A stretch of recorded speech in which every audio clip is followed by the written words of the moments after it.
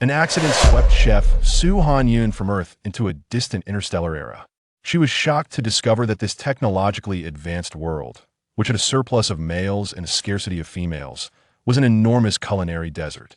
Faced with monotonous nutritional supplements, the skilled Su Hanyun could no longer sit idly by. She took up her spatula once more and easily conquered the taste buds of all the interstellar residents with her magical cooking skills from Earth, quickly rising to become the only recognized five-star chef in the Alliance. However, as her fame soared, she began to sense the increasingly intense and complex gazes of the powerful males around her, presenting her with another daunting challenge outside. The kitchen. Chapter 1. Mistakenly entering the Federation, miss. Please sign for your package. Su Hanyun, momentarily dazed, as she took the receipt from the delivery man. She had always been a person plagued by misfortune, participating in the recent nationwide lottery simply for the sake of participation. But miraculously, this one-in-a-million chance event happened to land on her. After signing, Su Hanyun, together with the delivery man, moved the towering box, which was as tall as a person, into the yard. A prize from the Aviation Research Company. It should be a model aircraft, Su Hanyun mused, stroking her chin. Given its size, could it be a 1:1 replica? After finally opening the box, Su Hanyun was stunned by the aircraft in front of her. With the continuous development of the times, Huagua had long since developed aircraft capable of space travel. Even though she had seen countless images on television, Su Hanyun was still awestruck by the real thing before her. It can actually open? Unknowingly, she pressed a button, and the aircraft hatch opened automatically. This is so realistic. Sitting in the cockpit, Su Hanyun touched the exquisite dashboard around her. One particularly large red button caught her eye, and she curiously pressed it. Please fasten your seatbelt. The leap is about to start as the mechanical female voice sounded. Su Hanyun felt the aircraft shake violently. Wait. Before she could react, the intense impact caused her to lose consciousness. Roka's star. Marshal, the battlefield has been cleared, and no traces of invaders were found. Qin Zuan slowly put on a half-glove, his voice cold. Leave a small team on Roka's star to prevent further invasions. Yes. The young soldier responded while secretly glancing at the person he had long admired. Boom! A loud noise made Qin Ziyuan halt his steps towards the spaceship. Cough, cough. The soldier, choking on the rising dust, approached the source of the sound. Marshal, it's an unidentified object. Could it be that they returned so soon? Qin Ziyuan quickly turned around and drew his gun from his waist. There's a female. As the aircraft lacked special pressure resistance, its entire body began to disassemble after mistakenly entering Roka's star. Su Hanyun therefore slid out of the cabin and onto the ground. Qin Ziyuan approached step by step, stopping only when he could see Su Hanyun clearly. The girl before him had fair skin, and she appeared smaller than many of the females he had encountered. Marshal, what should we do? The soldier, freshly graduated from military school, was now breathing rapidly. He couldn't believe he was seeing such a beautiful female. Take her back. Hiss. Su Hanyun rubbed her aching head, forcing herself to sit up. She only remembered sitting in the aircraft. The rest was a complete blur. You're awake. A deep voice sounded. Su Hanyun turned her gaze towards the source. The man in military uniform was tall, his fitted uniform outlining broad shoulders and a tight waist. Who are you? Su Hanyun asked, somewhat dazed. First, tell me who you are. Qin Ziyuan turned, his eagle-like sharp eyes locking onto Su Hanyun. Just as Su Hanyun was about to reveal her identity, she fell silent upon seeing her surroundings. Don't want to say? Qin Ziyuan's eyes flashed with a hint of menace. Or are you afraid to say? Qin Ziyuan's rise to marshal was not solely due to his family background. More importantly, he was truly a battle-hardened soldier. The kind of oppressive aura made Su Hanyun afraid to breathe. I'm a bit hungry. Could you give me something to eat first? Startled, Su Hanyun reached out and tugged at the hem of Qin Ziyuan's military uniform, shaking it slightly in a cute manner. She was also hungry, and changing the topic like this was quite clever. Sure enough, Qin Ziyuan did not pursue the matter further, but instead pulled out a bag of something from a cabinet resembling a refrigerator. Eat. Su Hanyun took the jelly-like item from Qin Ziyuan's hand, staring at it curiously. What kind of food was this? Even after traveling all over Earth, she had never seen food packaged in such a way. Noticing Su Hanyun's confusion, Qin Ziyuan coldly stated, nutritional liquid. Nutritional liquid? Su Hanyun opened the packaging. She was so hungry that she didn't care what it was. Filling her stomach came first. As soon as she swallowed the first bite, her expression changed completely. Her eyes widened as she looked at Qin Ziyuan in accusation. Though he had seen many females, he had never been looked at like this by one. He tilted his head slightly, his voice tinged with hoarseness. What's wrong? You're not trying to force me to say something by giving me this horrible food, are you? Hanyun complained with a hint of grievance. She had even detected a pleasant peach fragrance when opening the package, but it turned out to be just flavoring. This so-called nutritional liquid was both overly sweet and bitter, tasting utterly terrible. Qin Ziyuan suppressed the corners of his mouth. Nutritional liquid was the most common food throughout the entire Federation. No one had ever claimed it tasted bad, especially the peach and strawberry flavors, which were favorites among females. That's all there is. Qin Ziyuan said that if she wanted fish, she would have to wait until returning to the main star. Looking at the light pink liquid in her hand, Hanyun swallowed hard. After just that one bite, she was now wary of this stuff. Better to stay hungry than to eat this. Seeing Hanyun refuse to drink the nutritional liquid, Qin Ziyuan said nothing further but turned ahead to the cockpit, leaving Hanyun standing alone. Once Qin Ziyuan left, Hanyun began to assess her current situation. She knew she must have arrived at another place aboard the Leap. But how was she supposed to go back? Was Earth far from here? As the spaceship landed on the main star, Qin Ziyuan came to call Hanyun off the ship. Main star? Hanyun mentally noted this unfamiliar term as she followed Qin Ziyuan down the ship. But as she looked up, her mouth dropped open in surprise. Tall buildings stood in rows, and numerous aircraft flew along the tracks in the sky. This was a sight never seen on Earth. Hey, I'm Abby. What's your name? The first soldier to notice Hanyun took the opportunity while Qin Ziyuan was chatting with the crown prince to approach her. Seeing that the newcomer had no ill intentions, Hanyun quietly replied, I'm Hanyun. Upon hearing Hanyun's name, Abby paused slightly. What is the main star like? Seizing the opportunity, Hanyun began to gather information. The main star is the most prosperous place in the entire Federation, Abby explained earnestly. The entire main star is the center of the Federation. It seems she had entered a place called the Federation, composed of many stars, and she was currently on the most important star within the entire Federation. Just as Hanyun was lost in thought, a voice interrupted her. Are you all having a great time chatting? Chapter 2. Can I stay here? Report. Marshal, no. When Abby said the word no, her tone clearly weakened. Qin Ziyuan gave Abby a warning glance and then said to Hanyun, you come back to the mansion with me, and I'll contact the female shelter for you. Female shelter? Isn't that like a welfare home? A sense of fear rose in Hanyun's heart. In such a strange environment, being sent to a welfare home. Can you not? Before Hanyun could finish her sentence, she was pulled onto the marshal's private spaceship. Once on the spaceship, Hanyun experienced the charm of the hovering train for the first time. Although Earth had developed quite well, it was still far behind the main star. The novelty brought by new things overcame Hanyun's fear of the unknown. She excitedly leaned against the window, watching the buildings and vehicles below. Seeing Hanyun like this, Qin Ziyuan helplessly pinched his brow. Logically, this unidentified female should have been taken to a specialized examination agency for identity verification. But for some reason, when he saw her pure, glass-like eyes, Qin Ziyuan impulsively decided to bring her back to his residence. Upon arriving at the marshal's mansion, the dedicated robot, Xiaoji, was already standing at the door to greet them.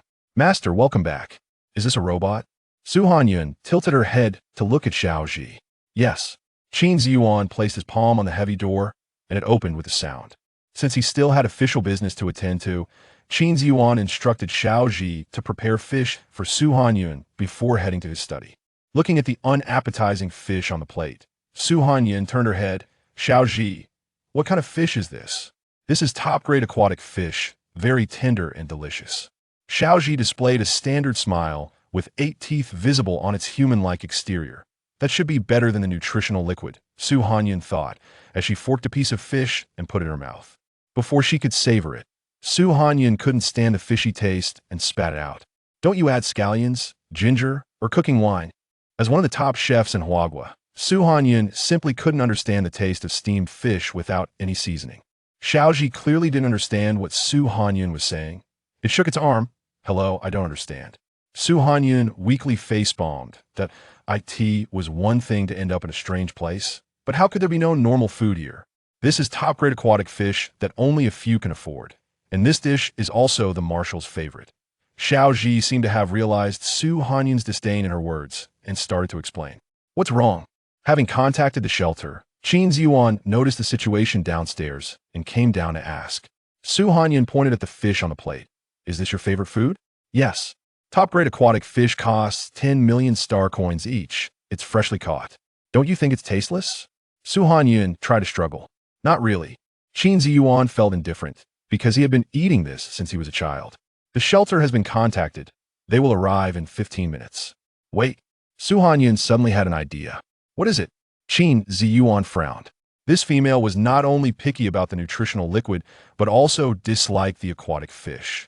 He had never seen such a finicky female. I'd like to borrow your kitchen. Su Hanyun stood up. If you like the food I make, can I stay and be your chef? Of course, but you'll need to pay me a little fee. Since there were no leads to go back for now, the first step was to settle down in this strange place. Oh, Qin Ziyuan raised an eyebrow.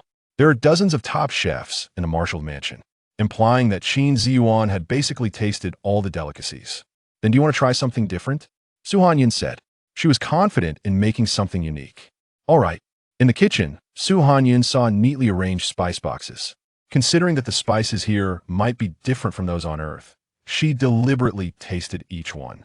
Xiao Ji turned on the real-time monitoring in the kitchen. Qin Ziyuan returned to the study and sat down. He actually didn't believe Su Hanyun could come up with anything special. He had already hired a top chef whom even the royal family couldn't recruit, and he didn't believe there was anyone who could cook better than that chef. Time passed second by second. After pouring the prepared sauce over the fish, Su Hanyun clapped her hands. Although the things in this place were somewhat unrecognizable, making sweet and sour fish was more than enough. Is this what you made? Qin Ziyuan looked at the amber-colored fish on the plate, filled with skepticism. No one in the Federation, on the main star, or any other star, cooked fish like this. Try it.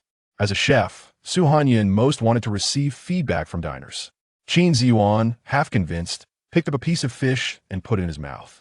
The sweet and sour flavor burst in his mouth, a taste that was extremely unfamiliar, yet very delicious. To compare, he picked up a piece of the aquatic fish made by a chef. As soon as he tasted it, Qin Ziyuan felt the contrast. Su Hanyun's fish was leagues better than that plate of fish. Qin Ziyuan even developed a sense of disdain. How is it? Su Hanyun sat across from Qin Ziyuan, her eyes bright. Very delicious. After eating several more bites of fish, Qin Ziyuan finally put down his fork. That's good. Su Hanyun let out a sigh of relief. Qin Ziyuan didn't have time to chat with Su Hanyun anymore. He directly moved the plate of aquatic fish made by a chef far away and focused on savoring the food in front of him. A plate of sweet and sour fish was quickly finished, and Qin Ziyuan felt somewhat unsatisfied. Just as he was about to speak, he met Su Hanyun's hopeful gaze. Yet again, that kind of gaze. Qin Ziyuan quickly averted his eyes. This female always liked to stare at males so directly. The result was that even Qin Ziyuan, known as the cold-faced king of the Federation, couldn't help but want to present the best things to this little female. Can I stay here? Yes. Qin Ziyuan felt fortunate that he hadn't sent Su Hanyun to the shelter first. Otherwise, he wouldn't have been able to taste such delicious fish. Upon learning that she had a job, Su Hanyun breathed a sigh of relief. Staying in the marshal's mansion was definitely better than being in a shelter. Moreover, being able to earn money with her skills was a good thing. Can you make another portion? Qin Ziyuan was intrigued by the sweet and sour fish. He wasn't hungry, but the taste of that sweet and sour sauce lingered in his mouth, making him genuinely feel a bit hungry. Chapter 3. But you are the exception. No problem. Su Hanyun turned and walked into the kitchen. Master, General Yang from the 1st Army Group has arrived. Xiaoji immediately reported to Qin Ziyuan upon detecting the spaceship at the door. Qin Ziyuan thought for a moment and said, "Please let him in." After Su Hanyun finished preparing the fish, she found that there was an additional person in the large living room. The person was also tall and had a long scar on his face, looking quite terrifying. Old Qin, noticing Su Hanyun, Yang Lin's eyes nearly popped out. He slapped Qin Ziyuan on the shoulder. "What did you get such a beautiful female behind our backs? Speak. Don't scare her." Qin Ziyuan noticed Su Hanyun's expression and his voice became a bit heavier. "You prioritize beauty over friendship, right?" Yang Lin was even angrier. Who in the entire Federation didn't know that there had never been a female close to Qin Ziyuan? Look at that. He was already holding a soft jade in his arms behind their backs. This is the new chef hired by the Marshal's mansion, so don't talk nonsense. Qin Ziyuan gestured for Su Hanyun to put down the fish. After placing the fish down, Su Hanyun quickly turned to leave. What is this? Seeing that the little female seemed a bit afraid of him, Yang Lin's tone was somewhat displeased. This is a freshwater fish. Do you want to try it? Qin Ziyuan said. Who do you look down on? Yang Lin was even more dissatisfied. As a commander of the First Army Group, could he not even afford freshwater fish? Not the same. Qin Ziyuan shook his head. All right, I'll see what's different.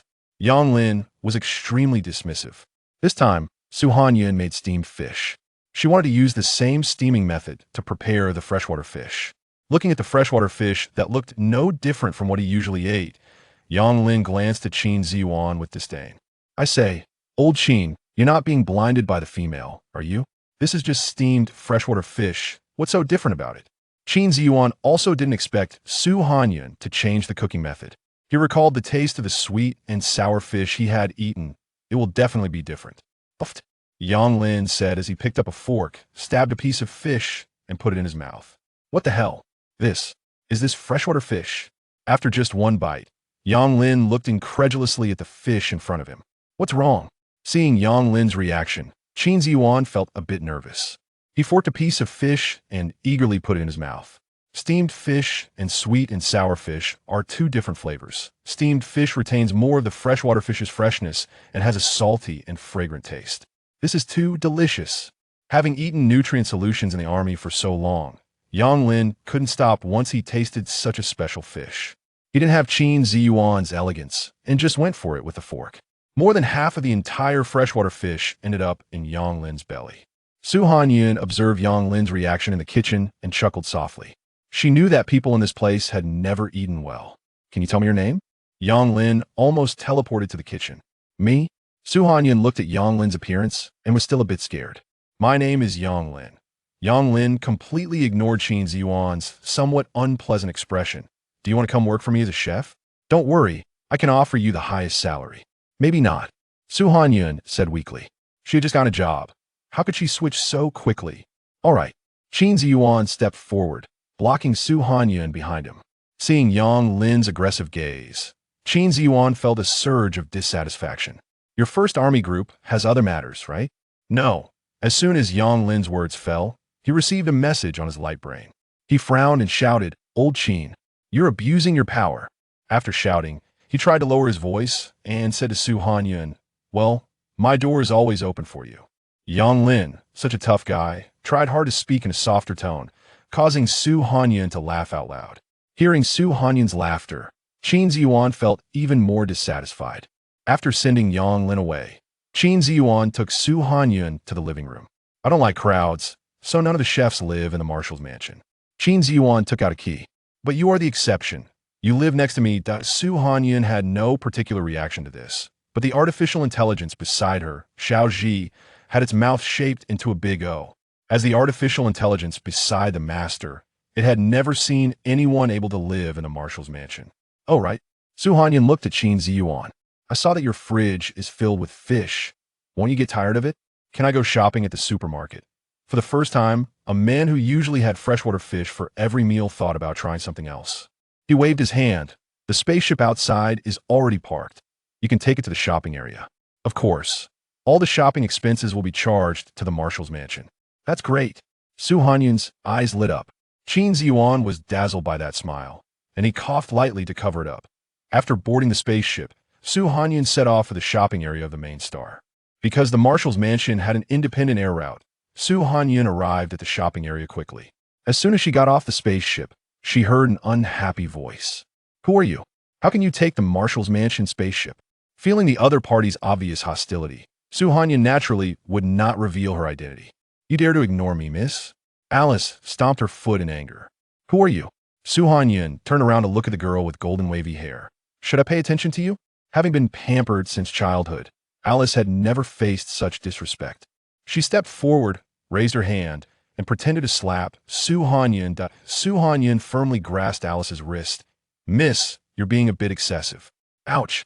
I'm a daughter of the Federation's #1 Duke. Since she didn't bring any guards, Alice could only warn Su Hanyun to let go in this way. Unfortunately, Alice was like throwing flirtatious glances at a blind person. As an outsider, Su Hanyun had no idea what the Federation's #1 Duke was. Seeing that Su Hanyun didn't respond, Alice became even more anxious. Her little face turned red. You better let go of me. Su Hanyun didn't want to cause trouble for herself, nor did she want to cause trouble for Qin Ziyuan. She released Alice's hand and walked past her. Alice rubbed her aching wrist, glaring resentfully at Su Hanyun's retreating figure. A lowly female could actually take the Marshal's mansion spaceship and still look down on her like this. She dialed a phone number and whispered something. Su Hanyun didn't take the earlier little incident to heart at all. She knew that men like Qin Ziyuan would definitely have many pursuers. Putting aside her thoughts, Su Hanyun focused on the shopping area in front of her. This is too luxurious. Chapter 4. How can you repay kindness with enmity? In front of Su Hanyun stood a huge holographic billboard featuring a blonde, blue-eyed man introducing a product in his hand. The main star's holographic technology was highly developed, making such advertisements immersive as if one were truly experiencing the product. Beside the billboard was a giant waterfall of data, rapidly displaying all product information. This was a quantum marketplace where one could experience a consciousness-linked virtual shopping for just 500,000 star coins. Following the signs, Su Hanyun arrived at the shopping platform. There were many options available, and without hesitation, she chose the food section. An automatic service robot detected a new customer and immediately approached the entrance of the food section to greet her. Hello, I am Xiaowon. Such a beautiful female. Would you like to choose the premium food section or the basic food section? Is there a distinction between premium and basic food? Su Hanyun Fawen dit splet. However, thinking it was for Qin Ziyuan, she still opted for the premium food section. The premium food section was very clean and tidy, with few shoppers inside. Is this the only kind of fish? Su Hanyun quickly noticed the problem. The vast premium food section was filled only with waterfish of various prices. Though the fish was indeed tender, surely it couldn't be eaten every day. Take me to the basic food section, Su Hanyun said, returning to the entrance and addressing Xiaowon. She had come shopping to discover new things. Xiaowon led Su Hanyun to the entrance of the basic food section. Before entering, Su Hanyun caught a particularly strong, earthy smell. Xiaowon reminds you to pay attention to safety in the basic food section, it said. Then open the door to the section. Upon stepping inside, Su Hanyun's eyes widened slightly. The difference from the premium food section was like heaven and earth. Many green vegetables were randomly placed on the ground, and they were covered in thick dirt. Most shoppers in the basic food section dressed plainly, hurriedly comparing prices. Miss, that person has entered the basic food section, reported a person sent by Alice to follow Su Hanyun. Alice sneered. She knew that the lowly woman could not possibly be from the Marshal's residence. She was probably just a thief who unscrupulously stole a spaceship from the Marshal's estate. Keep watching, Alice instructed. Unaware that she was being followed, Su Hanyun was carefully examining the items in front of her. Although covered in thick dirt, she could still vaguely recognize some familiar shapes. Isn't this a potato? Su Hanyun murmured, though this potato was many times larger than those on Earth. Hey, little female. Just as Su Hanyun was about to place the potato in her shopping cart, a foul odor hit her face. A short, lecherous man stepped in front of her. You're buying this trash? You must be low on money. Just come with me, and you have to suffer this. The stench emanating from the man was overwhelming, causing Su Hanyun to take a step back. Fry, who had never encountered such a beauty, fixated his gaze on Su Hanyun. Get out of the way, Su Hanyun said coldly. I won't let you. Fry clapped his hands, and a few people quickly surrounded Su Hanyun. No wonder Xiaowon had warned her to be careful, Su Hanyun thought to herself. Such a beautiful little female, daring to come to the basic area, must be intentional. Fry attempted to reach for Su Hanyun's chin. Holding back her nausea, she dodged his hand. You dare to avoid me? Fry, enraged, twisted his fat body, trying to press against Su Hanyun. Fry, a hand appeared between Fry and Su Hanyun. Seeing the newcomer, Fry's expression soured. Mind your own business. Ling Chuan, with his hands in his pockets, leisurely stood in front of Su Hanyun. I will mind, what about it? Oomph. for I knew the He family was down on their luck. But He Lingchuan was still not someone he could provoke. With a cold grunt, he led his group away. Thank you. Su Hanyun stepped out from behind He Lingchuan. You, a female, dare to come to the basic area alone? He Lingchuan glanced disdainfully at the potatoes in Su Hanyun's cart. And you can eat this trash? How can this be trash? Su Hanyun vito. Facing the girl's slightly widened eyes, He Lingchuan suddenly choked on his words. Was this thing really not delicious? Though Su Hanyun had just argued with He Lingchuan, doubts began to rise in her heart. Let me take you to check out, He Lingchuan said, scanning the area and noticing many unkind eyes. Okay, remembering what had just happened, Su Hanyun didn't refuse. Master, your account just had a deduction reminder. Inside the marshal's residence, Xiao Ji placed coffee in front of Qin Ziyuan. How much was deducted? Qin Ziyuan had an idea. 1-star coin, Xiao Ji reported truthfully. How much? For the usually calm and composed Qin Ziyuan, this was the first time he showed signs of distress. Did Su Hanyun go to the shopping area to give alms to beggars? Such a good deal. Looking at the large bag of potatoes, Su Hanyun exclaimed, 20 potatoes for 1-star coin. This is something unimaginable back on Earth. This is where I leave you. After escorting her out of the shopping area, He Lingchuan said, Wait. Su Hanyun called out. What is it? He Lingchuan raised an eyebrow. You saved me, so let me cook this for you. How about that? The bag of potatoes was heavy, making Su Hanyun slightly bend down. You ungrateful female. How can you repay kindness with enmity? Once a young master of the He family. Even decline, he would never touch such things. He couldn't imagine how poor someone's taste must be to accept potatoes as food. Do you have any seasonings at home? Su Hanyun asked, harboring her own thoughts. If she could cook it once in advance, she could better grasp the taste of potatoes in this world. Yes, if she were half a commoner, having just salt would be lucky. But the He family had at least seen better days. That's good. Su Hanyun tilted her head and looked at He Lingchuan. Do you believe I can make the potatoes taste different? He Lingchuan didn't believe it, but he still said, Fine, then come with me. Saying that, he took the large bag of potatoes from Su Hanyun's hands. Seeing He Lingchuan agree, Su Hanyun felt a bit of joy. She had checked the time in the shopping area earlier, and it was still early, so she wasn't worried about delaying her return to the marshal's residence. He Lingchuan naturally noticed Su Hanyun's sudden cheerful mood. He furrowed his brows, feeling a bit uncomfortable. Did she act like this with anyone she walked with? Chapter 5, I will like this ingredient in the future. Su Hanyun followed He Lingchuan to the slums. The slums were starkly different from the high-end residential area where the marshal's mansion was located. The narrow streets were densely packed with buildings, pressing down on people's hearts and making it hard to breathe. Many cars had no place to park and were haphazardly left on the roadside. Numerous roads were blocked, forcing He Lingchuan to lead Su Hanyun on foot. Passing by a garbage area, Su Hanyun saw many barely clothed people rummaging through trash bins. Are you scared? He Lingchuan noticed Su Hanyun's face looked a bit pale. Not really. Su Hanyun lowered her eyes. She just didn't expect such a stark contrast. This is how slums are. He Lingchuan regretted agreeing to Su Hanyun's request. Seeing her expression, she was clearly a female from the Middle District, and coming here was probably something she had never even considered. After a difficult journey, they finally reached his home. He Lingchuan took out the key and opened the door. His home, though small, was well equipped. The black and white color scheme was simple yet distinctive. The kitchen is over there. Do you need my help? He Lingchuan led Su Hanyun to the kitchen. No need. Su Hanyun shook her head. She skillfully peeled the potatoes with a small knife placed on the counter and quickly cut them into strips. Soon, a plate of stir-fried potato strips was ready. He Lingchuan sat on the sofa, rubbing his temples, watching Su Hanyun move about in the kitchen. And a ridiculous thought crossed his mind, but was quickly suppressed. The aroma wafted out, and although he had already eaten lunch, He Lingchuan felt his appetite stirred by the smell. Want to try? Su Hanyun placed the stir-fried potato strips in front of He Lingchuan. She had already tasted it, and the potatoes in this world were indeed not as sweet and fragrant as those on Earth. It was probably a matter of variety. However, after mixing with the seasonings and oil, the original bitterness of the potatoes was well masked.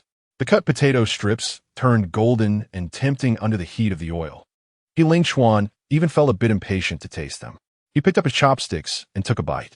The originally bitter potatoes had turned sour and spicy, and since they were cooked just right, they were not greasy at all. This is really made from potatoes? He Ling Chuan looked up in disbelief, wanting to hear Su Hanyun say no. He could hardly believe that potatoes could be made this way. After moving to the slums, He Ling Chuan had heard many people mention the taste of potatoes, bitter, astringent. Basically, all the bad flavors could describe potatoes. But what Su Hanyun made was not that kind of taste at all. He even thought he could eat potatoes every day in the future. It's potatoes. Su Hanyun's my. He Ling Chuan couldn't be bothered to talk to her. He quickly finished the plate of potato strips. This is simply putting down his chopsticks. He Ling Chuan looked contentedly at the empty plate in front of him. For a moment, he didn't know how to describe the taste of this stir-fried potato strips. Oh no, it's getting late. I need to go back to the shopping district. Glancing at the time on the wall, Su Hanyun took off her apron. You should take a taxi. It's safer. He Ling Chuan didn't insist, but used a smart device to call a taxi for Su Hanyun. As she left, He Ling Chuan followed Su Hanyun into the car. Are you going too? Su Hanyun asked. Yes, to buy more potatoes. He Ling Chuan replied.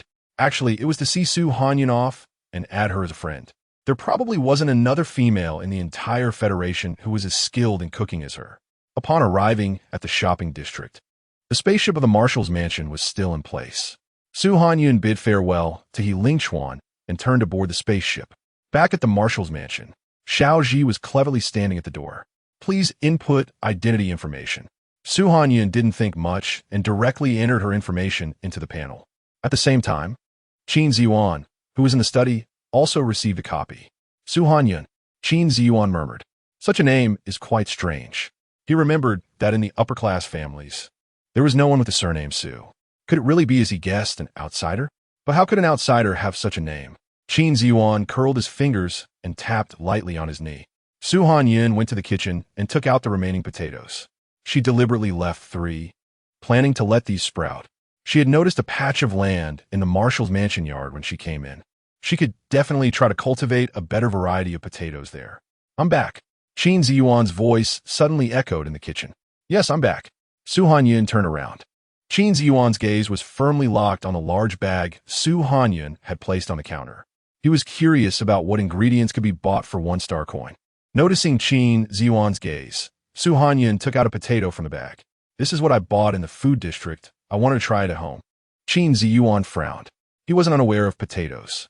How could such a food that only appeared in low-level food districts possibly taste good? It's both bitter and astringent. Qin Ziyuan voiced his disagreement, saying if you need it, I can have them airlift some freshwater fish over. But I've tried it, and it really has a different taste. Su Hanyun leaned in front of Qin Ziyuan, tugging at his clothes. Xiao Ji, who was eavesdropping, hacked into the kitchen's smart system and shook his head at the scene. Oh no, their master hated others touching him the most. Fine, then you can try. Qin Ziyuan relented. He realized that as long as the little female tugged at his clothes and acted cute, he would indulge her in anything. This completely unreasonable reaction overloaded Xiao Ji's brain. It quickly moved to the self-repair station to fix itself while holding its burnt wires. With Qin Ziyuan's permission, Su Hanyun quickly prepared the necessary ingredients. The Marshal's mansion had much more than He Ling Chuan's place. She even found something that looked like dried chili. After peeling and slicing the potatoes, Su Hanyun heated the oil, added the ingredients, and quickly stir-fried the potato strips. Soon, the aroma of oil mixed with dried chili filled the entire kitchen. Turning off the heat, Su Hanyun neatly plated the potato strips. During the process of stir-frying, she also made a portion of mashed potatoes with milk and sugar as a staple.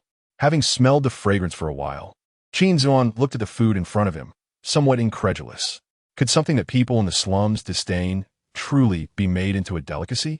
He first tried a bite of the mashed potatoes. The texture was extremely fine, melting in the mouth.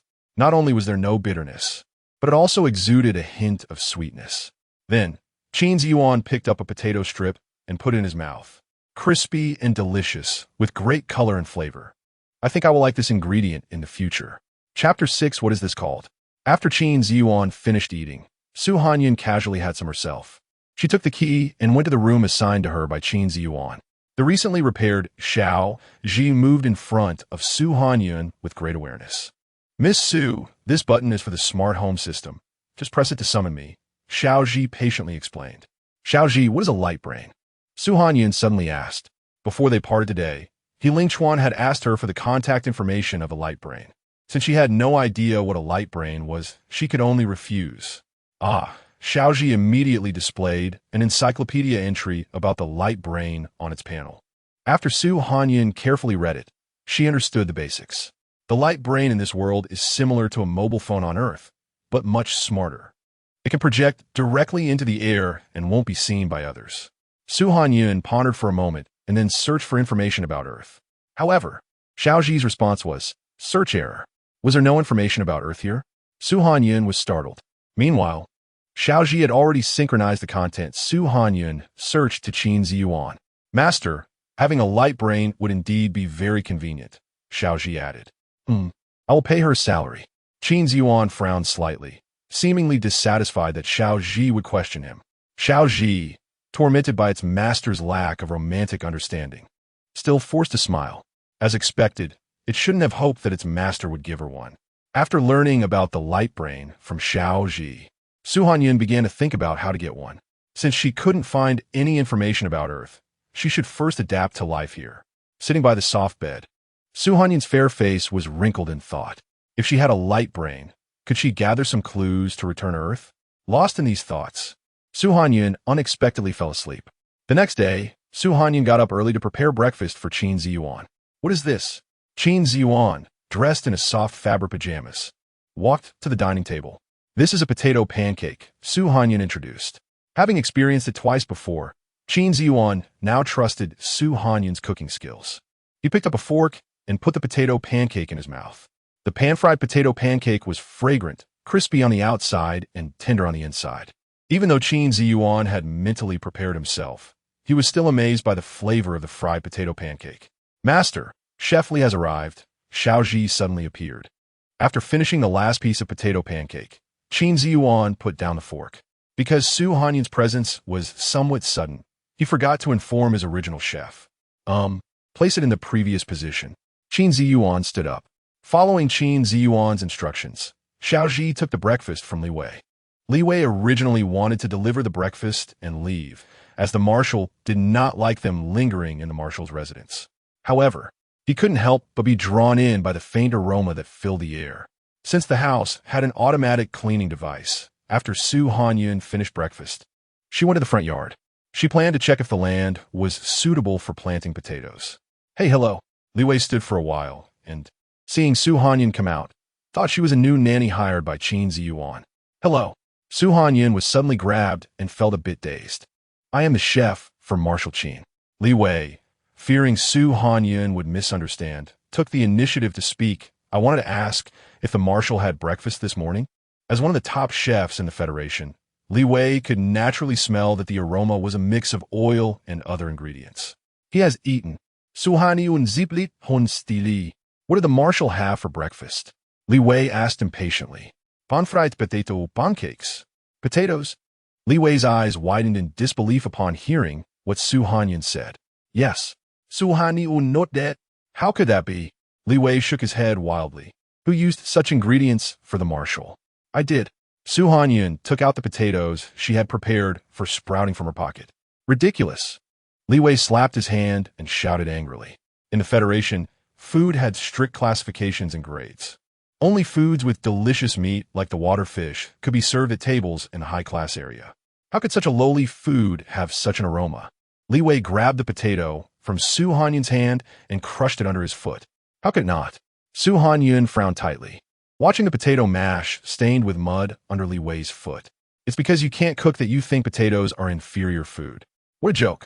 Li Wei quickly opened his light brain and pulled up his chef's certificate. You better take a good look. I am the best chef in the entire star system. You, a little female, don't know how you got into the marshal's residence and became Marshal Qin's nanny, yet you dare to use low-grade ingredients to fool the marshal. After seeing Li Wei's chef certificate, Su Hanyun smiled coldly. Dare to bet. Bet on what? Li Wei's face turned red with anger.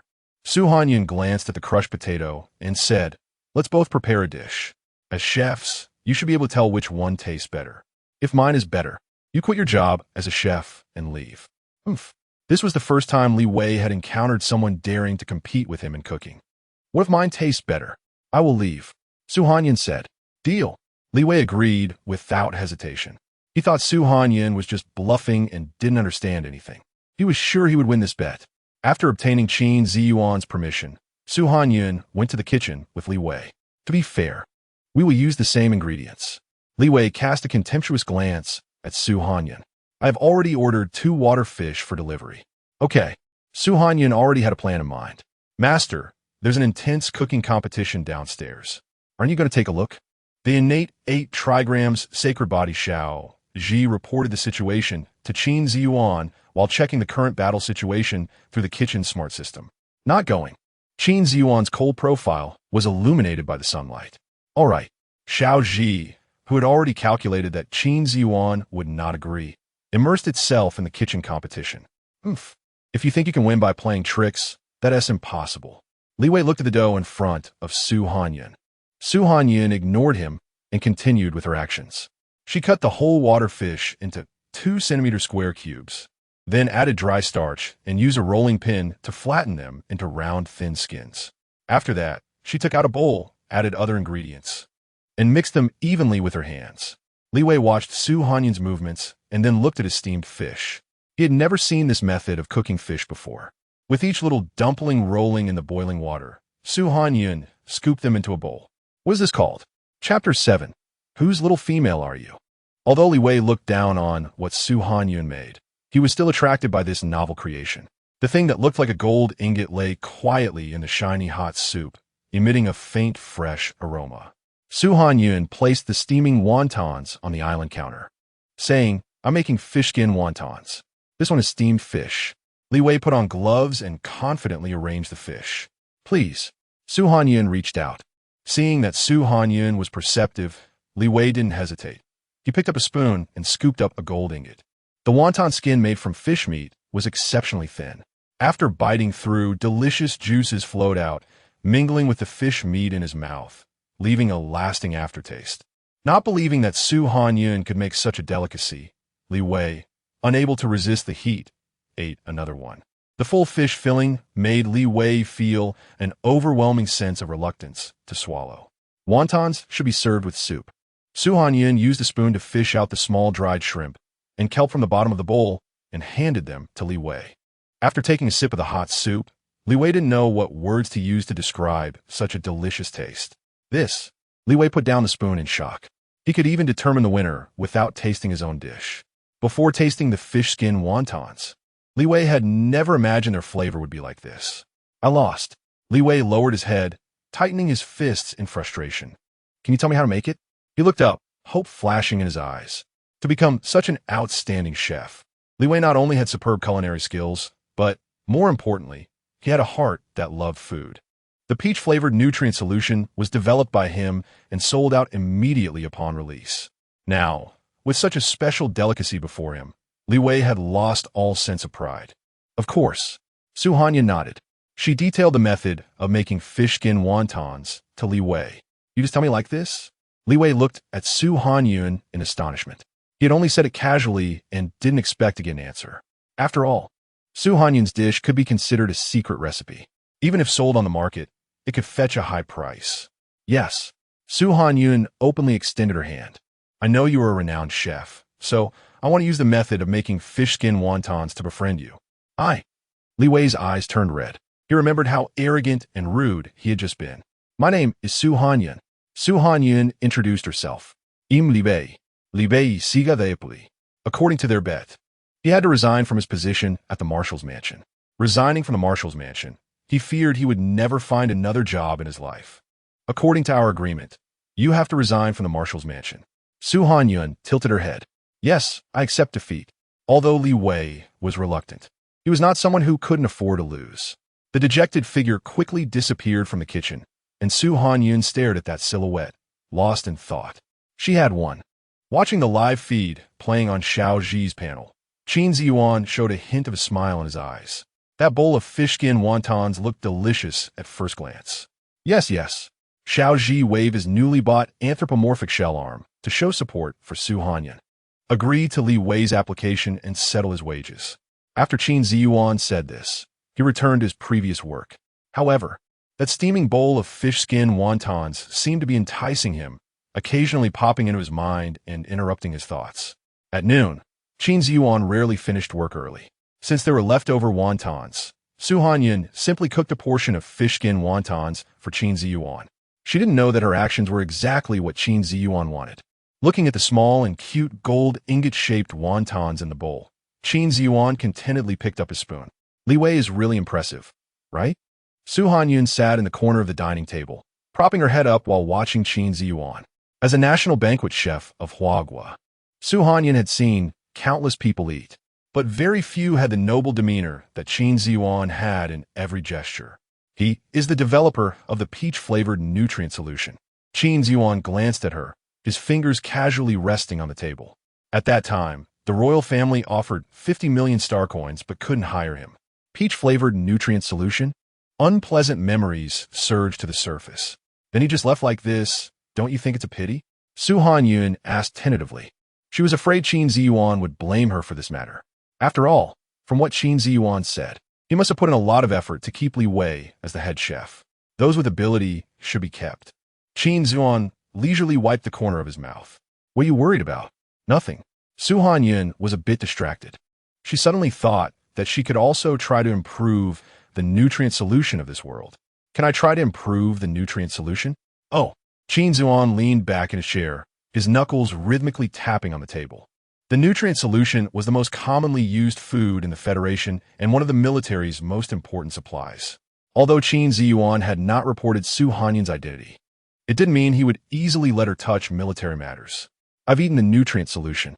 Hanyun leaned forward slightly. The flavor of the nutrient solution mainly relies on flavoring agents. If I'm not mistaken, the regular nutrient solution has no taste. Qin Ziyuan raised his eyelids, looking at Hanyun in surprise. Before various flavored nutrient solutions were developed, indeed, what they ate was the most primitive nutrient solution with no taste at all. Seeing Qin Ziyuan's reaction, Hanyun knew she had likely guessed correctly. She continued, the nutrient solution can indeed fill the stomach, but that's just the most basic requirement. If the nutrient solution can be improved, then there will be more options. Everyone has gotten used to the nutrient solution. Qin Ziyuan raised his eyebrows. I'm confident. Hanyun looked straight at Qin Ziyuan. That same look in her eyes again. Qin Ziyuan felt a bit frustrated.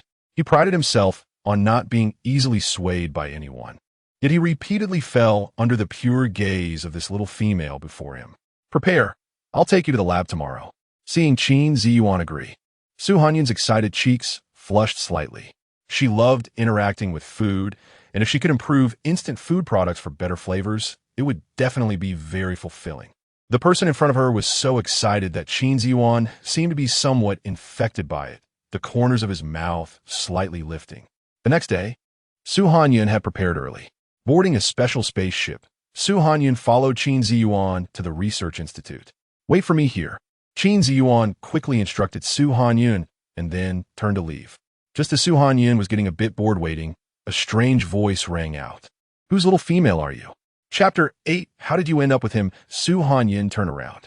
The person approaching had white hair and narrow, slightly squinted Danfeng eyes, making it hard to discern his emotions. Could he be a little mute? Reese slightly bent forward to meet Hanyun's gaze. Hanyun hesitated for a moment and took a step back. This person looked a bit crazy. It would be better not to provoke him. For the first time, Reese encountered someone who avoided him like a snake or scorpion, and a smirk appeared at the corner of his mouth, his eyes showing a hint of interest. I'm Reese. Don't you want to get to know me? Reese put away his teasing demeanor. A voice with an implicit warning came from not far away. Seeing her rescuer arrive, Hanyun breathed a sigh of relief. She jogged to Qin Ziyuan's side, peeking out from behind him. This little action pleased Qin Ziyuan, who reassuringly patted Hanyun's shoulder before stepping forward. Marshal Qin, this wouldn't be your female, would it?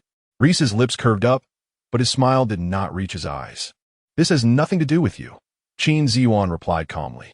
As Hanyun watched the invisible sparks between the two men, she pressed her hand to her fragile little heart. Fortunately, she had not rashly revealed her identity just now. Let's go. I've already spoken to the dean, Qin Ziyuan said as he took the lead. Okay, Hanyun followed in Qin Ziyuan's footsteps. The research institute resembled ancient architecture from Huagua, with flying eaves and red walls. Most of the trees along the path were familiar to Su Hanyun, one she could name. When would she be able to return to Earth, to her home? A faint sadness quickly spread, occupying Su Hanyun's heart. Noticing the state of the person behind him, Qin Ziyuan rarely stopped and asked, "What's wrong?" Perhaps thinking Su Hanyun was scared, he added, "It's not too late to back out now." No backing out. Su Hanyun shook her head. She just missed home. The nutrition liquid research room was separate. After Qin Ziyuan brought her in and spoke briefly with the person in charge, he left. Before leaving, he specifically called Su Hanyun over and instructed, "Wait for me to come pick you up. If you run into Reese again, just run." Okay. The person in charge of the nutrition liquid research room, seeing that Su Hanyun was sent by Qin Ziyuan, did not dare to make things difficult for her. He briefly introduced the research room and then let Su Hanyun go. After all, he couldn't afford to offend someone like her. Su Hanyun also sensed the person's thoughts, so she didn't ask too much and quickly began to prepare her materials. Although the nutrition liquid was convenient to carry, its taste was poor, and its filling capacity was average. Su Hanyun initially wanted to change the nutrition liquid into compressed biscuits and canned food. Without hesitation, Su Hanyun rolled up her sleeves and started tinkering. The materials in the research room were abundant, so she didn't need to prepare anything separately. Isn't she just a well-connected person? Does she really think she's a formal researcher? Exactly. Look at her serious demeanor. She can't really think she'll research anything worthwhile. As Su Hanyun immersed herself in kneading the dough, she overheard deliberately mocking comments, but chose to ignore them. Most of the materials in the Federation were raw ingredients, so Su Hanyun had to rely on her somewhat unclear memories to gradually determine the ratios.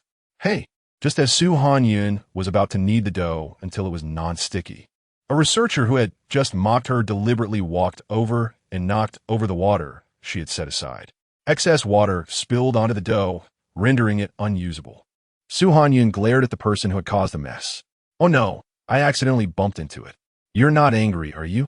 Wing Si, the only female in the entire research institute, wore a triumphant smile.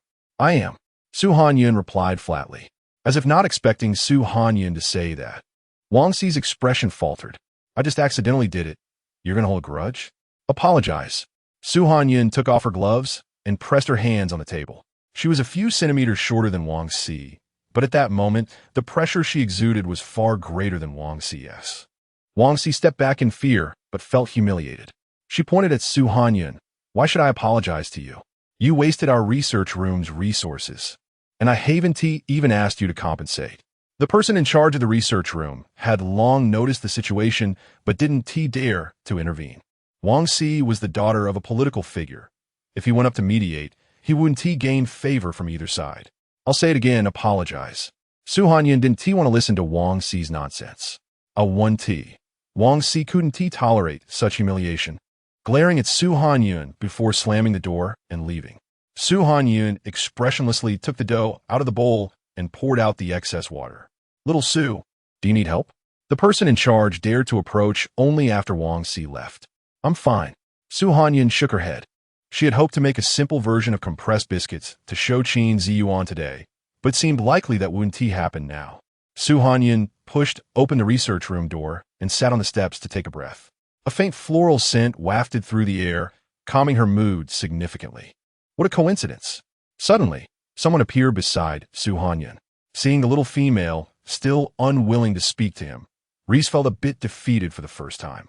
He gazed at Su Hanyun's wet eyes. "I heard you're developing a new type of nutrition liquid. Perhaps I can help you."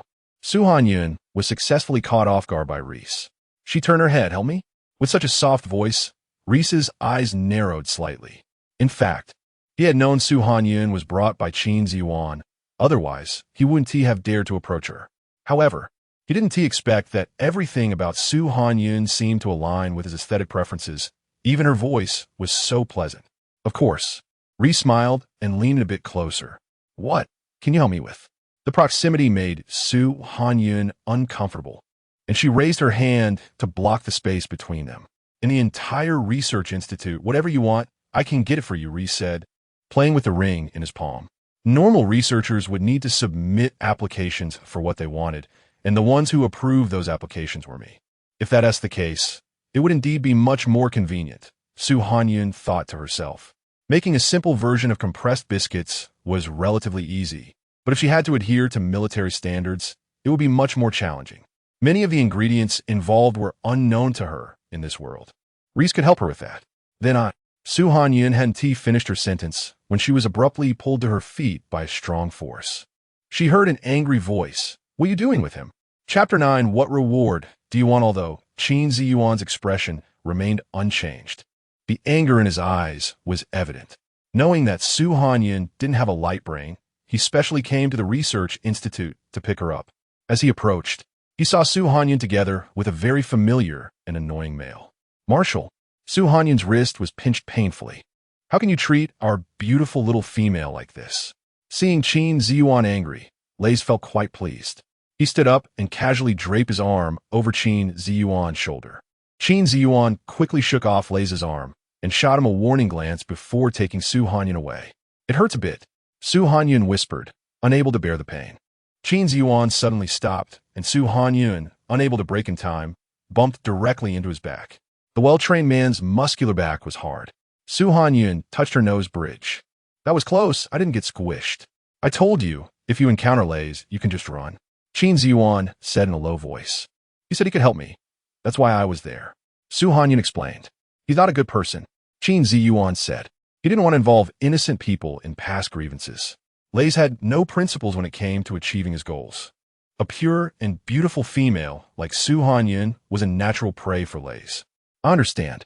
Hanyun's tone softened, as if coaxing someone. She could feel the concern underlying Qin Ziyuan's tone. Listening to her soft voice, Qin Ziyuan felt his heart skip a beat. After boarding the spaceship, Hanyun rubbed her already reddened wrist. I'm sorry. Noticing Hanyun's wrist, Qin Ziyuan stood up to fetch a small bottle. This is ointment. It will heal immediately once applied. Hanyun took the ointment and applied it to her wrist. She simply shook her hand, and the originally serious red mark disappeared. How amazing, she exclaimed. Qin Ziyuan replied. After all, this was military-grade scar cream, so it naturally had good effects. However, it was expensive and produced in limited quantities, and he only had a few bottles. Without saying a word, after returning to the marshal's residence, Hanyun dived into the kitchen. After quickly preparing Qin Ziyuan's dinner, she returned to her room. If it weren't for Xi's interference, she should be able to make simple compressed biscuits by tomorrow. The next day, Qin Ziyuan sent Hanyun to the research institute as usual.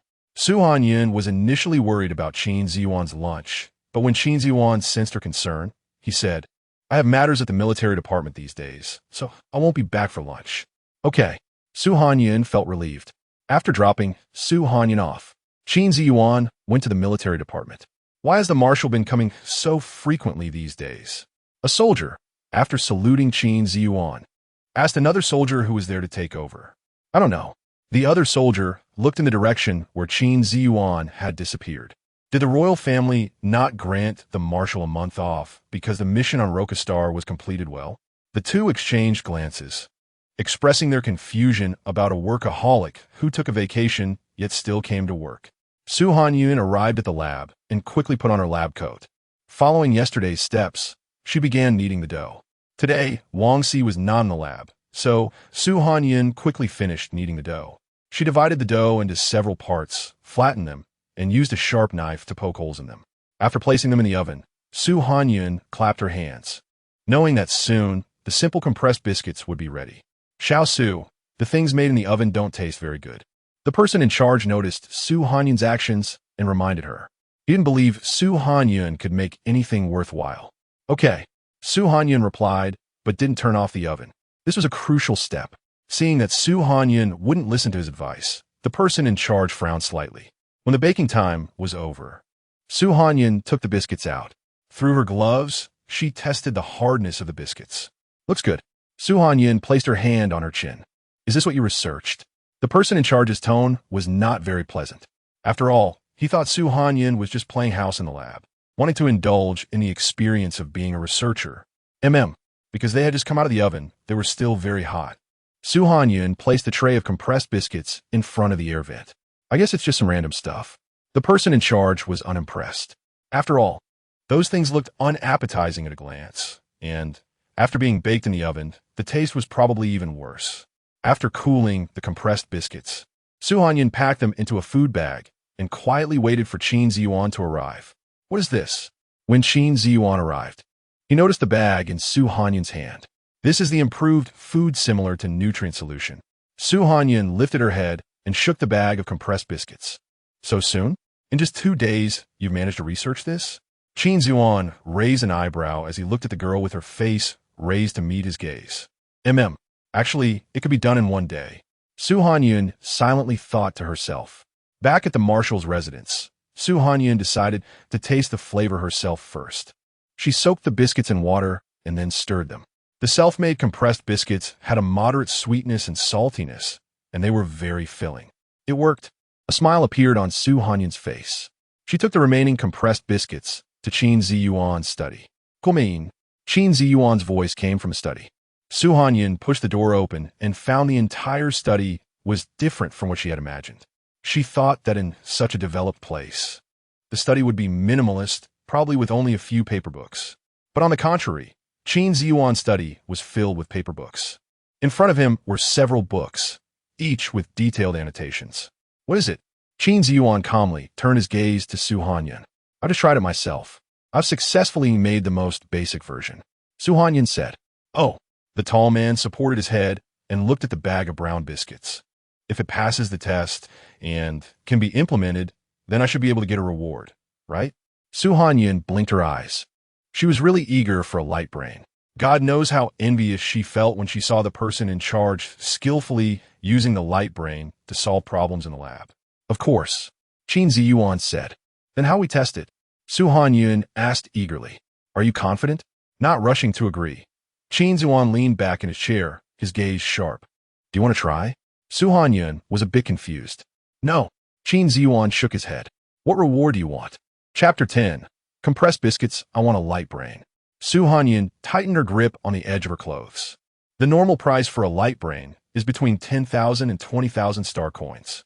She felt that the reward she proposed was not excessive. Is that all? Qin Ziyuan truly did not expect this. If the bag of things in Hanyun's hand could really be used, it would probably be worth hundreds or thousands of light brains. In fact, Hanyun also wanted a spaceship that could return to Earth. All right. Qin Ziyuan lowered his gaze. He would help her fight for the remaining benefits. After layers of reports, Hanyun finally obtained the opportunity to enter the military department. During this time, she made several flavors of compressed biscuits. I heard you're bringing these to the military department. The head of the laboratory spoke with displeasure. Yes. Hanyun organized all the compressed biscuits by flavor. The military department is different from the research institute. The head picked up a piece of compressed biscuit from the tray in front of Hanyun. You can play house in the research institute. But the military department is not a place for your recklessness. Even if you're Marshal Qin's person. Hanyun frowned slightly at the contempt in the head's tone. First of all, I am just a chef in the marshal's residence.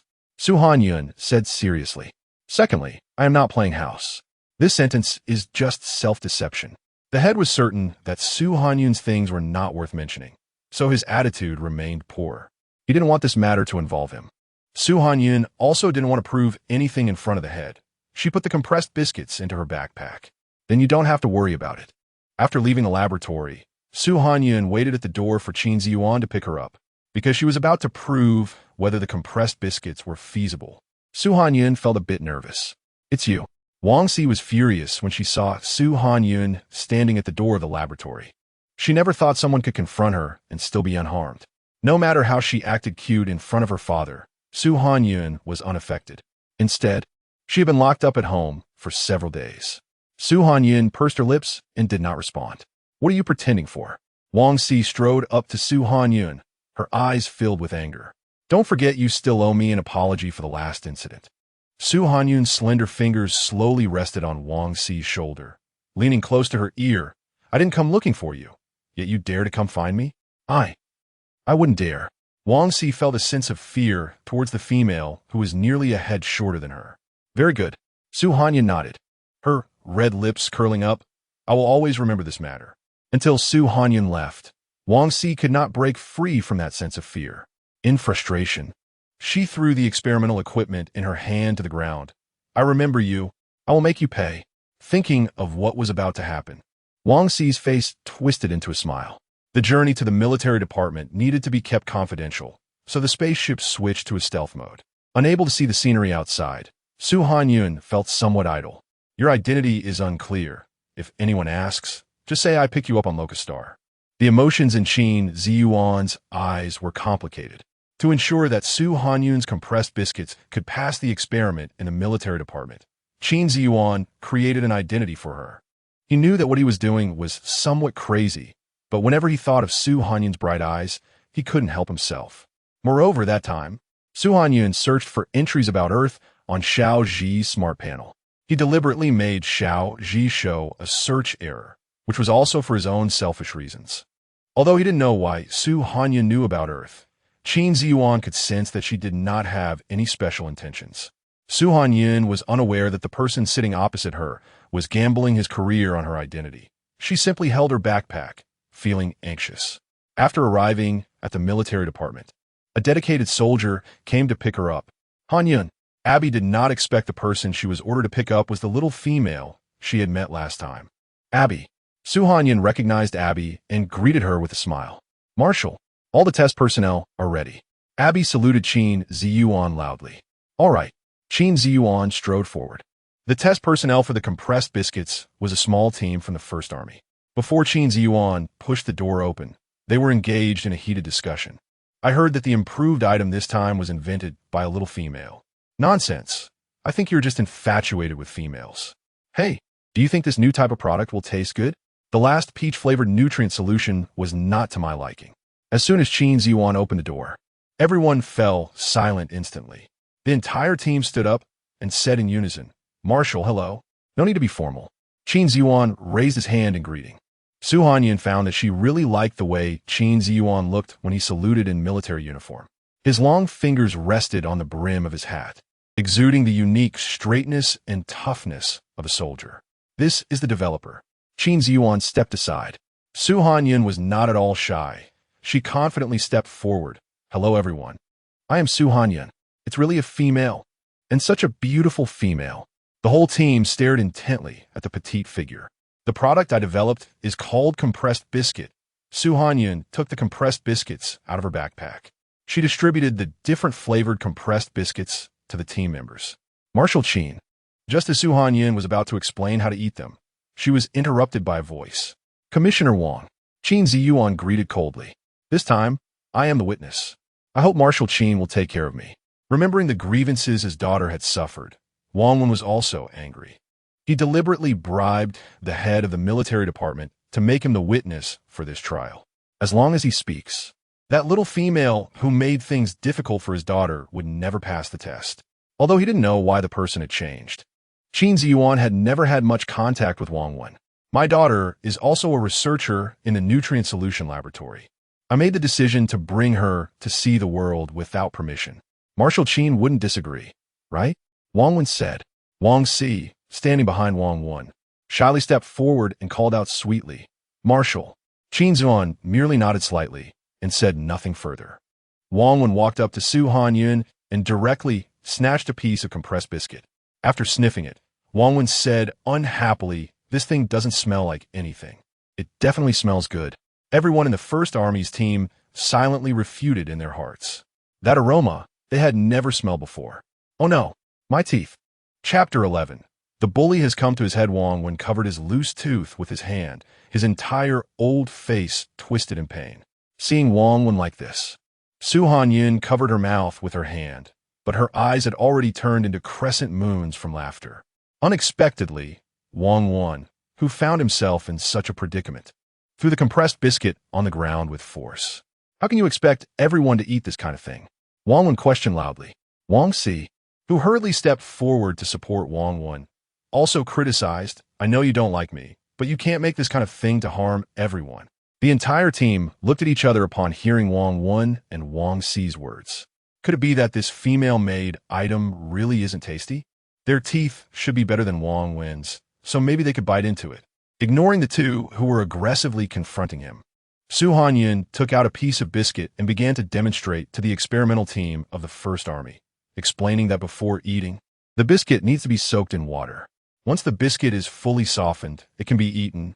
As soon as Hanyun finished speaking, everyone started to place the biscuits in their bowls, adding twice as much water as there were biscuits. When the biscuits had completely softened, a soldier quickly took a bite. "This tastes so good." His eyes lit up. Seeing his reaction, the soldiers nearby also began to taste their own compressed biscuits. The saltiness and sweetness of the compressed biscuits were moderate, far better than tasteless nutrient solution. "This one is coconut flavored. Mine is even better." "Nonsense. My original flavor is the best." Listening to the soldiers' lively discussions, Hanyun turned her head and smiled at Qin Ziyuan. Seeing her suddenly blooming smile, Qin Ziyuan was somewhat entranced. "Marshal, Wang Wen was even more furious after suffering a loss. I do not agree with this kind of thing being tested." "Why?" Qin Ziyuan looked down at Wang Wen. "Because." Wang Wen's eyes darted around as he began to think of an excuse. Before coming here, he had already inquired about it. There were no special identity females around Qin Ziyuan, and Hanyun was merely someone Qin Ziyuan picked up from Locustar. As long as he could think of a plausible reason, Qin Ziyuan would not deny him this face. "Marshal, how is this thing more convenient to carry than nutrient solution?" Wang Wen pretended to sigh regretfully. "It needs water and time to soak. It's just not convenient." Qin Ziyuan turned his head, his gaze landing on Hanyun. Hanyun understood Qin Ziyuan's meaning. He was asking her to explain. She didn't expect that this last attempt would actually come in handy here. "This one." Hanyun took out a square biscuit from the bottom of the pile. "This one could be eaten directly, no water or utensils needed. Want to give it a try?" Hanyun tilted her head, deliberately staring at Wang Wen's swollen right cheek. "You." Wang Wen pulled Wang Si over. "Cici, you go try it." Wang Si, who was already curious about what Hanyun made, pretended to be reluctant while quickly grabbing the biscuit from Hanyun's hand. The directly edible compressed biscuit had a milder taste than the one that needed to be soaked, but had a stronger, milky flavor. Wang Si took a bite, and an unprecedented salty and fragrant taste filled his mouth. "Delicious. So good." Wang Si wanted to say it out loud, but when he saw Hanyun's face, he forced himself to hold back. "Not tasty at all." Wang Si's voice was very small, and he looked quite guilty. "Since Wang Wen can't judge right now, I'll test it for him." Using his military knife, Qin Ziyuan cut off a piece, and with an expressionless face, glanced at Wang Wen. Wang Wen's heart sank. He knew this was a sign of Qin Ziyuan's anger, but he couldn't understand why Qin Ziyuan would stand up to him for just a picked-up female. The crispy biscuit was a bit hard to swallow, but had a sweet taste. "Very good." Qin Ziyuan casually said 4 words, completely ignoring Wang Wen, who was holding his swollen face, and turned away. "I'll stand up." The soldiers who were tasting biscuits from each other's plates immediately put down their spoons and stood up quickly. "How does it taste?" Qin Ziyuan asked. "Report to the marshal." "It tastes great," the captain of the small team said loudly. He hadn't missed Wang Wen's earlier bullying, but as a member of the military, he didn't care about Wang Wen's face. That little female was both soft and capable, and he wanted to stand up for someone. Wang Wen heard that. Qin Ziyuan did not turn around, only glanced back. Knowing there were surveillance cameras here, Wang Wen didn't dare to make too much of a scene. His face stiffened. "I heard it. Since the military's first experiment has been completed, we just need to wait for the higher-ups to make a decision." After Qin Ziyuan finished speaking, he went to the control desk to package the documents and send them to the higher-ups. Wang Wen and Wang Si took advantage of no one paying attention and quietly left. Before leaving, Wang Si didn't forget to take that piece of compressed biscuit with him. "You are so impressive." After Wang Wen and Wang Si left, the team captain approached Hanyun, seeming to be afraid of scaring her. He kept his distance. "Thank you." Hanyun smiled shyly. The others saw that this little female was so easy to talk to and quickly surrounded her. "What's your name? Are you from the main star?" Qin Ziyuan noticed the situation over here and immediately stopped his work. "What are you doing?" Due to Qin Ziyuan's imposing presence, everyone who had been chattering just now simultaneously closed their mouths. Seeing Hanyun surrounded by a group of males, Qin Ziyuan felt somewhat uncomfortable. He coldly said, "Come here." Hanyun could sense that these people had no ill intentions, but were instead very enthusiastic. She smiled slightly and nodded, then walked to Qin Ziyuan's side. Everyone in the team involuntarily raised their hands to cover their hearts. They never expected that the little female would look so beautiful when she smiled, as bright as the most vibrant flower blooming on the main star. Seeing everyone's reaction, Qin Ziyuan's displeasure grew. He blocked Su Hanyun behind him and continued with his work. After sending all the documents to the higher-ups, Qin Ziyuan said to Su Hanyun, "You can go back now." "Okay." Su Hanyun nodded obedi. Once on the spaceship, Qin Ziyuan took the initiative to speak. "Wang Wen is targeting you." He adjusted his sitting posture. Why? Because of Wang Si. Su Hanyun recounted everything that happened in the research room to Qin Ziyuan. "Huh." After Su Hanyun finished, Qin Ziyuan sneered. "Wang Wen and Wang Si really have some nerve. They brought their bullying to my head. My light brain." Anyway, since Wang Wen had lost a tooth today, Su Hanyun's main focus was still on a light brain. "Want a light brain?" Qin Ziyuan elongated his tone meaningfully. Chapter 12. The sudden post-him, Su Hanyun's eyes were filled with hope. It seemed not to be going well. Qin Ziyuan had the urge to tease her. In fact, after passing the first level of testing, the higher-ups had nothing to worry about. He had tasted the compressed biscuits developed by Su Hanyun and could guarantee that the higher-ups would definitely agree to implement them. Why? It seemed she did not expect this result, and a hint of mistiness rose in Su Hanyun's eyes. Although he wanted to tease her, Qin Ziyuan did not want to make her cry. He wanted to reach out and rub the top of her head, but suddenly thought of something and withdrew his hand. "Send me the raw materials and estimated costs when you get back. I will have Xiao Ji order the latest light brain for you." "Really?" Su Hanyun's voice rose a few notes. "Really?" Qin Ziyuan's voice was deep. As soon as they stepped through the door of the marshal's residence, Xiao Ji handed the latest light brain to Su Hanyun. "This is what the master asked me to order yesterday. Here, try it out." "Ordered yesterday?" Su Hanyun looked at Qin Ziyuan's back and recalled their conversation on the spaceship. It turned out he had prepared it long ago. A strange emotion surged in her heart, and Su Hanyun lowered her gaze slightly. Under Xiao Ji's guidance, Su Hanyun quickly got the hang of the light brain. It had many features, practically combining the functions of both a phone and a computer from Earth. The W software allowed chatting with others like WeChat, while the B software was a social media platform like Weibo. The StarNet was the most intelligent, capable of searching for any information and linking to spaceships to control flight trajectories. After registering a new W account, Su Hanyun sent the documents she organized about raw materials and estimated costs to Qin Ziyuan. Noticing Qin Ziyuan's pure black avatar, she felt it suited his cold and distant personality very well.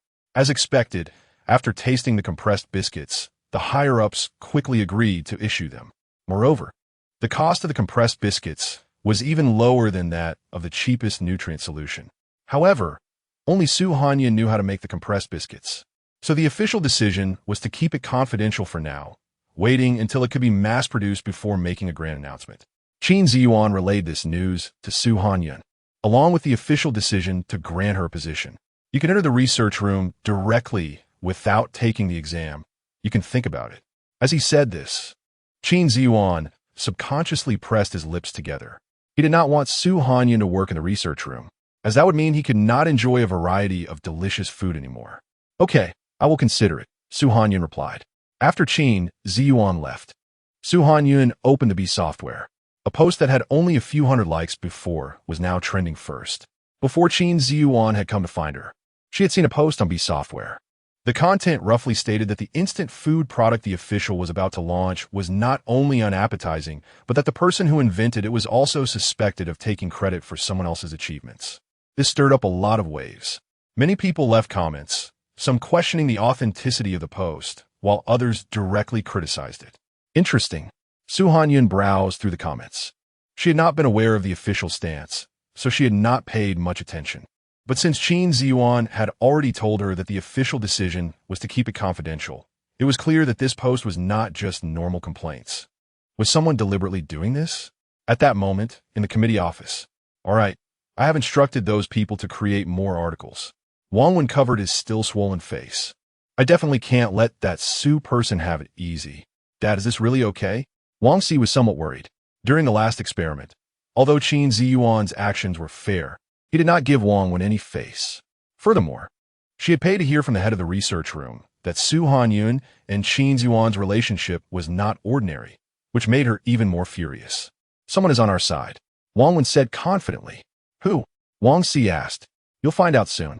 Wang Wen picked up the documents on the table and snorted coldly. As the third person in command of the Federation's discourse, he had no more worries. While Su Hanyun pondered who the poster was, she fiddled with the potatoes that were about to sprout. Apart from the one crushed by Li Wei, only 2 potatoes were slowly sprouting. Are you not worried? Xiao Ji, as a high-level artificial intelligence, had long noticed similar posts. It clumsily tapped Su Hanyun with its hand and asked. Just earlier, when it reported this matter to Qin Ziyuan had gotten quite angry. To avoid the situation of when the city gate catches fire, the fish in the moat suffer, Xiaoji chose to come to Su Hanyun to avoid the storm. Not worried, Su Hanyun stroked the tender green sprouts on the potato. She still needed to wait. If this matter continued to escalate, the official would definitely step in. No matter how powerful Qin Ziyuan was in the Federation, he also had his constraints. What she needed to do now was to avoid causing trouble for herself and for Qin Ziyuan. It seemed that Xiaoji did not expect Su Hanyun to be so calm, and for a moment, it was at a loss for words. That evening, Su Hanyun still prepared dinner for Qin Ziyuan as usual, not showing any emotions. Wait, the enticing wontons did not seem to attract Qin Ziyuan at this moment. He called out to Su Hanyun. What's wrong? Su Hanyun looked at the bowl of wontons. She had specially added an extra poached egg. Did Qin Ziyuan not like it? Someone leaked the compressed biscuits matter and is stirring it up on StarNet. Qin Ziyuan's hand, resting on his knee, tightened. He had seen many posts, most of which were veiled jabs at Su Hanyun. Even though the official ordered all posts to be deleted, many posts like weeds continued to sprout. The situation was developing in a bad direction now. I saw it. Su Hanyun was a bit distracted. She truly did not expect Qin Ziyuan to bring this up. For someone of Qin Ziyuan's status, dealing with her was much quicker than dealing with those posts. As long as Qin Ziyuan claimed the compressed biscuits as his own, even if there was public opinion, it would settle down. The taste of the compressed biscuits was already good, if it were really implemented. The public would have their own considerations. However, now that Qin Ziyuan took the initiative to mention it, it seemed he was seeking her opinion. Noticing that Su Hanyun was distracted, Qin Ziyuan thought she was feeling wronged. He lowered his voice and said, Don't worry if you have any thoughts. You can just say them. Let's listen to the official arrangements first, Su Hanyun replied, slowly coming back to her senses. The official does not want to escalate the matter. A few people who know about this have already discussed it with me. They hope to release it in my name. What do you think? Chapter 13, Little Female. Remember me? The question was thrown back to Su Hanyun. Su Hanyun thought carefully. After all, she would return to Earth. Rather than causing trouble here, it was better to let things be. I have no objections, Su Hanyun said, while taking out a piece of paper and handing it to Qin Ziyuan. This is... Qin Ziyuan felt sorry for Su Hanyun for having to give up her own achievements. A specific formula, Su Hanyun replied. Qin Ziyuan did not look at it. Instead, he focused on Su Hanyun. He tried to find feelings of grievance, reluctance, or even disgust from the little female in front of him, but he found none. Su Hanyun's expression was calm, and there was no hint of calculation in her eyes. Qin Ziyuan's heart softened. After all, she was the one he brought back and the one he left behind. No need, I will handle it, he said. As soon as Qin Ziyuan finished speaking, Xiaoji frowned and raised his hand to indicate something. What's wrong? Qin Ziyuan asked. Xiaoji pointed at his smart screen, indicating there was bad news. Go ahead, he said. Someone on StarNet has posted again. Xiaoji raised the screen and pulled up the content of the post. Su Hanyun, out of curiosity, leaned over to take a look. Just one glance, and she became unsettled. The poster was none other than the head of the Nutrient Solution Research Lab. The head had blurred out the images of the compressed biscuits Su Hanyun made and roughly described her production process. The gist was that Su Hanyun's process was very chaotic and that she had suddenly appeared at the research institute. Without passing the institute's tests, her compressed biscuits were being considered for market release. With that, the comment section erupted in curses. Everyone understood the head's implication. An ordinary person oppressed by power had to stand up and speak out against someone who casually interfered in the nutrient solution research. Oomph. Qin Ziyuan slammed the table heavily. This was no longer just about targeting Su Hanyun. It was also an attack on him. How could this happen? Su Hanyun Fawen Tai Li. She had no deep interaction with the head, but she could sense that the head was a timid person. For a timid person to post something like this. I'm going up. The steaming wontons had already cooled, and Qin Ziyuan didn't care about eating them, striding upstairs directly. Watching Qin Ziyuan's back, Su Hanyun felt a bit dazed. The head's post clearly aimed to expose her. Although she didn't know the purpose behind the exposure, she was sure it was not a good thing. Perhaps because of her worries, Su Hanyun tossed and turned in bed at midnight. Unable to calm down, she got up and opened the door. Qin Ziyuan's study was still lit, and faint light filtered through the crack under the door. Su Hanyun turned around and went downstairs to reheat a bowl of wontons. With the head of the research lab speaking out, the officials also realized that the news couldn't be contained. The royal family pulled Qin Ziyuan into a meeting in the middle of the night to discuss plans. Knock, knock, knock. Qin Ziyuan pinched his brows and looked toward the study door. Come in. With permission granted, Su Hanyun placed the wontons in front of Qin Ziyuan. Not eating is bad for your health. I know. The previous fatigue seemed to be dispelled by this concern. In the past, Qin Ziyuan had never been close to any females, and he had never reacted to others showing affection. But at this moment, the petite female was right in front of him, holding wontons in her hands, her voice soft. Because many issues are involved, you cannot appear now. Not being able to appear means you will suffer many grievances, especially in terms of public opinion. Qin Ziyuan fiddled with the wontons. I'm fine. Su Hanyun shook her head.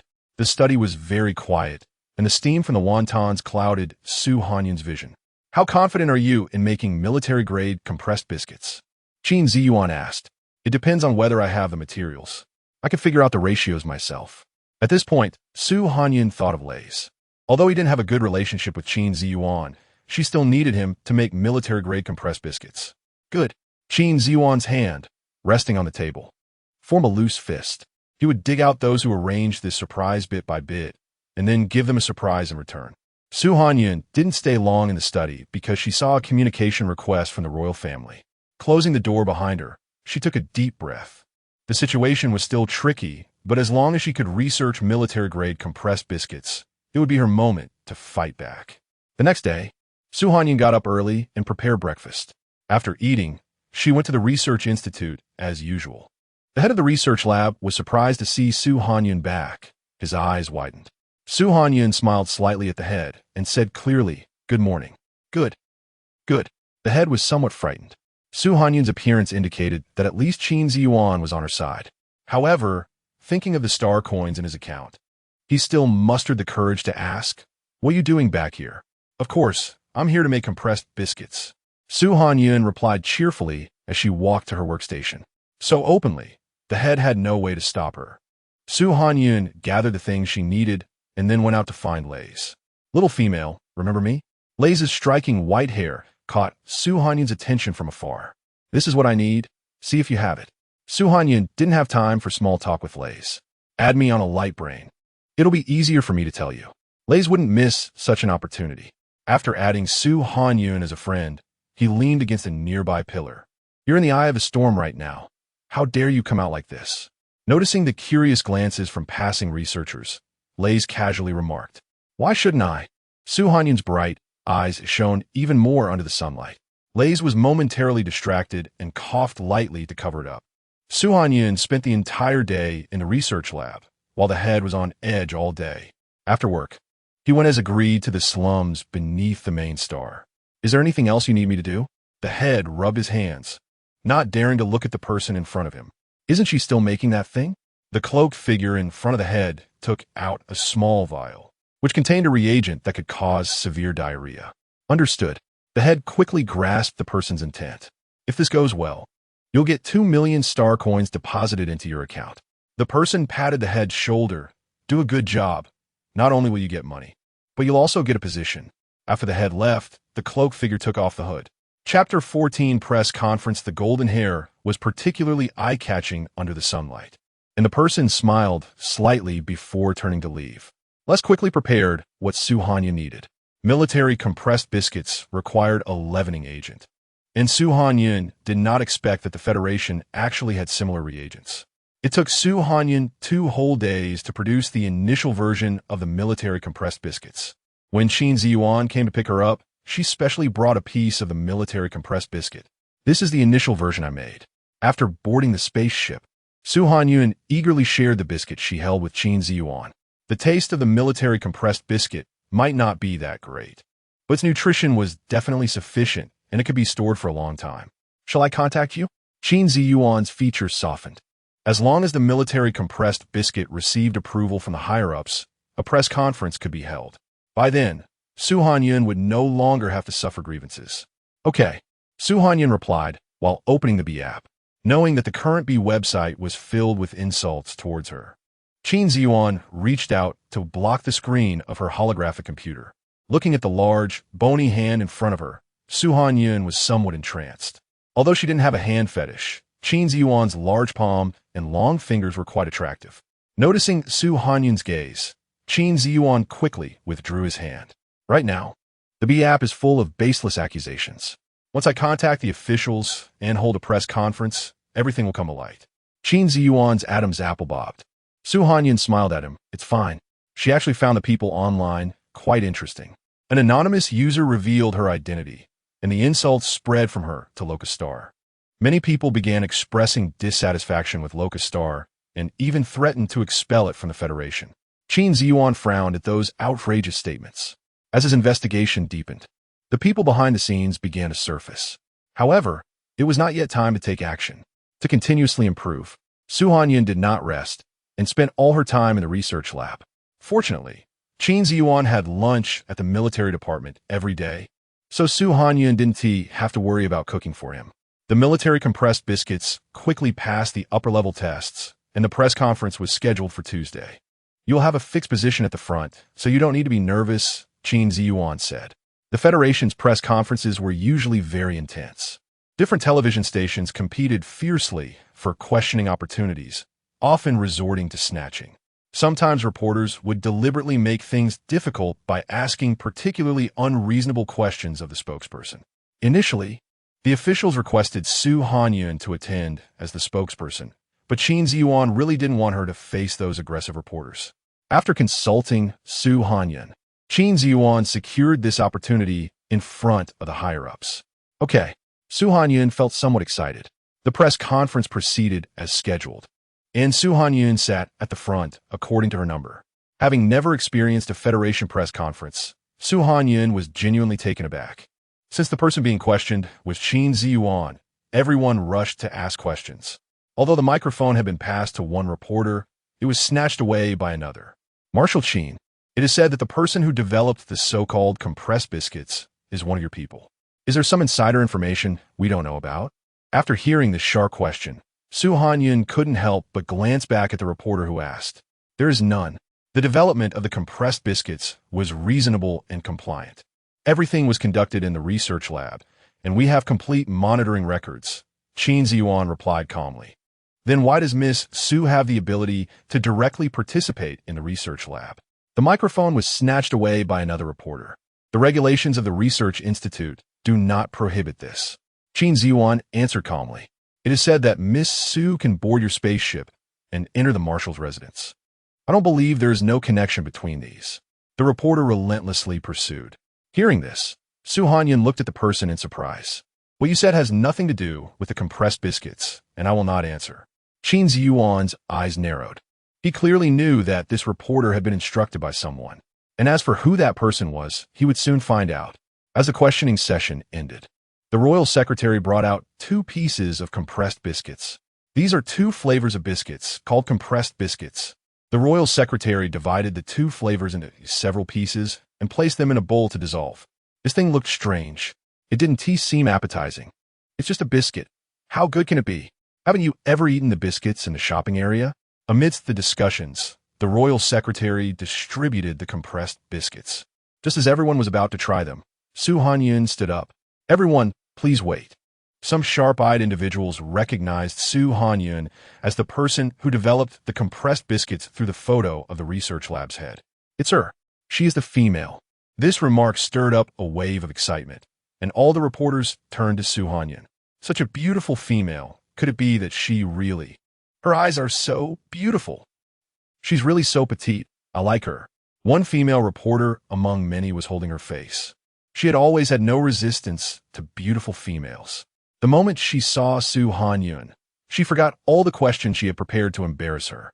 The royal secretary did not understand why Su Hanyun wanted to stop them. He looked at Qin Ziyuan with confusion. Qin Ziyuan also did not understand why Su Hanyun did this. He subtly shook his head at the secretary. Everyone can taste it first. The secretary immediately spoke to quell the chaos to avoid delaying the process. No. Su Hanyun immediately followed up. Why not? The secretary was somewhat puzzled. However, he already had some opinions about Su Hanyun. In such an important occasion, there was actually such an unexpected incident. Why can't we eat it? Is it because it really doesn't taste good?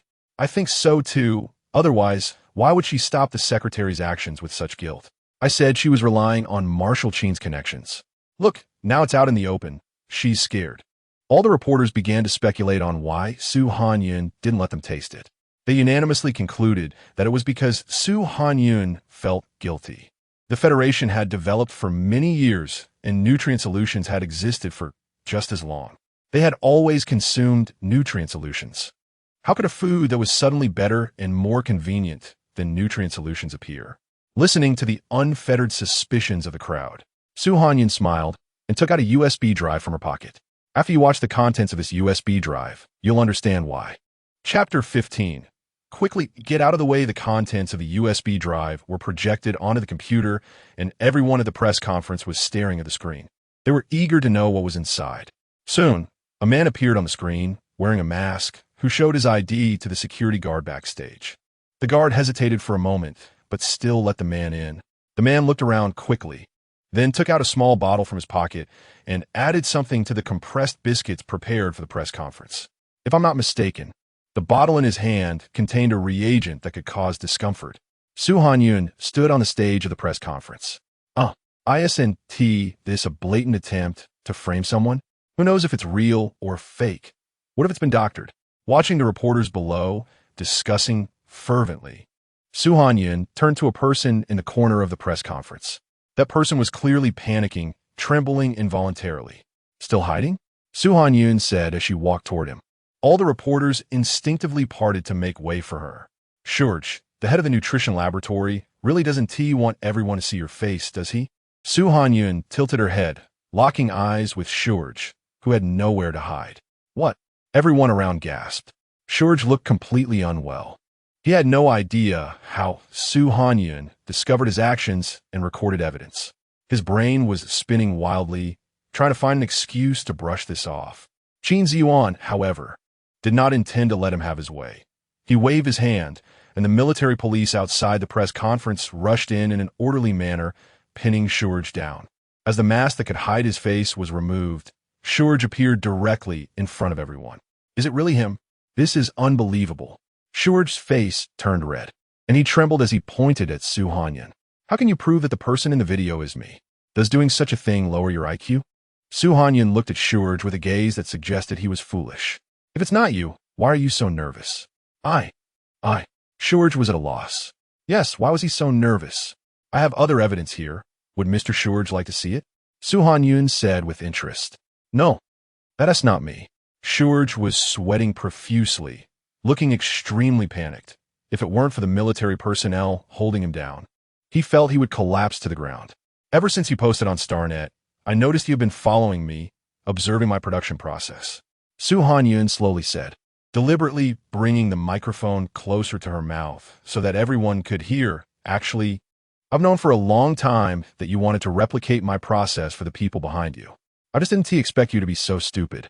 Su Hanyun shook her head regretfully. You even went to retrieve the laboratory surveillance footage, under the pretext of looking for lost materials. How did you know? George's face turned beet red. He had carried out these actions quietly. How could anyone else know? If you want to keep something a secret, you must not do it in the first place. Su Hanyun took out a corner of a card from her pocket. Because the surveillance room personnel refused you, you chose to break into steal. Unfortunately, your ID card was scratched by a sharp object, leaving behind evidence. The powerful sound echoed throughout the press conference hall, and everyone's gaze focused on that petite figure in the crowd. Look, The scratch corner just happens to have half of Shurj's face on it. Hanyun held it up in front of Shurj. What exactly makes you want the formula for the compressed biscuits so badly? No, this can't go on like this. Shurj's brain was spinning wildly. Hanyun posed the question to Shurj because she knew he was not the mastermind. As a pawn of the mastermind, would Shurj be willing to expose himself or take the fall alone? That was what Hanyun wanted to see. I'm jealous of you. Is that enough? Shurj seemed to think of something, his expression numb. Because you are so young and can create such amazing things. I had malicious intentions and wanted to claim your formula for myself. So quickly fabricated a reason. Hanyun was somewhat surprised. At this moment, the official inspector had conducted strict tests on the 2 batches of compressed biscuits. Report, Marshal. It has been detected that both batches of biscuits contain a laxative that can cause diarrhea. Laxative? Qin Ziyuan's gaze sharpened. Yes, and this laxative is very potent. Just a little can make someone uncomfortable for a long time. The inspector reported truthfully. Hanyun, who was still thinking about how to extract information, suddenly had a flash of inspiration. She asked, "Is this laxative really yours?" Shurj gritted his teeth. "Yes, it's mine."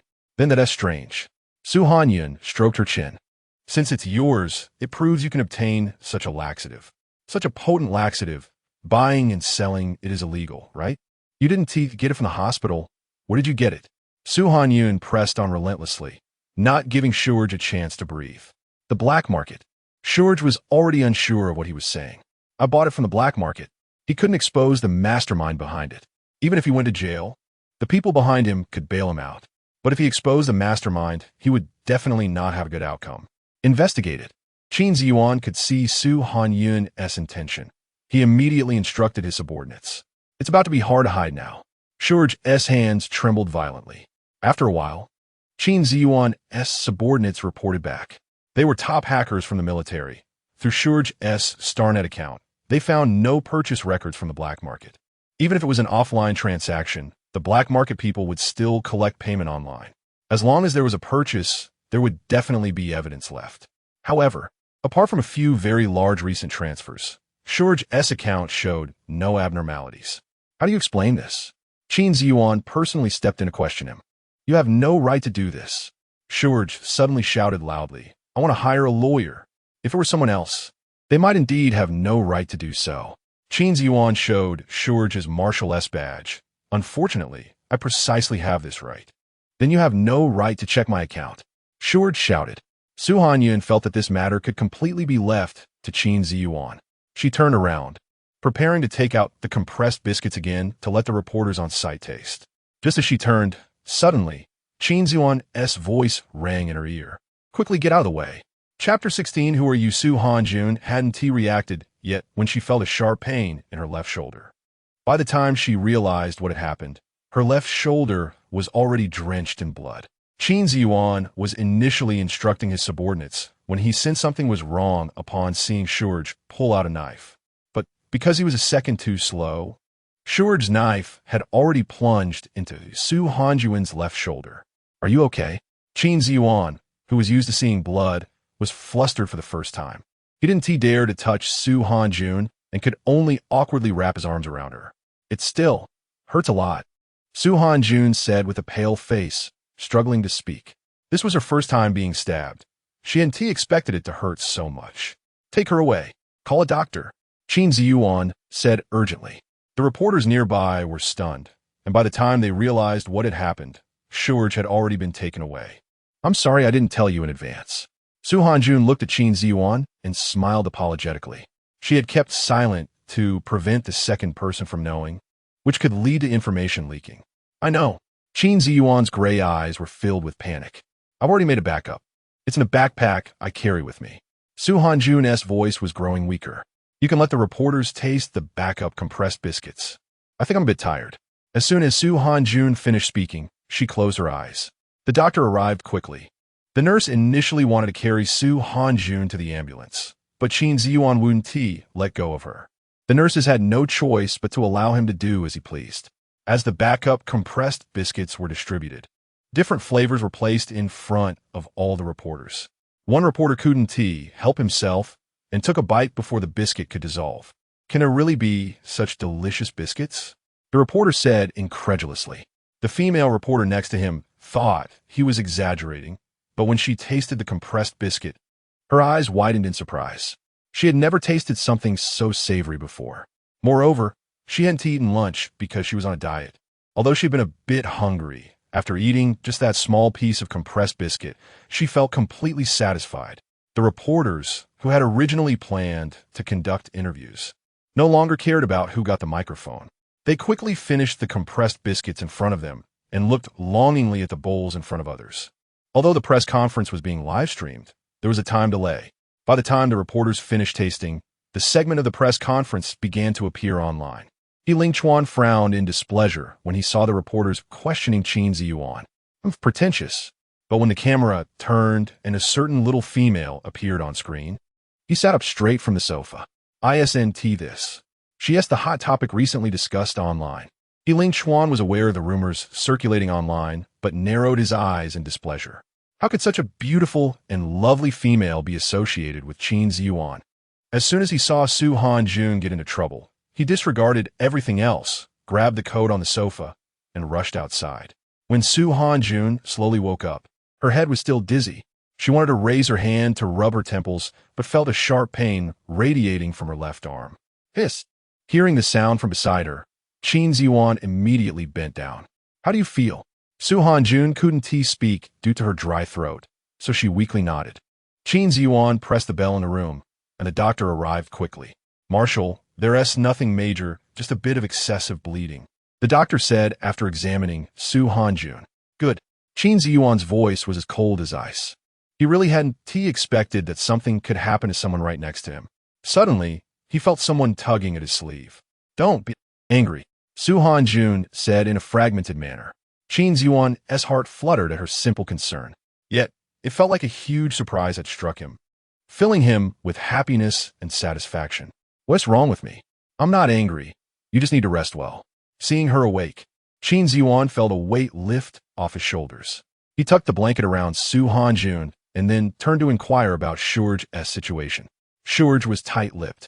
No matter how much evidence the police presented, he remained silent. He seemed convinced that this would protect the person behind him. He was dreaming. Qin Ziyuan sneered, thinking he could take the blame all by himself without saying a word. We'll see if he has that capability. The news about the press conference spread wildly online. Everyone was astonished by Su Hanjun's bravery and wit. Meanwhile, netizens stopped blaming the authorities and instead praised them for discovering such a valuable talent for the Federation. Seeing the positive momentum, the authorities specially sent the Crown Prince to visit Su Hanjun in the hospital. This is the Crown Prince of the Federation, Jingshan. Qin Ziyuan introduced. Su Hanjun looked at the Crown Prince, who had black hair and typical Earth-Hwagwa features, and made an effort to say, "Hello, Crown Prince." "Take care of yourself," Jingshan said. Su Hanjun looked even more beautiful than Jingshan had seen online, a beauty that could evoke a male as protective instincts. Even though Jingshan had seen many beautiful females, he had to admit that Su Hanjun was the most unique he had ever encountered. Jingshan didn't stay long, only offering a few words of advice. After he left, Su Hanjun unexpectedly spotted a familiar figure at the hospital door. Taking advantage of Qin Ziyuan's absence while he was escorting Jingshan, Ling Chuan pushed open the door to the hospital room. "It's you."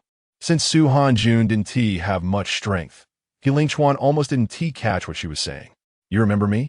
Hearing that the little female remembered him, Ling Chuan's earlier awkwardness caused by Qin Ziyuan in the hospital room instantly dissipated. He quickly approached Su Hanjun's bedside and took her hand. As a lifelong single, Su Hanjun felt a bit uncomfortable with the young man's grip and instinctively began to struggle. "Don't struggle." Ling Chuan lowered his head. "Do you know how worried I was when I saw you get into trouble online?"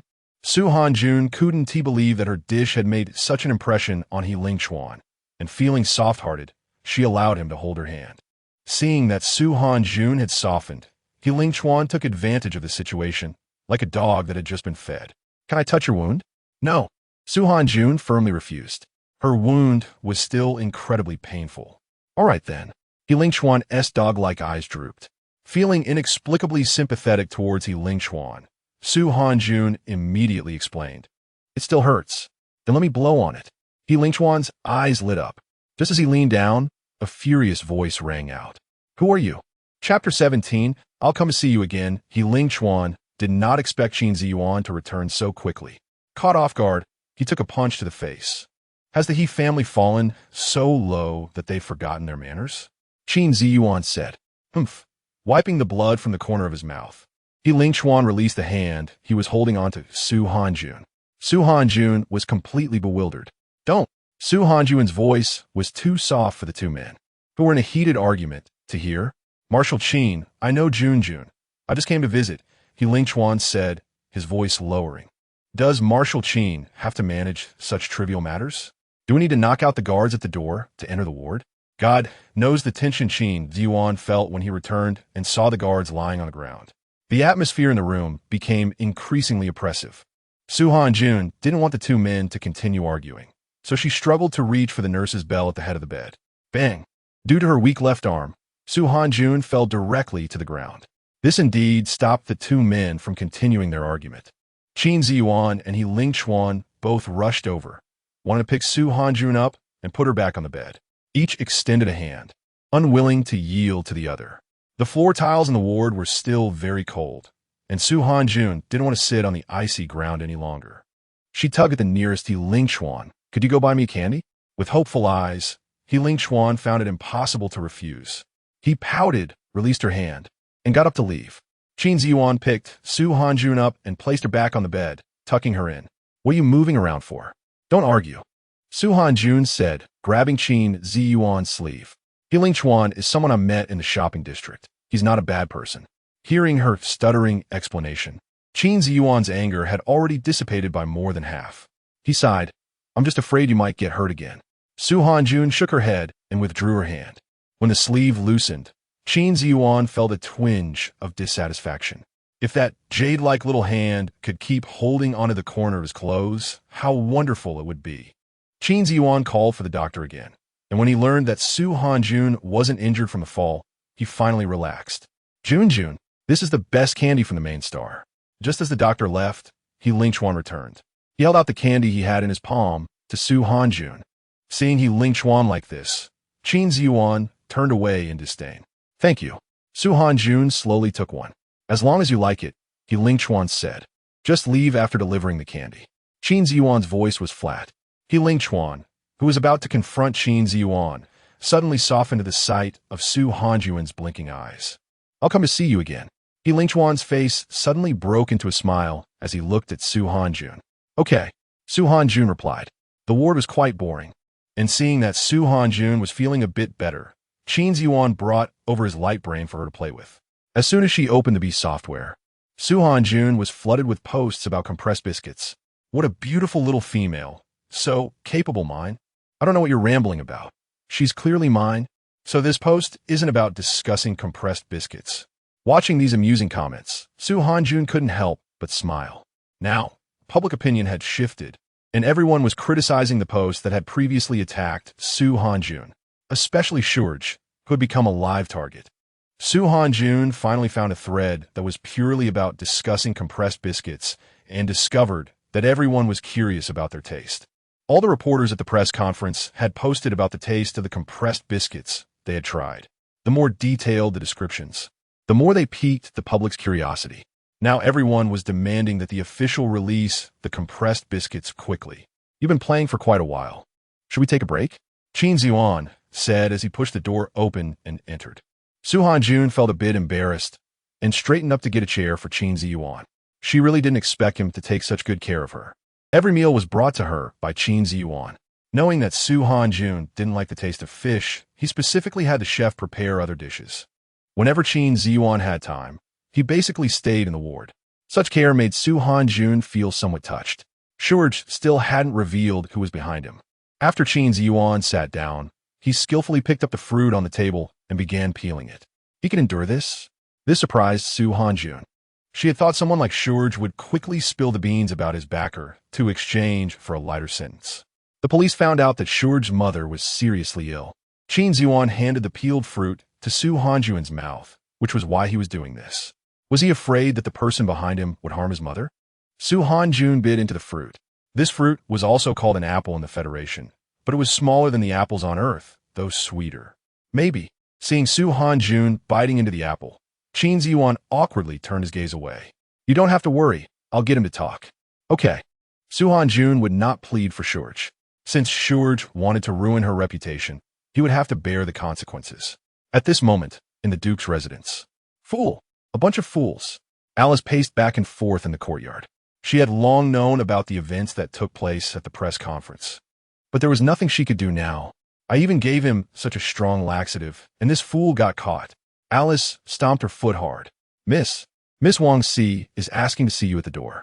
The servants in the Duke's residence, seeing Alice like this, did not dare to approach and could only speak from a distance. Let her in, Alice said. She didn't dare to tell her father about this matter. The only ones she could discuss it with were Wang Wen and Wang-Si. How is it? After seeing Wang-Si, Alice quickly walked over and grabbed her hand. It hurt a bit, but Wang-Si did not dare to say anything. My father sent me. He said as long as we hold our ground, Marshal Qin won't trace it back to us. In fact, Wang-Si was also very anxious. She felt that the matter couldn't just be easily settled. Eventually, one of them would be sent to the gallows. The only question was who among them it would be. Can we just go after that bitch now? Just thinking about the worried look on Qin Ziyuan's face when he looked at Su Hanyun made Alice feel angry. She had followed Qin Ziyuan for so many years and had never received a response from him. How could a lowly person picked up from Luoka Star easily gain Qin Ziyuan's concern? It might not be wise to act against her now, Wang-Si frowned. If we act now, wouldn't it be obvious that someone is trying to murder her? Is there really no other way? Alice shouted. Wang-Si's eyes turned. There is. Chapter 18. Everyone, take a look at this first. What is the plan? Speak quickly. Alice tugged at Wang-Si. Wang-Si, in pain, leaned into Alice's ear and whispered something. Su Hanyun, after recuperating, would soon be discharged from the hospital. She insisted on using her own salary to cover the hospital expenses. But Qin Ziyuan still transferred 1 million star coins to her. Is this really necessary? Having roughly understood the value of star coins, Su Hanyun stared at her account.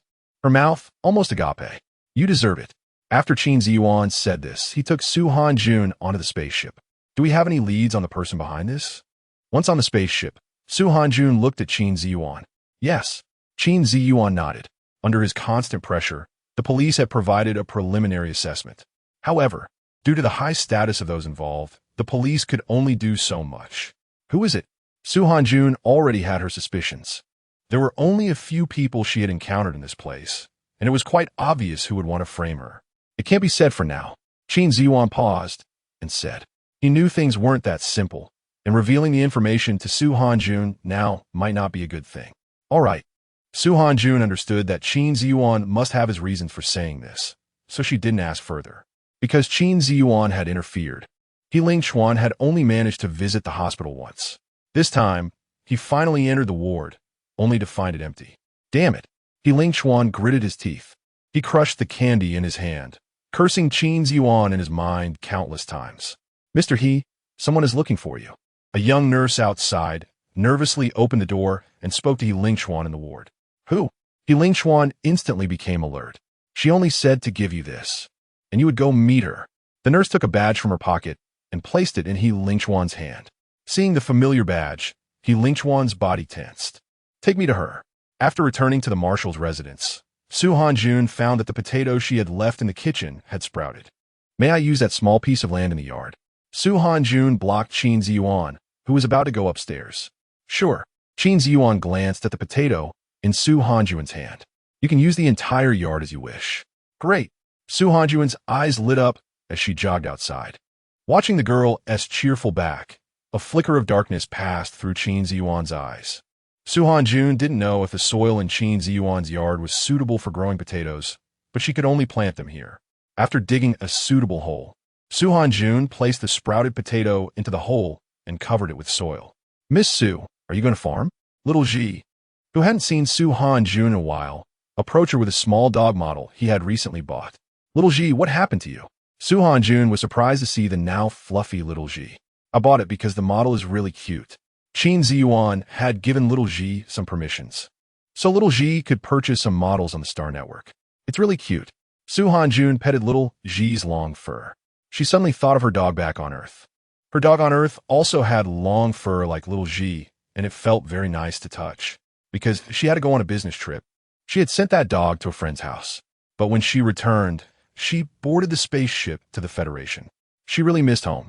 Little Xi, if even you don't know about something, who else here could possibly know? Su Hanjun suddenly asked. Little Xi quickly provided the answer. The largest knowledge repository in the Federation is the Federal Library. The Federal Library. Su Hanjun silently noted down the name. After planting the potatoes, Su Hanjun turned and returned to the marshal's residence. I'd like to ask for your help. She found Qin Ziyuan, her eyes half lowered. The matter of the compressed biscuits is far from over. She needed to take the initiative now. I won't ask for your help for free. I will exchange something for it. Having already troubled Qin Ziyuan a lot, Su Hanjun quickly added, What do you need? Qin Ziyuan put down his work. I need to contact the heads of various nutrient liquid production companies. Su Hanjun's voice was calm. I will hand over the compressed biscuits to you completely. Since she already knew that all the knowledge in the Federation was in the Federal Library, she should start planning her departure. Qin Ziyuan had treated her well during this time, so she was at ease handing the compressed biscuits over to him. Hand it over to me? Qin Ziyuan had not expected Su Hanjun to say this. He raised an eyebrow, puzzled. How could someone give up such a developed opportunity so easily? The only possibility was that Su Hanjun stood to gain something.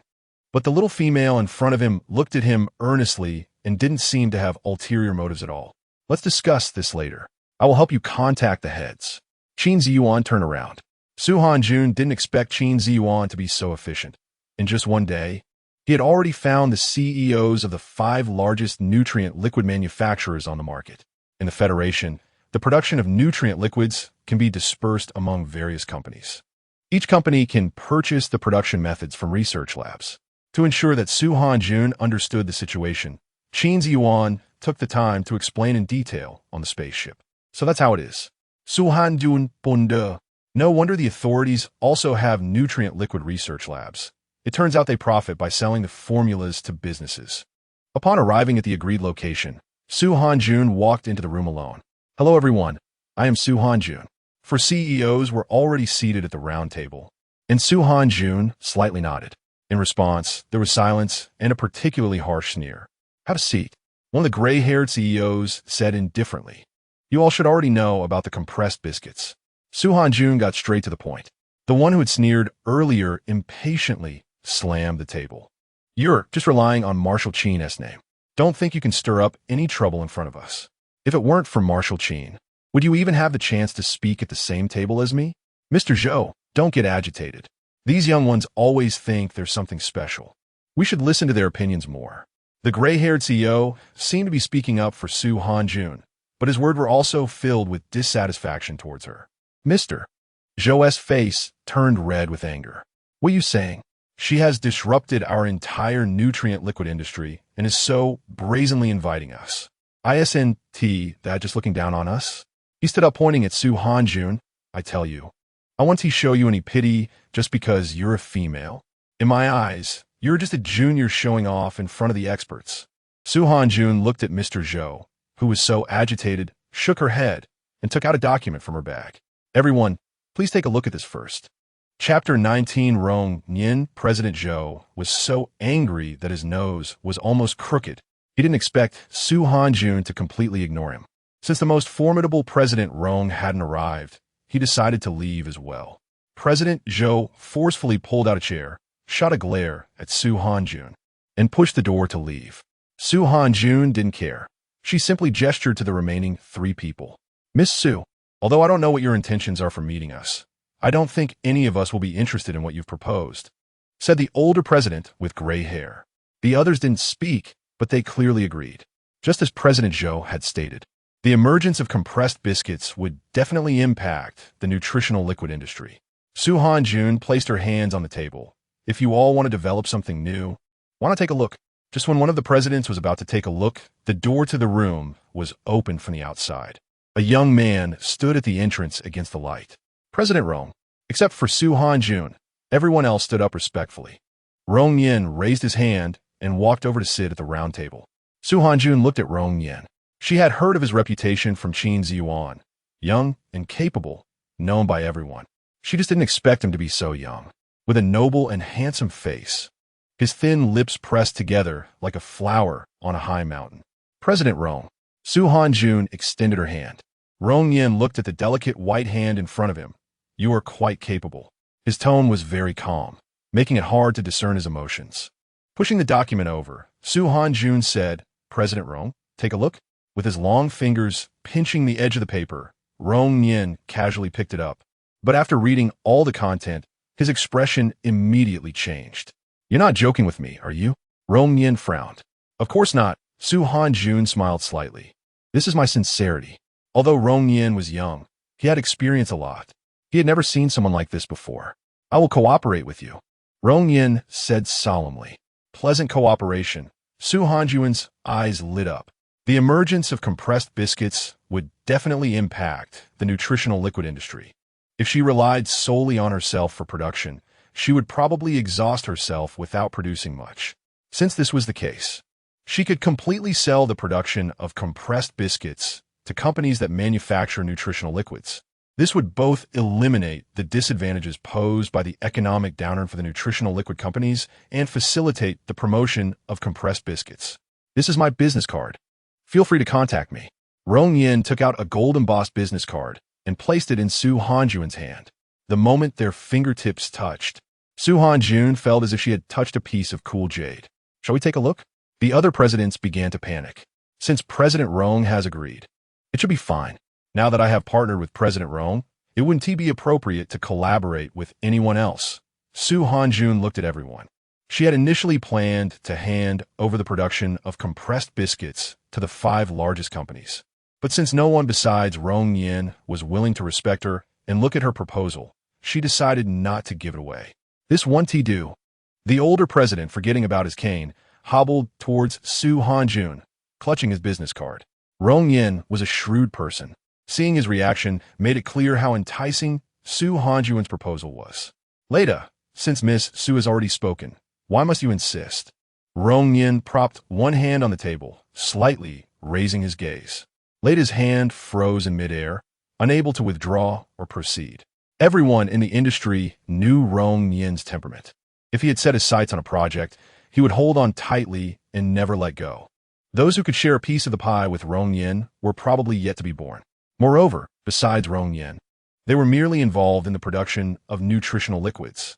Rong Yin's family was vast and involved in every field. Even if they competed, they could not win against Rong Yin.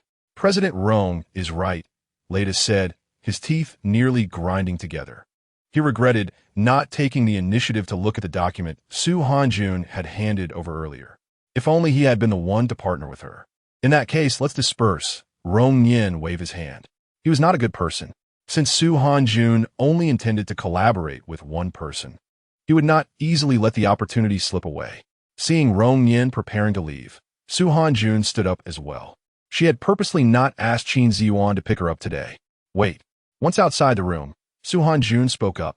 What is it? Rong Yin turned his head. Change your mind? No. Su Hanjun looked at Rong Yin. I just want to catch a ride with President Rong. Huh. Rong Yin scoffed coldly. The hottest gossip circulating outside was about Su Hanjun and Qin Ziyuan. Although he could not believe what the media said, he had seen the press conference. The way Qin Ziyuan looked at Su Hanjun was definitely not innocent. Did this little female now want to climb onto him? Rong Yin smiled maliciously. Good. Once on Rong Yin's spaceship, Su Hanjun sensed something was off. Although there were many seats on the spaceship, Rong Yin chose to sit right next to her. The faint scent of cedar filled her nostrils. What is your name? Rong Yin asked. Su Hanjun, she replied honestly. That's a nice name. Because Rong Yin was too close to Su Hanjun, she felt her ears burning as he said this. She reached out. President Rong, could you move a bit away? Playing hard to get? Rong Yin stared into Su Hanjun's eyes. The intense gaze made Su Hanjun feel even warmer. She turned her head and shrank inward. Rong Yin didn't move away. Instead, he deliberately leaned in a bit closer. Where to? The marshal's mansion? He was testing her. He wouldn't touch Qin Ziyuan's people. Nor did he want to. No, to the Federal Library, Su Hanjun whispered. For some reason, Hearing Su Hanyun say they weren't going to the marshal's mansion made Rong Yin feel a bit pleased. After arriving at the Federal Library, Su Hanyun hurriedly got off the spaceship. She hadn't expected that by just wanting to hitch a ride. She almost ended up getting herself involved. Although Rong Yin hadn't done anything, she still felt a strong sense of pressure. Check. Rong Yin's gaze fell on the small female, fleeing in a panic. A smirk on his lips as he spoke to the person who had been standing in the spaceship's cockpit. Su Hanyun stood at the entrance of the Federal Library, taking a deep breath. The Federal Library truly lived up to being the knowledge reservoir of the entire Federation, appearing larger than any research institute she had ever been to. Hey, are you the... A stranger girl circled around Su Hanyun. Oh, you are the one developing the compressed biscuits. Su Hanyun was still in a daze, looking blankly at the girl. Wow, I'm so lucky. Can I take a picture with you? The girl picked up her phone. Sure. After taking the picture, the girl tugged at Su Hanyun's sleeve. Are you going into the library? Chapter 20. Earth Yes. Su Hanyun is still in a daze. The girl is too enthusiastic. It's her first time having a fan. I'll take you inside. The girl's eyes lit up. My name is Wincy, and I have a student card. Thank you, Su Hanyun replied. Following Wincy into the library, Su Hanyun first went to the map to check the overall layout. All knowledge about celestial bodies in the Federation is on the 3rd floor of the main building. I'm going to the 3rd floor. What about you? Su Hanyun asked. That's too bad. I have to go to the 1st floor. Wincy's little face scrunched up. Can I add you on my light brain? Sure. After exchanging light brain accounts, Su Hanyun took the elevator to the 3rd floor. Each floor has a large display screen at the entrance where you can input the information you want to know, and the screen can directly analyze the relevant books and their locations. Su Hanyun felt a bit nervous as she typed Earth and waited quietly for the screen to respond. Only one? Looking at the popped-up information, Su Hanyun felt a bit disappointed. Having only one book meant there was very little information about Earth, greatly reducing her chances of returning. Following the prompts, Su Hanyun found the book and took it out. It took her 2.5 hours to read through the entire book, but when she closed it, a single crystal tear fell onto the pages. The book explained clearly. Earth was a planet that existed 5 million years ago and is no longer around. Earthlings are the ancestors of the Federation people, which is why they still retain the naming customs of Earthlings. In the Federation, most names that sound like those from Huagua are given by those in power, while other names are mostly given by those engaged in business or management. How could this be? Su Hanyun choked up. How could Earth be a planet that existed 5 million years ago? Didn't I arrive here by spaceship? Did I travel through time? Sitting on the ground? Su Hanyun hugged her knees and cried softly. She had prepared herself to return, but now she realized she couldn't go back at all. The spaceship that brought her here had long since fallen apart, and she could never board that ship again. All her negative emotions felt like a big net, trapping Su Hanyun tightly within it. Here, a white handkerchief was handed to Su Hanyun. With tearful eyes, she looked up at the person in front of her. It's you. You just read a book. Why are you crying like this? Lei squatted down and picked up the book Encyclopedia of Earth from the ground. Su Hanyun took the handkerchief and thought of some things. She thought of her friends on Earth and her life there. Although the Federation is advanced, Earth is her home. Earth? Lei opened the book and flipped through a couple of pages. You're actually interested in this. Hearing Lei say this, Su Hanyun grasped his arm. Do you know about Earth? The little female grasping his arm looked flustered and pitiful, her doe-like eyes brimming with mist. Lei unconsciously raised his hand and wiped away the tear that was about to fall from the corner of Su Hanyun's eye. In the entire Federation, I should be the most familiar with Earth. Lei put away his usual nonchalance, his narrow phoenix eyes filled with seriousness. Really? Su Hanyun felt like she found a lifeline. The ancestors of the Federation were Earthlings, so I've always been interested in Earth. Lei sat beside Su Hanyun. I once invested in a spaceship company to help them create a spaceship capable of long-term flight. But no matter how they improved the flight time, the spaceship could never reach the location of historical Earth. I started researching Earth before entering the Research Institute, and much of the knowledge in this book was written by me. Su Hanyun's heart shattered completely. She bit her lower lip hard, forcing herself to suppress her inner sadness. It's just history from 5 million years ago. Lei's rosy lips uttered such cruel words. History. Su Hanyun cried silently. her tears like pearls that had broken free from their string. She could never go home again. Let's go. I'll take you to a place. Lays couldn't bear to see Su Hanyun cry. He placed his hand on her shoulder and gently patted it. Su Hanyun followed Lays to a place not far from the Federation Library. It was a large field filled with crystal-clear flowers. What kind of flowers are these? With tears still hanging on her face, Su Hanyun was attracted by the transparent flowers. These are a magical flower in the Federation called Shadowless Flower. Lays' gaze was fixed on Su Hanyun. This flower is very difficult to cultivate, but it has a very magical language of flowers. What is it? Su Hanyun asked curiously. Missing. Upon hearing the answer, Su Hanyun was taken aback. You must be an earthling. Lei said. He was a remarkably smart person. When he saw Su Hanyun looking at the Encyclopedia of Earth, he had already guessed. Yes. Su Hanyun knew there was no need to hide anything now. Live well. Although Lays didn't say it outright, Su Hanyun understood his meaning. In an unfamiliar environment, such a comforting statement meant a lot. Su Hanyun lowered her gaze. Her tone very light. Thank you.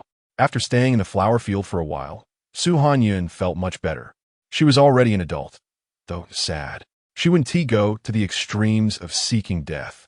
Besides, she could still live in the Federation, which didn't seem so bad. Since she couldn't go back, she would live well in the Federation. On the way back to the Marshal's residence, Su Hanyun reluctantly glanced back at the flower field before turning her gaze away. How'd it go? As soon as Su Hanyun entered, she saw Qin Ziyuan watering the potatoes in the yard. The well-tailored suit accentuated his broad shoulders and narrow waist, and the rolled-up sleeves fit his powerful arms perfectly. Su Hanyun momentarily forgot to look away, knowing that Su Hanyun was looking at him. Qin Ziyuan slowly put down the watering can. He walked up to Su Hanyun. Do I look good? Good looking. Realizing what she had just said, Su Hanyun's cheeks turned red. How did she let her true feelings slip out? So how did it go? Qin Ziyuan chuckled softly. Yin agreed to cooperate with me. Su Hanyun said.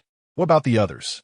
Although he knew what had happened in that room, Qin Ziyuan still wanted to hear it from Su Hanyun's mouth.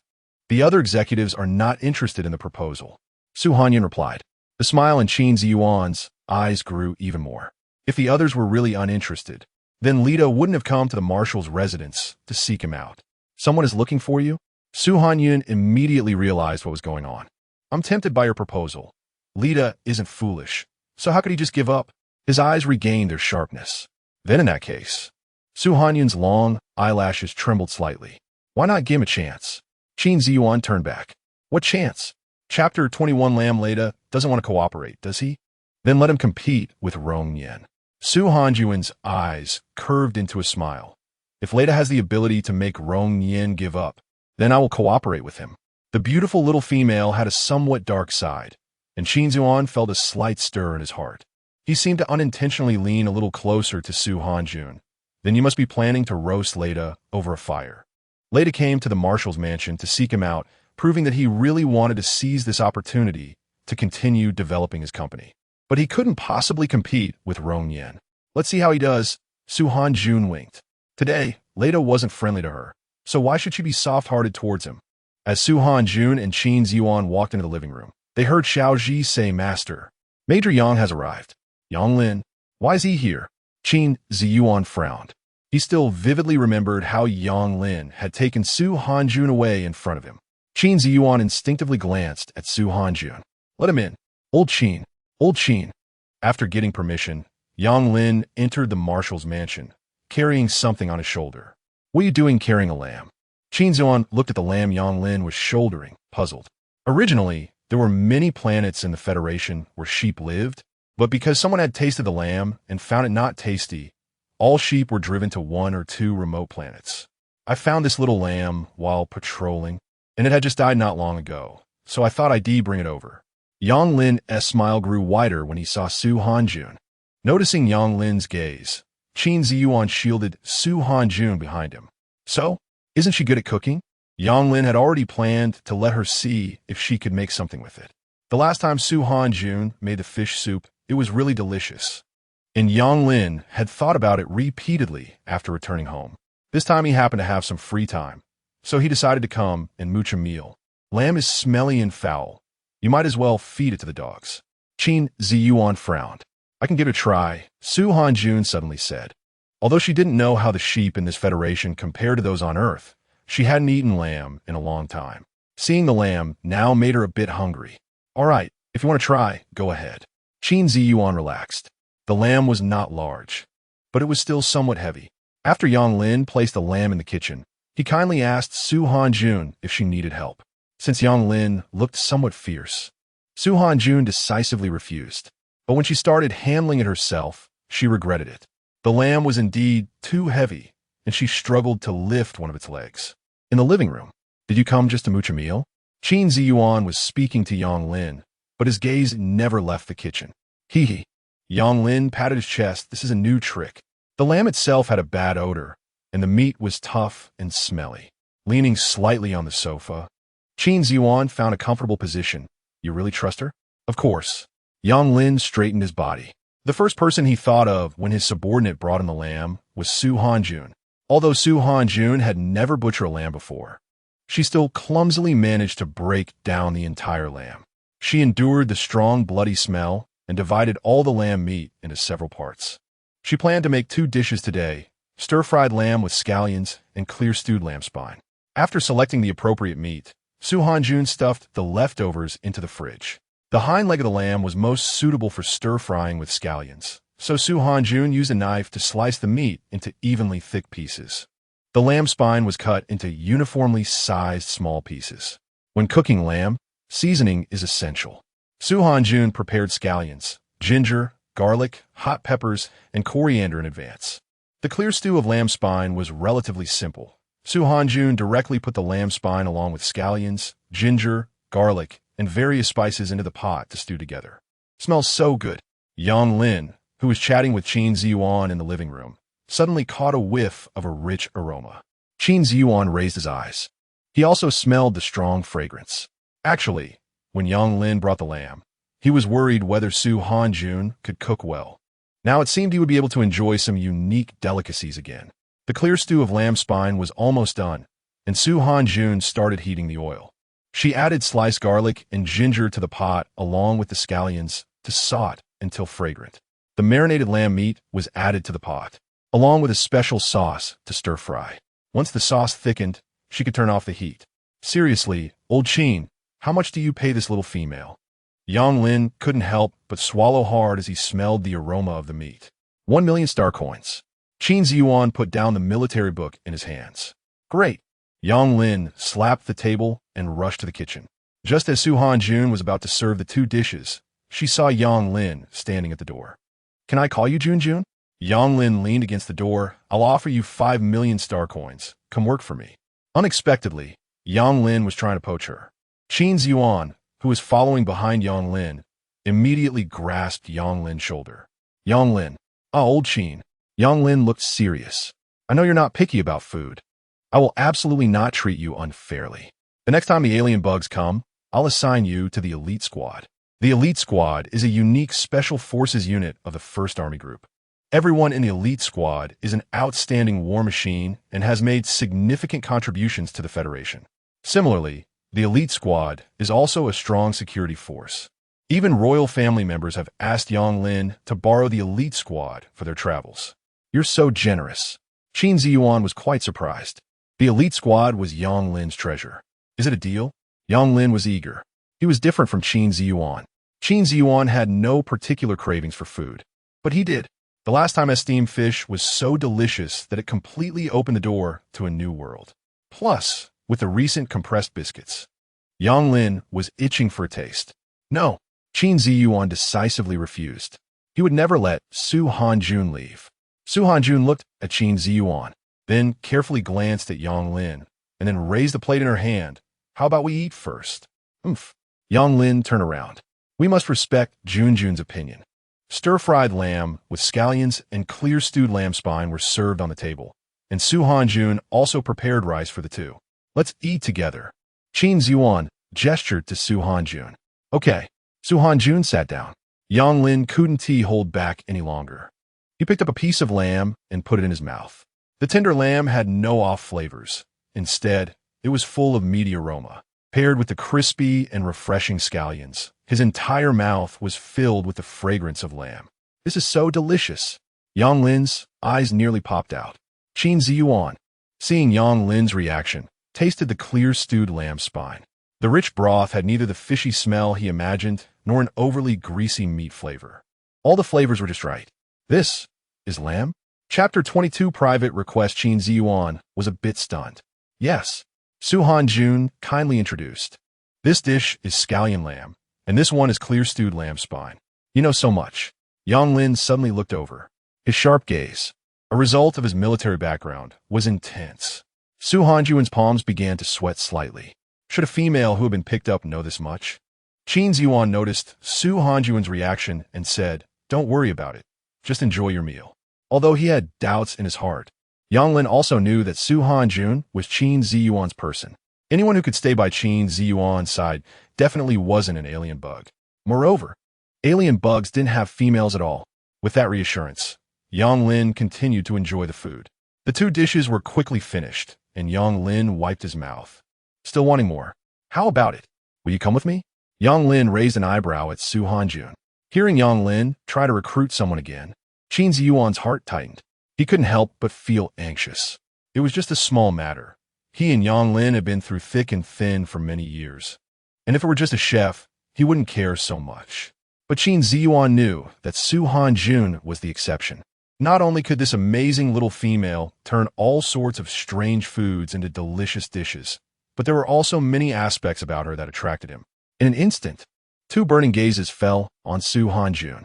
Su Hanyun looked at the scar on Yang Lin's face and sincerely said, "Thank you for your appreciation. But Marshal Qin treats me very well.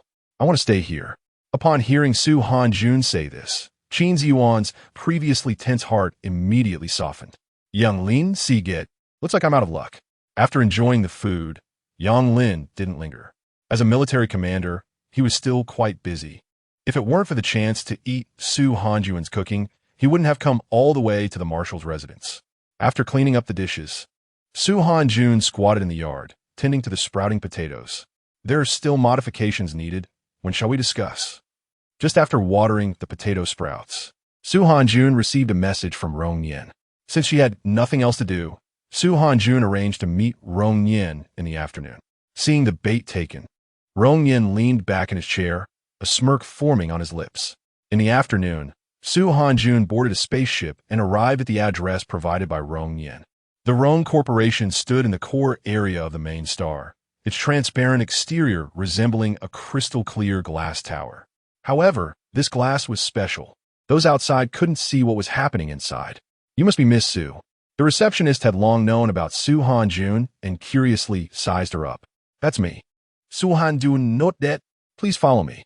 The receptionist smiled and led the way. Rong Yin's office was on the top floor. After reaching the top, the receptionist handed Su Hanyun over to Rong Yin's secretary and then left. "Mr. Rong is currently in a meeting. Please wait a moment." The secretary brought over coffee. Tasting the Federation's coffee, Su Hanyun began to observe her surroundings. "You're here?" After the meeting, Rong Yin came out and raised an eyebrow upon seeing Su Hanyun. "MHM." Su Hanyun stood up. "Follow me." The man's voice was cool. Following Rong Yin into the office, Su Hanyun discovered that an ordinary office held many secrets. A small square could actually record her facial information, and all the data was organized by artificial intelligence. "We have no issues with all the conditions." Rong Yin pointed at a dot on the screen in front of him, except for this. "I have an opinion about this." Su Hanyun looked where Rong Yin was pointing and realized it was about the profit-sharing issue regarding the compressed biscuit technology she had proposed.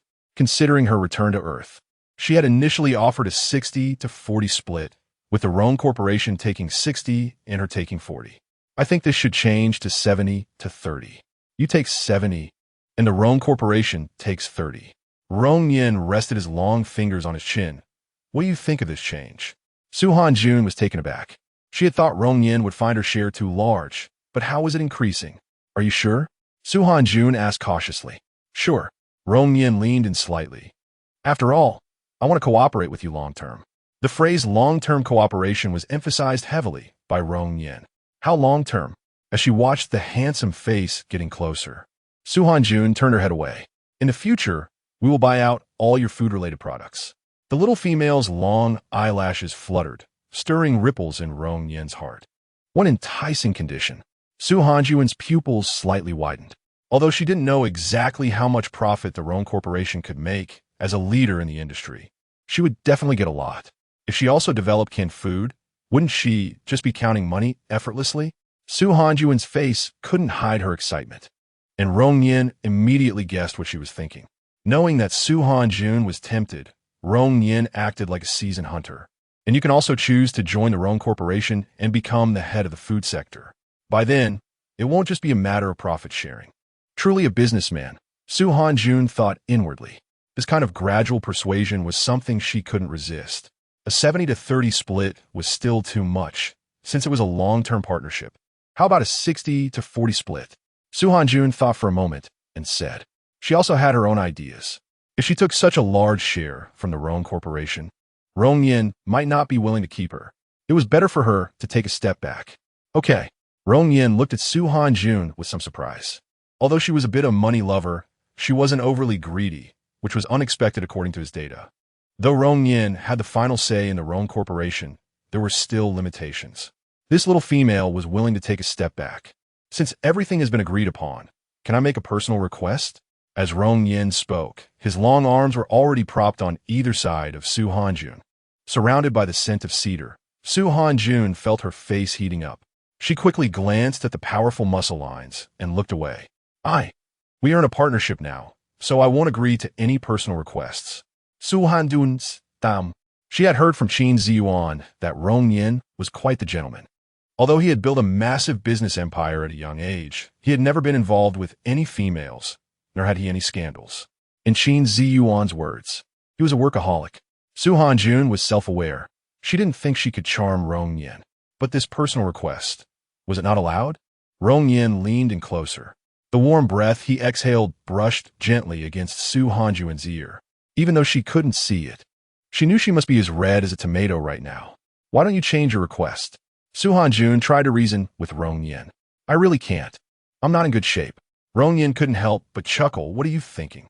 My request is clearly this. Chapter 23, Are you really making me eat this? What? Su Hanyun was momentarily taken aback. I heard you were Qin Ziyuan's chef. Rong Yin suddenly lifted her body, creating some distance, not knowing if she had the honor to taste the dishes you make. So it was just this request. Su Hanyun felt a bit embarrassed and annoyed. Did she really need to be trapped in the middle of the conversation and say some ambiguous things to get him to want her cooking? Is that not allowed?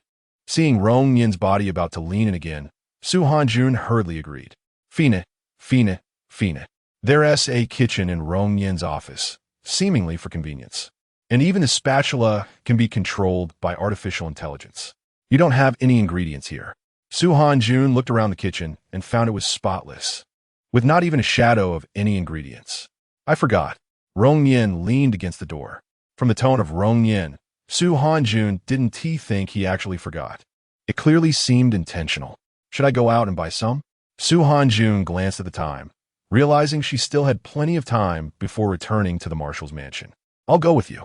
Finally getting to the words he was preparing to say, Rong Yin firmly took Su Hanyun's hand. Rong Yin's hand was very warm, like a furnace. After several unsuccessful attempts to break free, Su Hanyun had no choice but to go along with Rong Yin. Wow. ISNT that the little female. She's south, really beautiful up close. What do you think my chances are of stealing someone from Marshal Qin? I advise you not to daydream. As they walked, many gossiping heads gathered together. Rong Yin. Su Hanyun couldn't even bother to address him as Mr. Rong.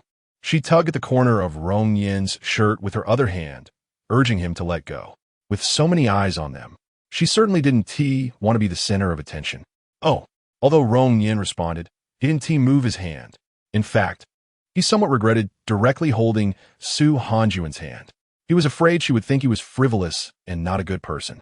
But as soon as he thought about how the rumors outside were all about Su Hanyun and Qin Ziyuan, Rong Yin felt an inexplicable anger rise in him. Seeing that Rong Yin was not listening to her, Su Hanyun could only let him lead her. Rong Yin took Su Hanyun to a convenience supermarket. Unlike the shopping area in the Central Star, the convenience supermarket was not very large. But it was quick. As long as you pointed to the desired items on the data waterfall on the supermarket wall, you could pick them up directly in the collection area. What do you want to eat? Su Hanjun asked. Anything is fine, Rong Yin replied.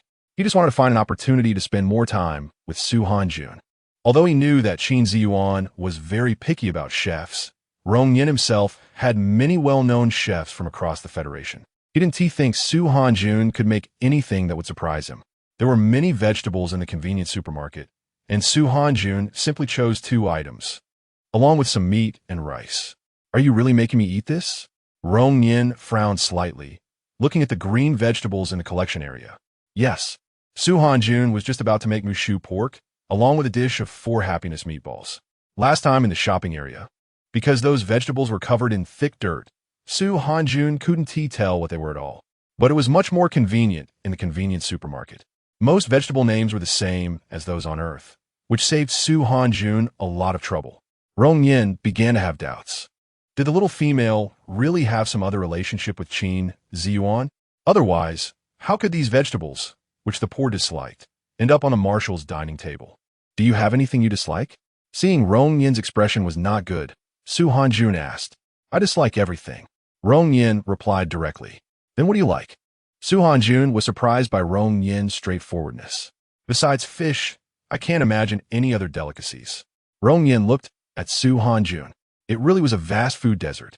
Su Hanjun thought to herself, everyone only eats fish. Why don't you give it a try? Su Hanjun suggested.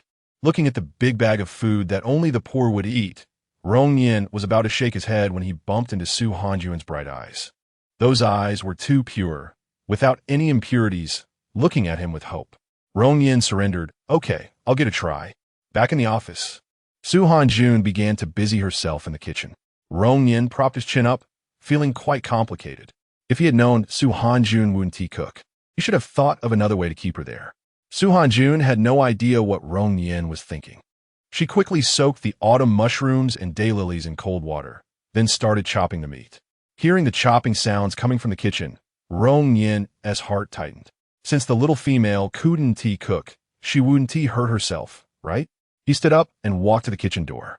Su Hanjun chopped the meat into minced meat. And in the moment she turned her head, she saw Rong Yin at the door. What's wrong? It's nothing. Rong Yin shook his head. Su Hanjun thought Rong Yin just came to take a look, but she didn't expect that he would stand at the door until both dishes were ready. Having smelled the aroma for a long time, Rong Yin's throat slid. He originally didn't want to leave because he wanted to watch Su Hanjun without any accidents. But later, his reason for not wanting to leave changed. It was simply too fragrant, especially the 4 happiness meatballs. The rich meaty aroma made Rong Yin unable to move his legs. It's done. Su Hanjun looked at the dishes she made, nodding in satisfaction. She loved cooking, and every time she prepared food, it gave her a sense of fulfillment. Good. Just as she walked out of the kitchen, Su Hanjun noticed another person in the office. It was the secretary who had received her at the beginning. Mr. Rong, here are the documents. Please take a look. Lu Chun inadvertently glanced at the dishes in Su Hanjun's hands. When he had just pushed open the office door, he had smelled a delicious aroma. So was the smell of food. Secretary Lu, what are you dawdling for? Seeing that he had already signed the documents, Lu Chun was still not leaving. His gaze still on Su Hanjun, Rong Yin's tone turned a bit cold. Sorry, Mr. Rong. Lu Chun suddenly realized his mistake and hurriedly pushed the door and left. Both hot dishes were still steaming, but Rong Yin couldn't wait any longer. He picked up a piece of 4 happiness meatball and put it in his mouth. It was a taste he had never experienced before. The delicate meat filling was tender and juicy, as if it exploded in his mouth. The juice was not greasy at all, but rather very salty and fragrant. Rong Yin was completely stunned. If he hadn't been watching in the kitchen, he would have suspected that Su Hanjun had secretly swapped the ingredients. Just simple meat. How could it be cooked so deliciously? Rong Yin picked up the mushu pork again. The crispness of the mushrooms and radishes made this dish's flavor even richer. The tenderness of the eggs made Rong Yin mistakenly think he was eating meat. For the first time, Rong Yin ate so slowly. He often had work, so he mostly ate hastily. But this meal was different. He needed to savor it properly. Chapter 24, Living in the Royalty, Rong Yin finished both dishes completely. It was indeed different. The food that commoners would normally complain about tasted entirely different when made by Su Hanjun. "How much is your salary?" from Qin Ziyuan. Rong Yin began to contemplate. 1 million star coins, Su Hanjun replied honestly. It seemed that recruiting someone would be quite easy for him, Rong Yin thought. 10 million star coins a month, he can afford it. Back at the marshal's residence, Su Hanjun began preparing dinner for Qin Ziyuan. "The crown prince wants to invite you. Do you want to go?" Qin Ziyuan suddenly said during dinner. "The crown prince?" Su Hanjun pulled out a somewhat vague image from her mind. "Why does he want to invite me?" "Because the royal family is hosting a banquet in a few days, and the crown prince heard you are an excellent chef. So he specifically wants to invite you," Qin Ziyuan explained. In fact, there was another reason.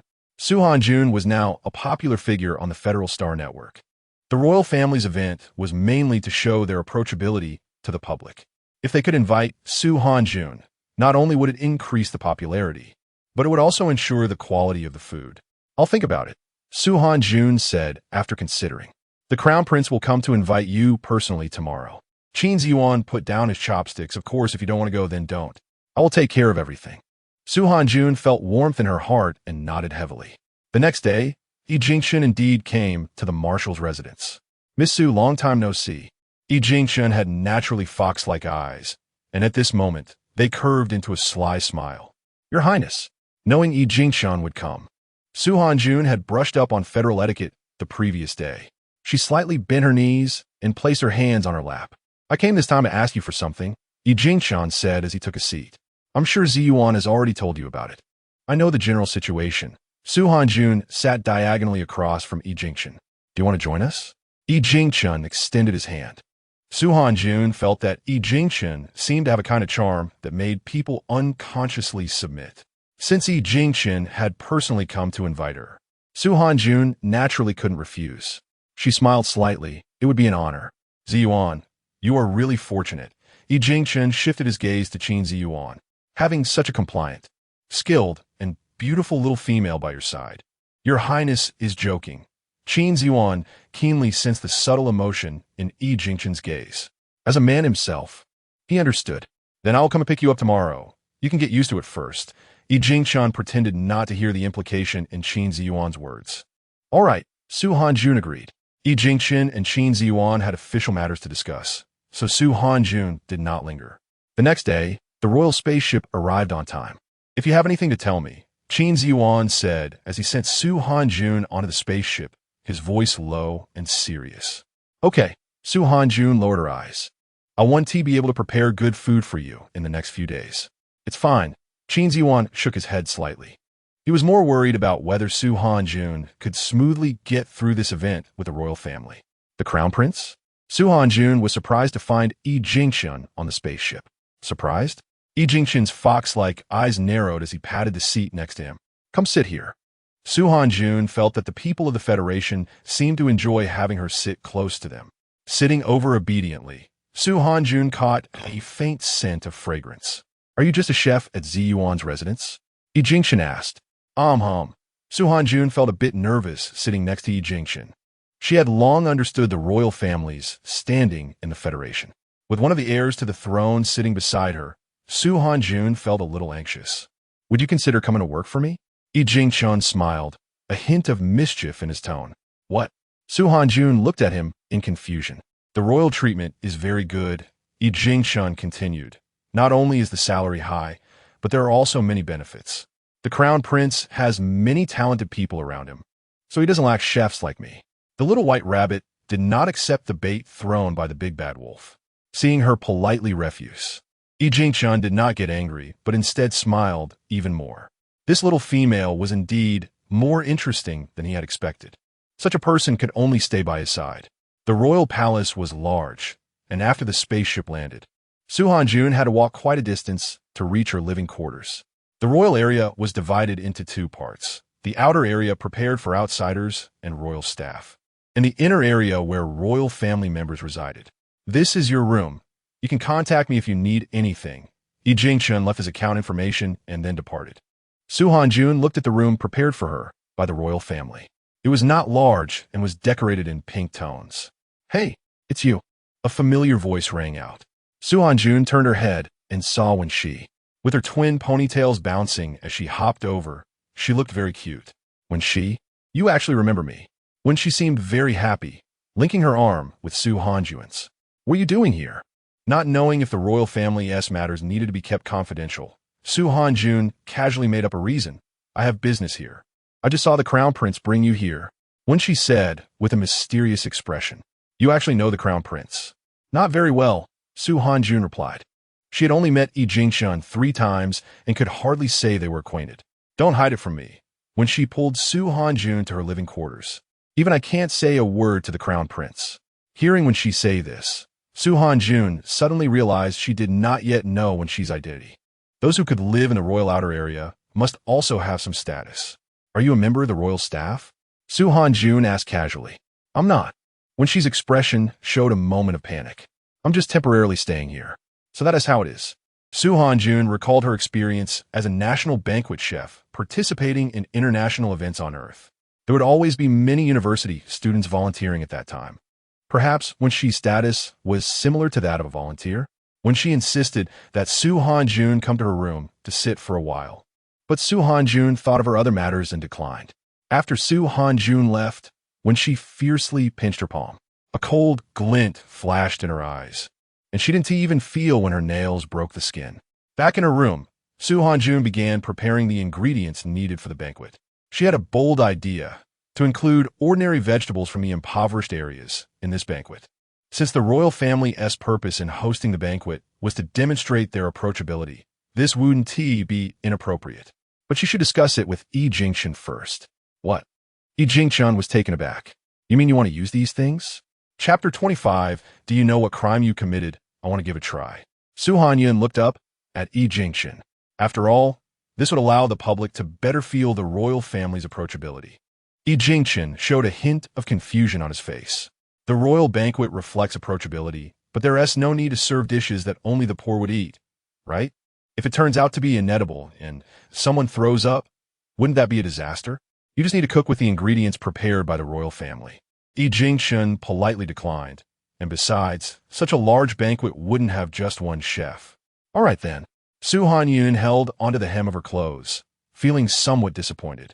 She knew too well how desolate the food scene was in the Federation. At that time, she would definitely have to cook a lot of water fish.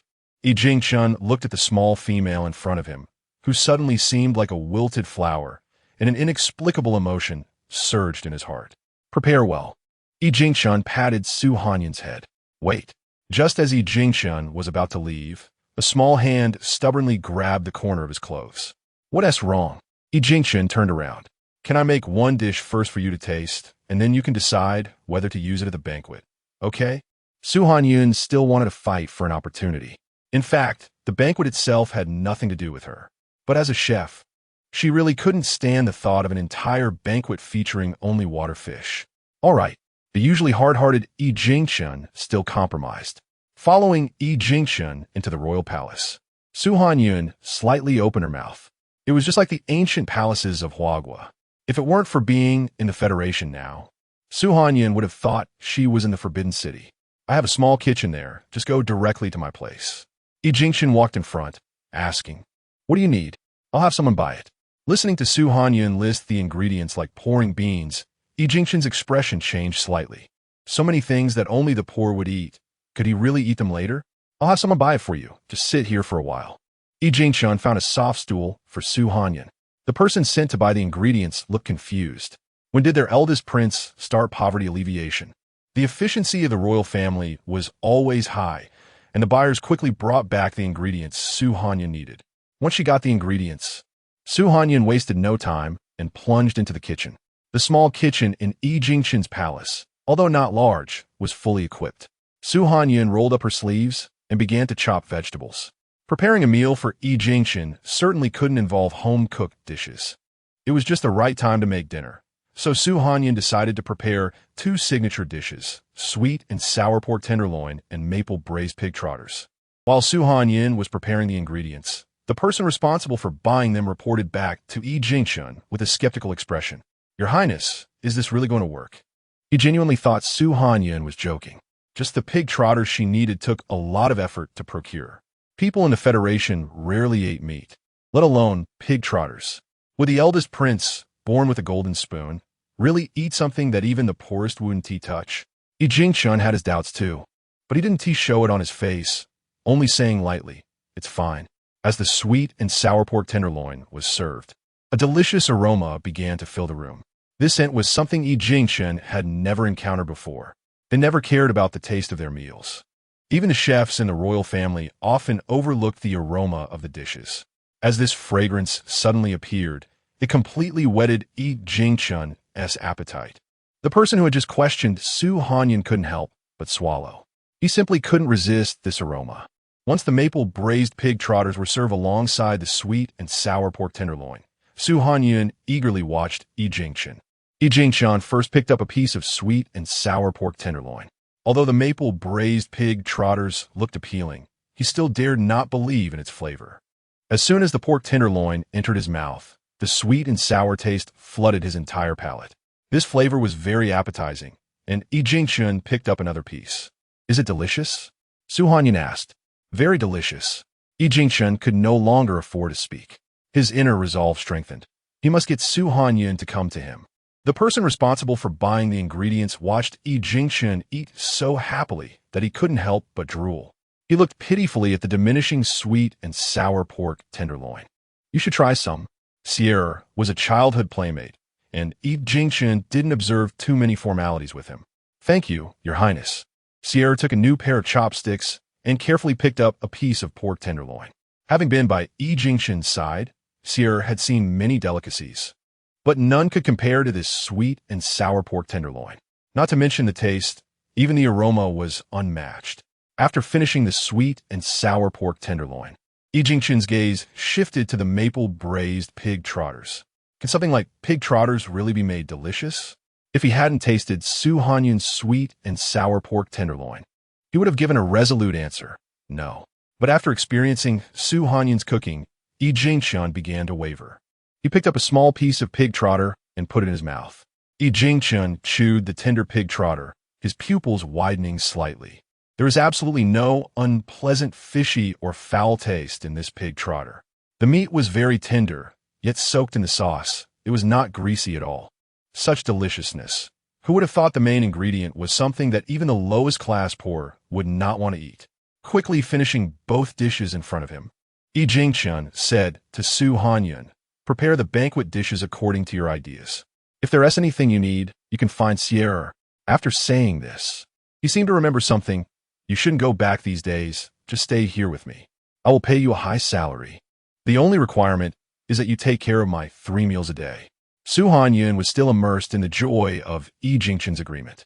After all, making 3 meals a day for Yi Jingshun was not a difficult task, and she immediately agreed. The news of Su Hanyun staying at Yi Jingshun's place quickly spread throughout the royal family. Everyone in the royal family began to speculate whether there was some secret they didn't know about. The first to be unable to sit still was the old emperor. His greatest fear was that his children would seize his power. But no matter how hard he tried, he couldn't resist the erosion of time. As he grew older, the old emperor's paranoia intensified. He heard that a small female had moved into the eldest prince's palace, and he immediately felt uneasy.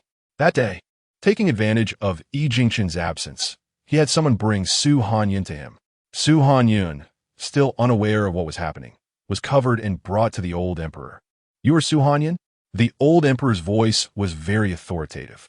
"Yes." Su Hanyun was pressed to the ground. "Do you know what crime you committed?" Chapter 26. Jun. Did you forget me? Su Hanyun went through everything she had done since arriving in the interstellar world, but she couldn't figure out what crime she had committed. The only thing that remained unclear was her background. "Let her go." The old emperor leaned back in his chair, looking down at the people below with an air of superiority. He only wanted to intimidate her, not to do anything to Su Hanyun. As the restraints were lifted, Su Hanyun let out a small sigh of relief and raised her head. The old emperor was also curious about what kind of female could captivate his calm and intelligent eldest son. With her head raised, there were still tears in Su Hanyun's eyes. The moment the old emperor saw her fair and delicate face, he became entranced. "You're..." The old emperor was completely captivated. Such a beauty, yet she was not his. "Come here," the old emperor commanded. under the intense gaze directed at her. Su Hanyun did not dare to approach. "Are you ignoring what I said?" The old emperor's tone grew heavier. With no choice, Su Hanyun stood up and took 2 steps forward. The old emperor looked greedily at her. He had many beautiful females around him, but none compared to Su Hanyun. "I heard you are with Xiaochen now." Because Su Hanyun stood close, the old emperor could smell her unique fragrance. "No." Su Hanyun was contemplating how to escape. "I'm just temporarily the eldest prince's chef." "You can cook?" The old emperor suddenly became interested. He was old and had little appetite. The meals prepared by the royal chefs usually did not suit his taste. The fact that this young female could cook was somewhat unexpected. "A little," Su Hanyun replied softly. The old emperor watched her profile, feeling a stir of desire.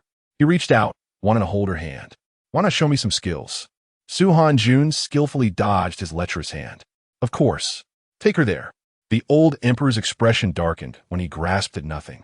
He spoke to the person beside him. As soon as Shi learned that Su Hanyun had been taken by the old emperor, he knew something bad was going to happen. But Yi Jingqian was busy with official duties, and he couldn't contact him. As time passed, Shi grew more anxious. Su Hanyun treated him well. Every time she cooked, she would save some for him. Although the variety was not as much as what Yi Jingqian had, Shi was already very satisfied. Who was the prince with? Knowing the old emperor's temperament, Shi couldn't sit still. He rushed to the place where Yi Jingqian was handling official business and asked the guards at the door. "The eldest prince is currently discussing official matters with General Qin." The guard recognized Shi and, since Yi Jingqian had instructed them, did not hide the information. General Qin? He had heard that Su Hanyun was from General Qin's residence. It seemed he had come to the right place. Meanwhile, Su Hanyun was taken to the kitchen. The old emperor's kitchen was exceptionally large and well-equipped. Looking at the fish flopping in the sink, Su Hanyun had an idea. She definitely could not reveal her true cooking skills. The old emperor's gaze was too lecherous. If she made the fish delicious, she would surely fall deeper into his grasp. Looking at the steamer in front of her, Su Hanyun threw the fish directly inside. This was one of the few times she wanted to make the food unpalatable. When the fish was done steaming, she mercilessly added half a bottle of vinegar.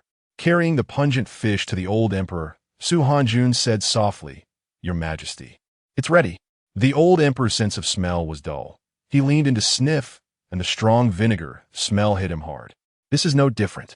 Eating steamed fish every day, the old emperor could not tell that this dish was any different. Not only was there no difference, it was probably terribly unappetizing. Su Hanyun thought silently. The attendants serving the old emperor were very perceptive and handed him chopsticks. Just as the old emperor was about to pick up the fish, someone outside announced, "Your Majesty, the eldest prince and General Qin have arrived." "Why are they here?" The old emperor frowned in dissatisfaction. "Let them wait." He was unwilling to be disturbed before securing the beauty. "Yes." Hearing that reinforcements had arrived, Su Hanyun felt relieved. "This tastes really good." The old emperor took a bite of the fish, and his originally murky eyes brightened a bit. He was old and had lost his sense of taste, but the vinegar Su Hanyun added allowed him to taste something. Su Hanyun was shocked, looking at the old emperor in disbelief. How could he say this was delicious? Truly, as expected of Xiaochun's chef, her skills were extraordinary. While eating, the old emperor praised her. Su Hanyun was so astonished she couldn't speak. When she added the vinegar, she thought it would be sour enough to make her teeth ache. How could the old emperor enjoy it so much? "Very good. You should stay with me." The old emperor was quite pleased. "Your Majesty, have you forgotten? She is mine." Before Su Hanyun could speak, Yi Jingqian walked straight into the hall. "You." The old emperor angrily slammed his chopsticks down. "Get out, you scoundrel." Yi Jingqian narrowed his fox-like eyes and pulled Su Hanyun behind him, thinking that this old man who coveted his son was indeed a scoundrel. The old emperor was so furious that his chest heaved up and down, pointing at Yi Jingqian, his entire body trembling. Su Hanyun shrank a bit behind Yi Jingqian. It would be impossible to say she was not afraid of the old emperor. Now that Yi Jingqian was here, her heart felt a little more at ease. When Yi Jingqian entered, he noticed Su Hanyun's expression. He was angry with himself for not protecting her and felt pain that she was being bullied by the old emperor. The old emperor had been particularly outrageous in recent years. Many young females had entered the royal family, only to be ground to death by the old emperor. Yi Jingchun couldn't bear to think what would happen if Su Hanyun became one of them. It would drive him insane. I'm taking her away. Yi Jingchun struggled to suppress his anger. You're old. You should rest well. Saying this, he pulled Su Hanyun out of that devouring place. The old emperor's attendants were very perceptive. After all, the old emperor wouldn't be around for many more years, and they were now putting their bets on the next generation. But no matter who they were betting on, they did not dare to offend the currently powerful eldest prince. Successfully bringing Su Hanyun out, Yi Jingchun immediately checked her condition from head to toe. Are you okay? Did that old bastard do anything to you? Su Hanyun was quite happy that Yi Jingchun had come to rescue her. She shook her head. No, he just made me prepare a dish. That's good. Yi Jingchun breathed a sigh of relief. Junjun, did you forget me? Chapter 27 Don't Drink. Qin Ziyuan watched Yi Jingchun's reaction, and the displeasure in his heart was about to overflow. Marshal Qin, hearing the voice he was most familiar with, Su Hanyun's eyes filled with tears. Since she came to the Federation, Qin Ziyuan had indeed treated her the best. So unfamiliar. Qin Ziyuan didn't like Su Hanyun calling him so coldly from now on. Just call me Ziyuan. Ziyuan, Su Hanyun said softly. Why has it suddenly turned into them reminiscing? Yi Jingchun tugged at the corner of his mouth. Ziyuan, we'll talk about our matters next time. I'll take Hanyun back first. He grabbed Su Hanyun's wrist and pulled her to his side. Qin Ziyuan's eyes were pitch black, his expression serious as he pondered something. Why are both of them starting to call her by her nickname? Su Hanyun felt a bit confused. Let's go. Seeing Su Hanyun's gaze linger on Qin Ziyuan, Yi Jingchun urged. Then I'll leave first. Su Hanyun smiled at Qin Ziyuan, watching the two silhouettes grow farther away. Qin Ziyuan clenched his hand into a fist at his side. You should rest for a while. I'll handle the rest. Back in his palace, Yi Jingchun said softly. Thank you for coming to save me. Su Hanyun looked up at Yi Jingchun. Actually, Yi Jingchun had nothing to do with her. She thought it would be hard for her to escape. Stop thinking, just sleep for a bit. Yi Jingchun's heart softened as he met her big eyes. Su Hanyun slept for a short while, but couldn't fall asleep again. As soon as she closed her eyes, she would dream of the old emperor's appearance. Hey, are you okay? Seeing Su Hanyun come out looking for water, Sierra hurried over. I'm Yufine. Su Hanyun shook her head. At first, I thought you were taken away by that madman. Patting his chest, Sierra murmured. Madman? Su Hanyun caught that word. Yes. Seeing Su Hanyun didn't know, Sierra pulled her to a seat. The royal family is not as good as you imagine. Many people are demons that will eat you whole. That madman is especially terrifying. If you fall into his hands, it would probably be hard to get you back even with force. There are such people in the royal family? Su Hanyun supported her chin, pondering. Although she wouldn't naively think the royal family was wonderful, she felt a bit of fear upon hearing about such people. Who is this madman? Su Hanyun suddenly asked. Hearing her question, Sierra hesitated. He shouldn't tell Su Hanyun, but since the eldest prince confronted the old emperor for her, it should be fine to say a bit. Comforting himself, Sierra leaned closer to Su Hanyun's ear. It's the second prince. How many princes are there? Su Hanyun asked. 4 princes and 2 princesses, Sierra replied truthfully. So that's how it is. Su Hanyun contempet. Due to this scare, Yi Jingchun specifically let Su Hanyun rest for a day. By the time Su Hanyun was well rested, it was already the day before the evening event. These are the ingredients. Su Hanyun sent the organized files to Sierra. Good luck. Leave it to me. Sierra raised his head confidently. With the ingredient issue resolved, the next step was to prepare how many dishes? At least 20 people. Yi Jingchun was handling official business with his light brain. 20 people? Su Hanyun was a bit surprised. She hadn't cooked for so many people in a long time. Someone will help you, don't worry.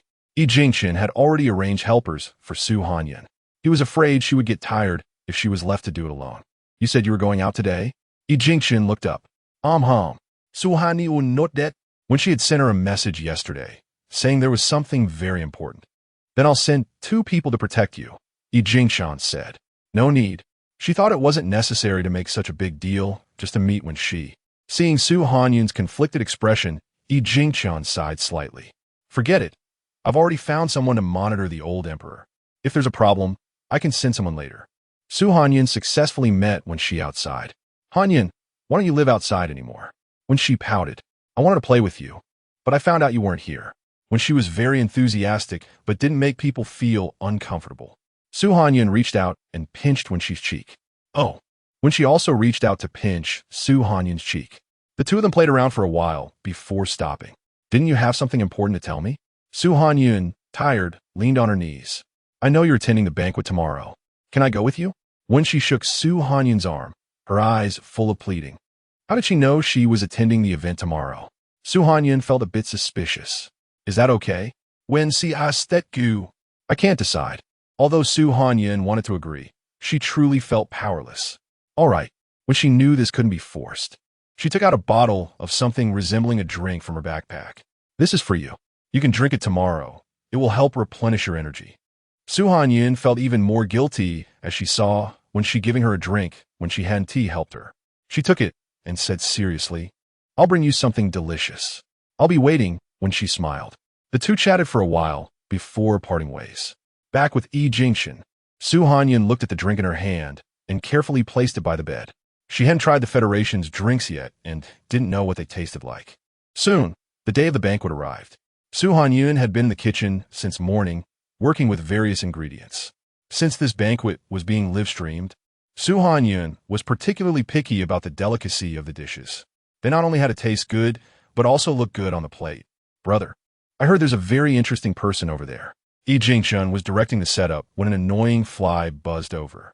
Third brother. Jinxian shot a glance at Jinxing.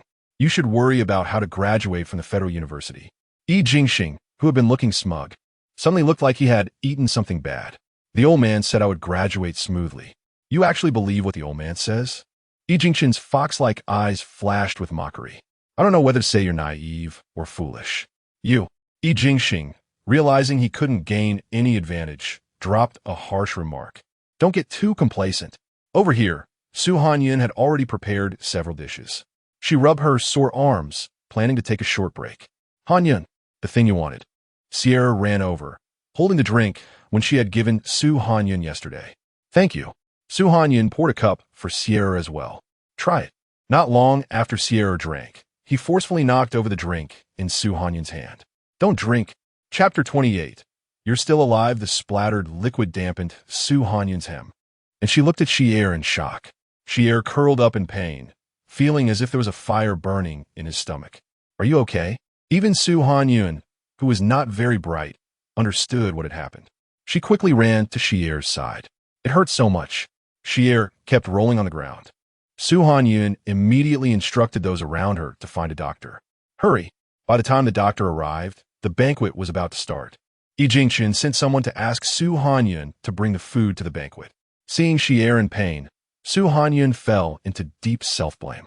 Because it was a live broadcast, she forced herself to stay composed and followed the instructions of Jinxian's people to the banquet. As soon as Hanyun appeared, the Star Network exploded with comments. Look, it's that little female who made the cookies. Wow, this little female is still so pretty. Hey, is anyone else noticing what the little female is holding? Now that you mention it, it looks like the potato I saw in the hands of a beggar yesterday. The comments kept pouring in, while Jinxian supported the old emperor and began to give a speech. Since the last time he saw Hanyun, the old emperor's heart had flown away. Today, Hanyun wore a light blue long dress, which made her figure look even fuller. The old emperor's eyes were nearly popping out. Although he already knew how Hanyun would be dressed today, Jinxian was still a little shocked. That light blue dress suited Hanyun perfectly. Noticing that the old emperor had lost focus on his speech, Jinxian frowned in disgust and, where no one could see, stepped heavily on the old emperor's foot. The old emperor winced in pain but dared not show it, and could only continue reading the prepared script. After a round of formalities, Hanyun began to introduce the dishes at the banquet. This is braised pork. This is Buddha jumps over the wall. This is dry pot chicken. There were a total of 18 dishes, and Hanyun introduced them one by one. The little female's voice is so nice. Is the Royal Public Day really going this big? These things can't just be for show, right? I agree. I won't eat any of this. I don't believe the royal family would eat it, but it really does look delicious. Jinxing had already caught a whiff of the food's aroma, but he was somewhat gloating. This Royal Public Day was entirely handled by Jinxian. and Yi Jingchen actually used these things to fool them. How foolish. Yi Jingchen began to speak, saying that the theme of this royal public day was gourmet food. The royal family should eat the same delicious food and enjoy the same fine wine as the people. All these ingredients came from the convenient supermarkets that everyone can find everywhere, and our royal family would also make the recipes public. Of course, we must thank the chef, Miss Su Hanyun, for this. What? These were all made by the little female? Putting taste aside, it's really impressive to make it like this. Are you all out of your minds? Do you not know how bad those things taste? Exactly, just relying on her looks. The comments on the Star Network were constantly active, and Yi Jingchen saw the comments, slandering Su Hanyun. He signaled to those around him, and then began to enjoy the food. The old emperor couldn't eat any of this, so he could only watch with chopsticks in hand. Yi Jingchen looked down on these dishes, pretending to use his chopsticks. Wow, it's so delicious. Yi Jinglan took a bite of the dry pot chicken and felt her mood improve. As the royal family's eldest princess, she had tasted many delicacies. But this dry pot chicken completely captured her heart. She even wanted to throw away royal etiquette and eat it with her hands. Seeing Yi Jinglan's reaction, Yi Jingxing felt even more displeased. It's just some disgusting food. What are they pretending for? He picked up his chopsticks and casually grabbed a piece of braised pork. The soft and tender meat stunned Yi Jingxing. Why was it different from what he had imagined? He had prepared himself to spit it out. Although the braised pork was flavorful, it wasn't greasy. Yi Jingxing couldn't believe it and took another spoonful of Buddha jumps over the wall. The rich soup was delicious, stimulating his taste buds. How could it be so good? Yi Jingxing was completely dumbfounded. What reaction is the third prince having? This is hilarious. It can't really be that bad, right? You can ask the beggar if these things are good. Su Hanyun was still worried about Shi Er's situation. She couldn't believe that someone as sunny and enthusiastic as when she had actually approached her with ulterior motives. She had thought when she would be her first friend in this world. Why? Su Hanyun felt a wave of discomfort in her heart. Noticing Su Hanyun's emotions, Yi Jingchun called someone over. Take her down to rest. As soon as Su Hanyun returned to the kitchen, she immediately asked those around her about Shi Er's condition. How is Shi Er? Not too good. The chef who had been helping Su Hanyun plate the dishes shook his head. Where is he now? Su Hanyun asked anxiously. He has already been sent to the royal infirmary, the chef replied. Royal infirmary? Su Hanyun couldn't leave now, but she really wanted to know about Shi Er's condition. I'll go check on him for you. The chef, who somewhat knew Shi Er's identity, took the initiative to take on this task. Thank you. Su Hanyun felt a little relieved. As the banquet activities drew to a close, Su Hanyun took the opportunity to find Yi Jingchen. Your Highness. Seeing Yi Jingchen, Su Hanyun's grievances began to overflow. Tears welled in her eyes as she struggled to steady her voice. Your Highness, something happened to Shi Er. Something happened? What is it? Yi Jingchun, who was originally going to clean up after the banquet, immediately stopped. Yesterday, I met with Shi, and she gave me a bottle of drink. Su Hanyun lowered her gaze. That drink was spiked. What happened to you? Yi Jingchun's eyes sharpened immediately. I'm fine. Su Hanyun's voice lowered a bit. It was Shi Er who saved me. I will handle this matter. Yi Jingchun's face darkened. The little female had only been with him for a few days, and something like this had already happened. These people were simply digging their own graves. That when she, daring to scheme against Su Hanyun in such a setting, was simply asking for death. Su Hanyun nodded, feeling very confused. She sat down and began to sort through the matter of Wen Shi's appearance could be said to be very sudden and purposeful.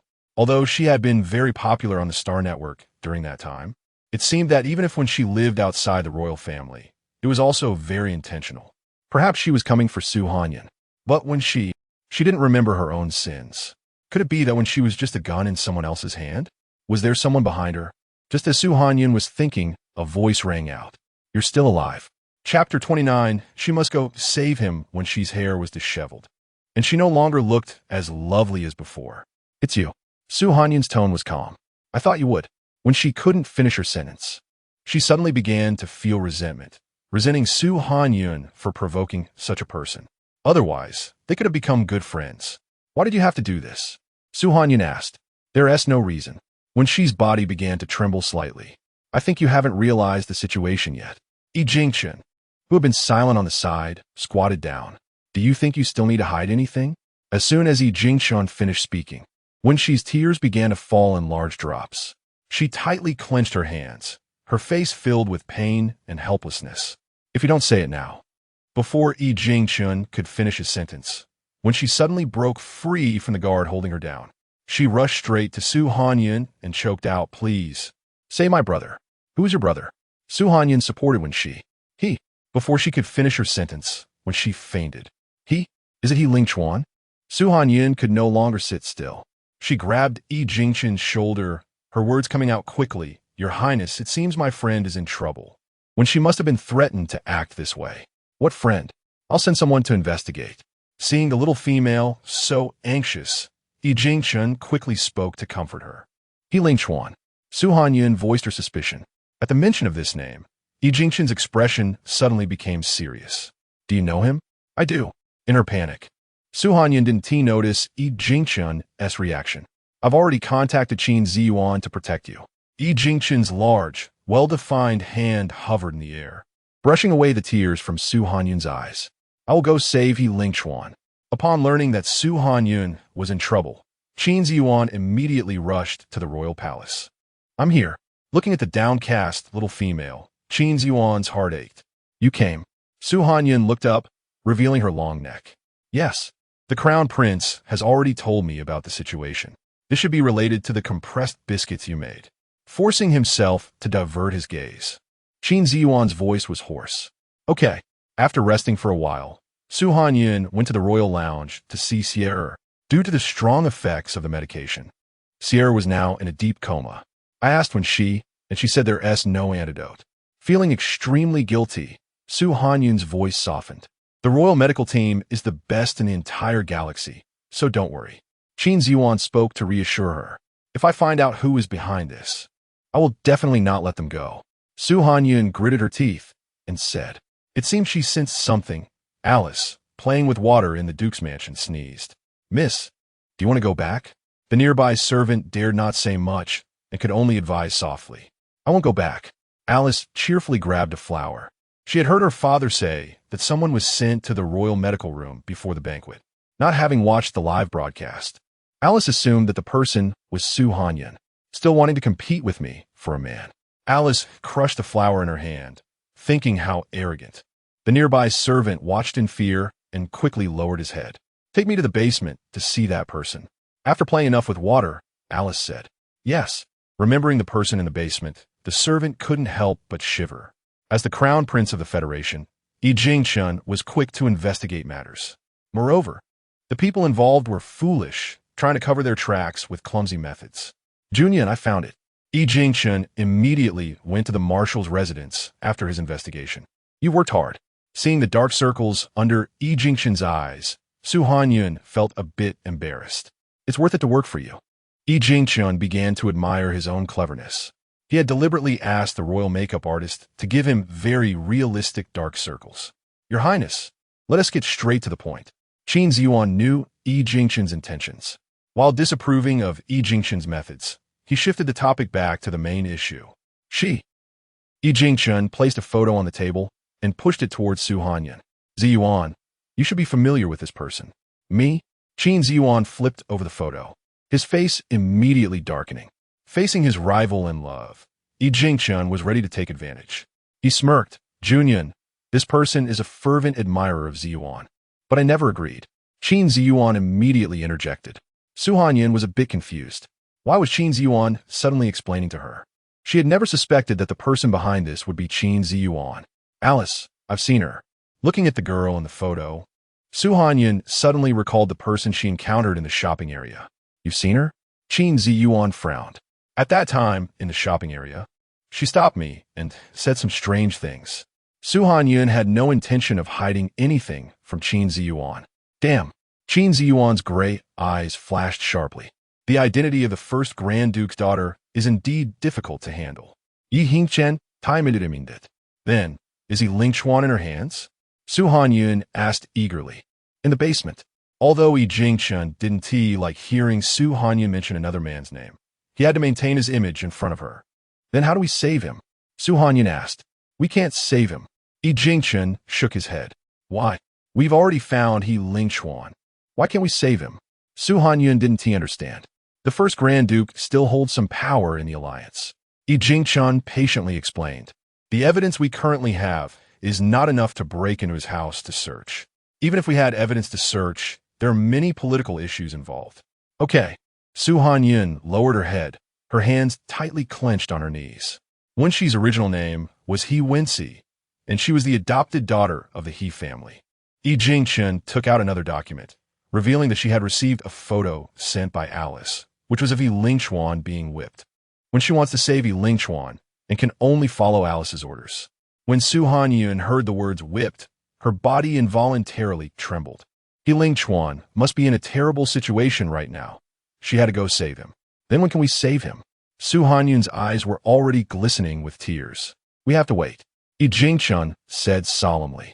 After sending Yi Jingchun away, Hanyun already had a plan in her heart.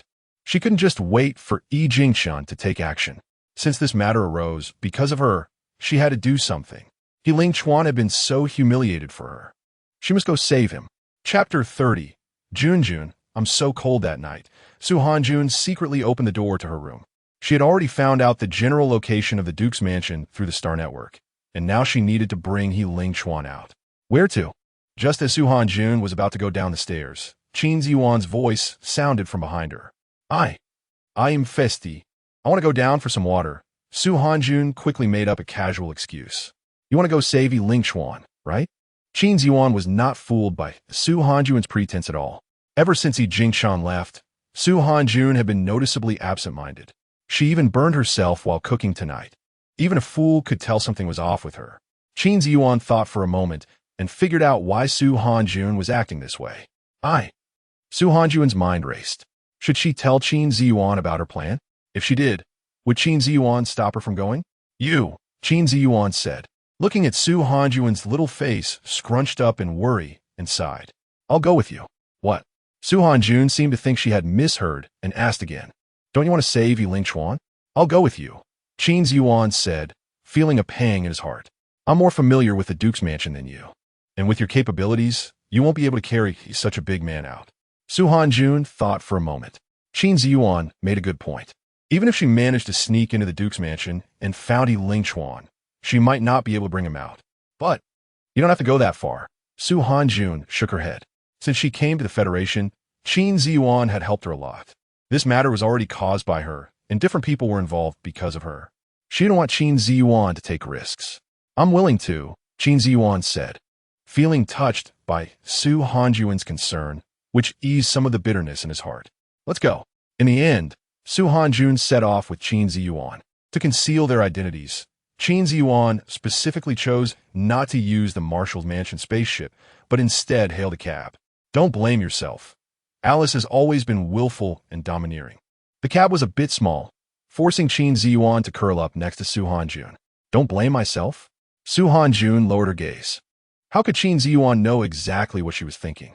The first Duke of the Federation has a very noble status, right? Hanyun's voice was hoarse. The royal family, the Duke, and the committee constrain each other, Qin Ziyuan patiently explained. You should understand. Hanyun smiled bitterly.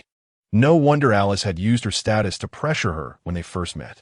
It turned out that Alice's position was indeed so special.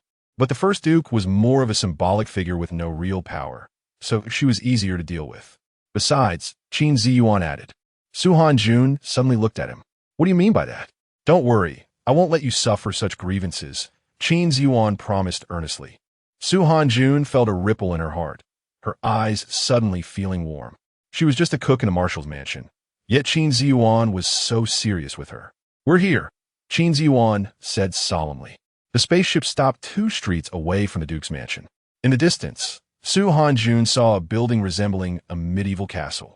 Is that the Duke's mansion? Hanyun asked. Yes, Qin Ziyuan replied. There is a pond behind the Duke's mansion, and the water exchange point connected to the pond is unguarded. He turned to look at Hanyun. Can you swim? Yes, Hanyun nodded. When she was in Huagua, her home was by the sea. She learned to swim as a child when she was bored. She just didn't expect it would come in handy here. Hanyun followed Qin Ziyuan around to the back of the Duke's mansion and successfully found the drainage ditch. Since it didn't need to be drained yet, the drainage ditch was currently closed. Hanyun held her breath and crouched down to slip inside. The water was cold at night, and Su Hanjun instinctively curled up. Following the drainage ditch, the two arrived at the lake behind the Duke's mansion. After Qin Ziyuan ensured the area was clear of people, he pulled Su Hanjun up from the lake. Will there be any surveillance? Su Hanjun was a bit worried. It wouldn't matter if she was discovered. But if Qin Ziyuan was found, it would be trouble. I already had Xiaoji hack into the Duke's mansion surveillance. Qin Ziyuan said in a hushed voice. Including the street we came from, all the surveillance has been disabled. As expected of the marshal, you think of everything, Su Hanjun thought to herself, silently giving Qin Ziyuan a thumbs up in her heart. Shall we search separately? Su Hanjun wrung out the water from her clothes by the lake to avoid leaving traces later. No need. Qin Ziyuan glanced at the light brain in his hand. I've already guessed where Alice has hidden He Ling Chuan. Where? Su Hanjun tilted her head in confusion. In the basement. Qin Ziyuan was somewhat familiar with the Duke's mansion's basement and navigated his way there from memory. Will there be anyone watching? Su Hanjun was a bit concerned. Don't be afraid. Just then, Qin Ziyuan suddenly sprang out, and before the servant on guard could react, he knocked him out with a chop. Hearing the noise, He Ling Chuan suddenly sat up, looking outside. The little female he had been thinking about stood at the dark basement door, silhouetted against the light, reaching out a hand toward him. At that moment, he felt like a devout believer suddenly encountering the God of his faith, instinctively wanting to draw closer. Su Hanjun held back her tears as she touched He Ling Chuan's cheek. There were still marks of whipping on his face, and he seemed to feel no pain, using his face to warm Su Hanjun's cold hand.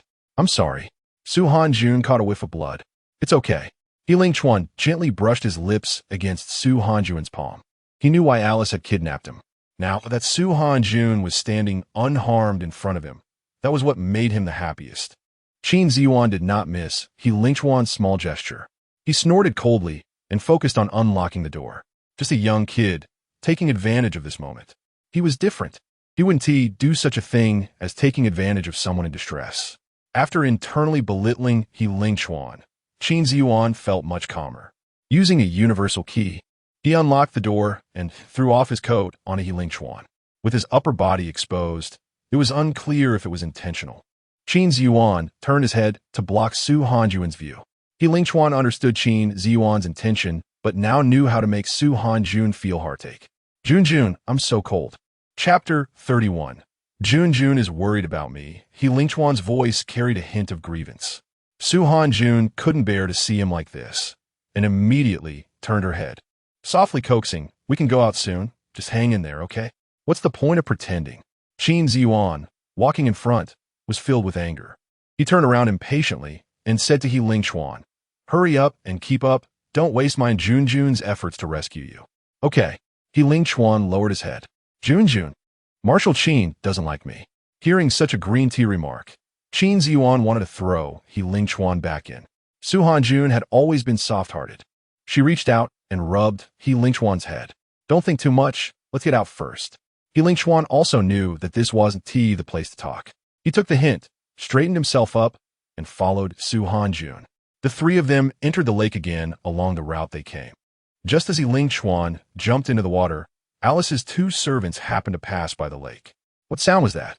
One leaned forward, trying to see what was in the water. Faintly hearing a noise, Su Hanjun's heart tightened a little. If they were discovered, it would be over. Are you hearing things because of stress? The other patted the servant's shoulder. It's just that the lady has been in a good mood these past couple of days. Otherwise, how many beatings would we have to endure? Remembering the moment they were beaten, the servant was terrified. Let's go. Hearing that there was no more noise by the lakeside, Su Hanjun let out a long sigh of relief. That was close. They weren't discovered. After successfully getting out, Qin Ziyuan started to call for a taxi. Aren't you going back? Seeing He Ling Chuan not moving, Qin Ziyuan frowned in dissatisfaction. How could he go back by himself like this? I'll go with him. Just then, Su Hanjun opened the Star Network. No. Qin Ziyuan grabbed Su Hanjun's wrist. Not to mention that it wasn't safe for a small female to take a taxi at night. He absolutely wouldn't agree to her being with someone like He Ling Chuan. It was just right that he needed a witness. He would take him to the marshal's residence as well. Qin Ziyuan said coldly. Ziyuan, you're so nice. Su Hanjun looked up, speaking earnestly. Qin Ziyuan suddenly felt like he couldn't hear anything else. All he could hear was Su Hanjuan's words. His ears felt as if they were on fire, and his sword-like brows relaxed. Junjun, seeing that the atmosphere was off, He Lingchuan hurriedly spoke up. What's wrong? Hearing He Lingchuan's voice, Su Hanjun immediately turned her head. The previously delighted expression on Qin Ziyuan's face immediately darkened. What a scheming man. My injury hurts a bit. He Lingchuan pouted. Since the three of them had to take the water route, their clothes were all wet. He Lingchuan had no clothes to wear when he was locked in the basement, so wearing wet clothes was quite uncomfortable. Not to mention that he still had unhealed wounds on his back. Those wounds were sticking to the damp clothes, causing a dull pain. We'll be back soon. Just hold on. Su Hanjun was anxious too. She gently cupped He Lingchuan's face. It won't hurt in a moment. He Lingchuan felt his breathing become much quicker. The unique fragrance belonging to Su Hanjun filled his nostrils. He breathed carefully, afraid of dispersing this scent. Junjun, the car has arrived. Qin Ziyuan suppressed his voice, trying hard to look less fierce. Coming. Su Hanjun released her hand and sat inside the spaceship. The fragrance dissipated with the wind, and He Lingchuan felt quite reluctant. His cheeks were flushed with a sickly red as he staggered into the spaceship. The taxis they hailed were mostly quite ordinary. There were only 4 seats in the entire spaceship. I'll sit here. Su Hanjun looked at the seat beside He Lingchuan. This way, she could take better care of him. I'll go. Qin Ziyuan, who had been sitting next to Su Hanjun, immediately stood up. He didn't want Su Hanjun to sit next to He Lingchuan. Can you really do it? Su Hanjun was a bit worried. These two always bickered whenever they met. Would it really be okay to sit so close this time? He Lingchuan, what are you pretending for? Once Qin Ziyuan sat down, he couldn't help but mock him. When we were fighting the alien bugs, I didn't see you like this. Junjun is worried about me. He Lingchuan said somewhat smugly. Ha! Qin Ziyuan sneered. Junjun is just feeling a bit guilty. You don't really think it's because of you, do you? He Lingchuan fell silent. He knew Qin Ziyuan was right. Although they hadn't spent much time together, He Lingchuan understood what kind of person Su Hanjun was. If it were someone else who got caught, Su Hanjun would probably act the same way. Those fair and smooth fingers would rest on someone else's face, and that gentle voice would speak to others too. The more He Lingchuan thought about it, the angrier he became. Do you know who Alice used to deal with, Junjun? Qin Ziyuan crossed his long legs. Who? He Lingchuan genuinely didn't know. Your adopted sister. He Wincy. What? He Lingchuan felt as if he had been struck by lightning. I'll tell you everything when we get back. Qin Ziyuan coldly stared at He Lingchuan. But I warn you, don't think of touching Junjun. Upon returning to the marshal's residence, Xiaoji had already called Qin Ziyuan's family doctor. After settling He Lingchuan, Su Hanjun found Qin Ziyuan. Here, this is for you. Su Hanjun took out the small bottle that Qin Ziyuan had once given her. What is this? Recognizing the bottle of medicine, Qin Ziyuan raised an eyebrow. You got hurt, Su Hanjun said firmly, when they returned from the drainage ditch to the surface. She had noticed a deep cut on Qin Ziyuan's arm from a sharp iron object. But before she could speak, Qin Ziyuan had already covered the wound with his clothes. Junjun, can you help me apply the medicine? Qin Ziyuan's voice was soft and alluring. Okay. The magnetic tone was so gentle that Su Hanjun felt a bit overwhelmed, not knowing if it was out of a sense of competition. Qin Ziyuan directly took off his outer shirt. What are you doing? Su Hanjun hurriedly covered her eyes with her hands. This shirt is already wet. It's uncomfortable. Qin Ziyuan looked innocent. Peeking through her fingers, Su Hanjun slightly opened her eyes. Qin Ziyuan had a great physique. Every inch of muscle exuded strength and beauty, especially his toned abdomen, where six-pack abs were clearly visible. Junjun, have you changed your mind? Noticing Su Hanjun's ear tips turning crimson, Qin Ziyuan felt quite pleased. No. Su Hanjun lowered her hands. She took a deep breath and walked over to Qin Ziyuan. This is serious. The moment she saw the wound, Su Hanjun gasped. It's nothing, just a small injury. Qin Ziyuan smiled to comfort her. The cold ointment touched Qin Ziyuan's slightly hot skin, causing him to flinch. Does it hurt? Su Hanjun thought she had hurt Qin Ziyuan and hurriedly lightened her touch. It doesn't hurt. Qin Ziyuan was quite interested in watching Su Hanjun's flushed cheeks. Junjun, you can continue. Chapter 30, to your hand, doesn't want it anymore, right? Although it was just an ordinary phrase, Su Hanyun felt her face flush. All done. Su Hanyun tied a beautiful bow with the bandage on Qin Ziyuan's wound. After so many life-and-death experiences, it was the first time Qin Ziyuan saw such exquisite bandaging techniques. It was late, and after Su Hanyun finished bandaging Qin Ziyuan's wound, she went to rest. The first thing Su Hanyun did when she got up the next day was to check on He Lingchuan's condition. Jun, I heard you almost got poisoned. He Lingchuan felt a pang in his heart at the thought that it was his lively and cheerful adopted sister who had done this. It's good that you're okay. Su Hanyun touched He Lingchuan's forehead, and only after confirming that he hadn't developed a fever from last night's incident did she feel relieved. Don't think too much. Su Hanyun sat down on a chair. I've never blamed you, nor do I blame Wensi. Wensi owes nothing to me. He owes it to Sierra. Yai Jingshin has already punished her to take care of Sierra, so you don't need to worry. She learned about the story of He Lingchuan's parents adopting Wensi. If she were Wensi, she would probably do the same for her brother. Moreover, the person across from her was someone she could never provoke in her lifetime. You're still sick. I'll go make you some millet porridge. Su Hanyun stood up and reminded him again before leaving, don't blame yourself. You did nothing wrong in this matter.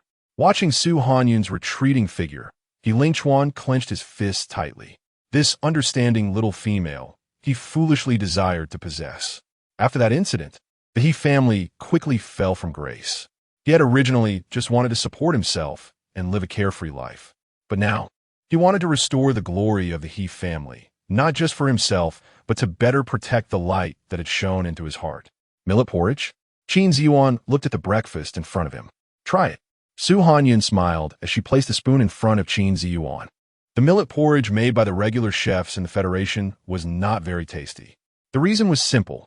All the chefs just boiled the millet into porridge. However, Su Hanyun added pumpkin to the porridge, enriching its flavor. It's very good, Qin Ziyuan routinely praised. He no longer doubted Su Hanyun's cooking skills. No matter what ingredients fell into Su Hanyun's hands, they could turn into extremely tempting dishes. Where are you going? Seeing Su Hanyun carrying a bowl of millet porridge, Qin Ziyuan asked cautiously. He Lingchuan hasn't eaten yet.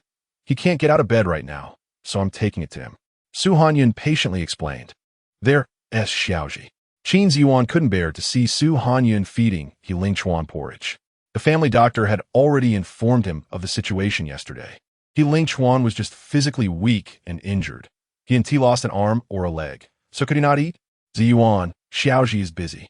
Although Su Hanyun clearly saw Xiaoji drawing circles without a care, she still spoke seriously. The slightly coaxing tone made Qin Ziyuan swallow back the words he was about to say.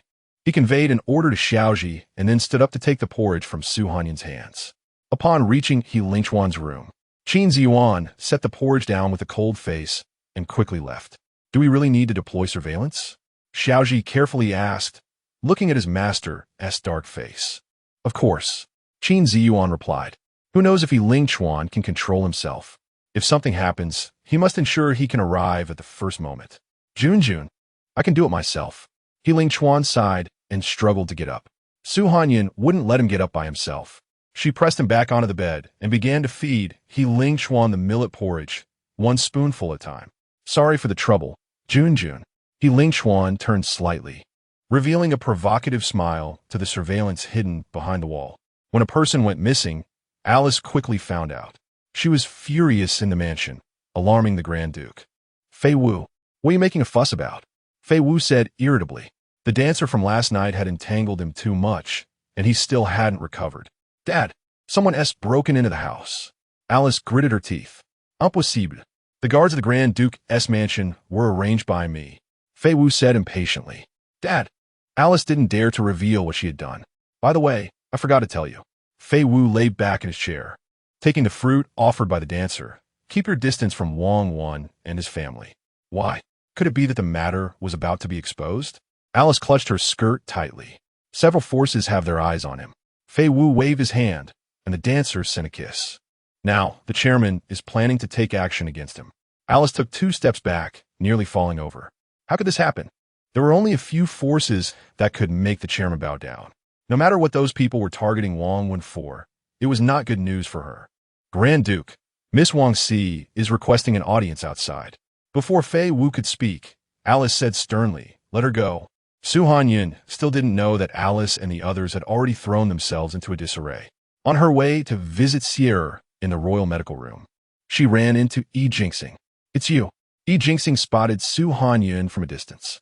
Over the past few days, he had figured out Hanyun's route, and upon learning that she was merely a chef from Qin Ziyuan's residence, Jinxing's competitive spirit from childhood began to stir. He could see through Jinxing's thoughts. If he could get her first, he wondered what Jinxing's expression would be. "Third prince." Hanyun bowed. "You don't need to be so formal with me." Jinxing leered at Hanyun, looking her up and down. "Where are you going?" "To the first prince." Hanyun wouldn't foolishly say she was headed to the royal medical room. Jinxing, with his fat face and big ears, looked like no good person. After experiencing a few events, she was now particularly cautious. "To my brother." Jinxing naturally placed his hand on Hanyun's shoulder. The moment that pig-like hand touched her, Hanyun felt goosebumps all over. "Third prince, I need to go now." Hanyun tried to pull away and create distance. "What are you hiding from?" Jinxing grinned maliciously while enjoying Hanyun's struggle. "What bad luck."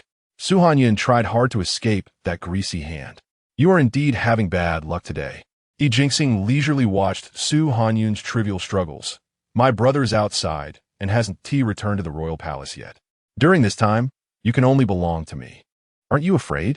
Hanyun felt truly embarrassed and angry. "Afraid?" Jinxing snorted coldly. "My Jinxing always suppresses me. He does all the bad things. We both have one head on two shoulders. Why should he be stronger than me? Little beauty, come here." As if eager to vent his anger, Jinxing leaned in to kiss Hanyun. Suddenly, a cold voice rang out. "Your hand doesn't want it anymore, right?" Chapter 33. Jinxing hearing a familiar voice.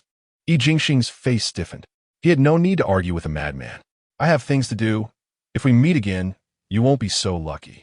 After finishing his words, Jinxing hurried away. Hanyun looked at the person who saved her. Dressed in a long robe, the person looked a bit thin, with a pale face that showed no expression. "Thank you for saving me." Although she didn't know this person's identity, Hanyun still expressed her gratitude. "Where to?" the person asked in a hoarse voice. "To the royal medical room, an old friend." Hanyun did not hide the truth anymore. "I'll accompany you." The person walked straight to Hanyun's side. "I can go by myself." This person seemed a bit strange, and Hanyun didn't want to jump from the tiger's mouth into the wolf's den. "You don't really think you would give up so easily, do you?" The person glanced at Hanyun, then firmly grabbed her wrist and headed towards the medical room. "Why are you like this?" Hanyun was somewhat angry. Initially grateful for the help, she was now upset, thinking this was no different from Jinxing's behavior.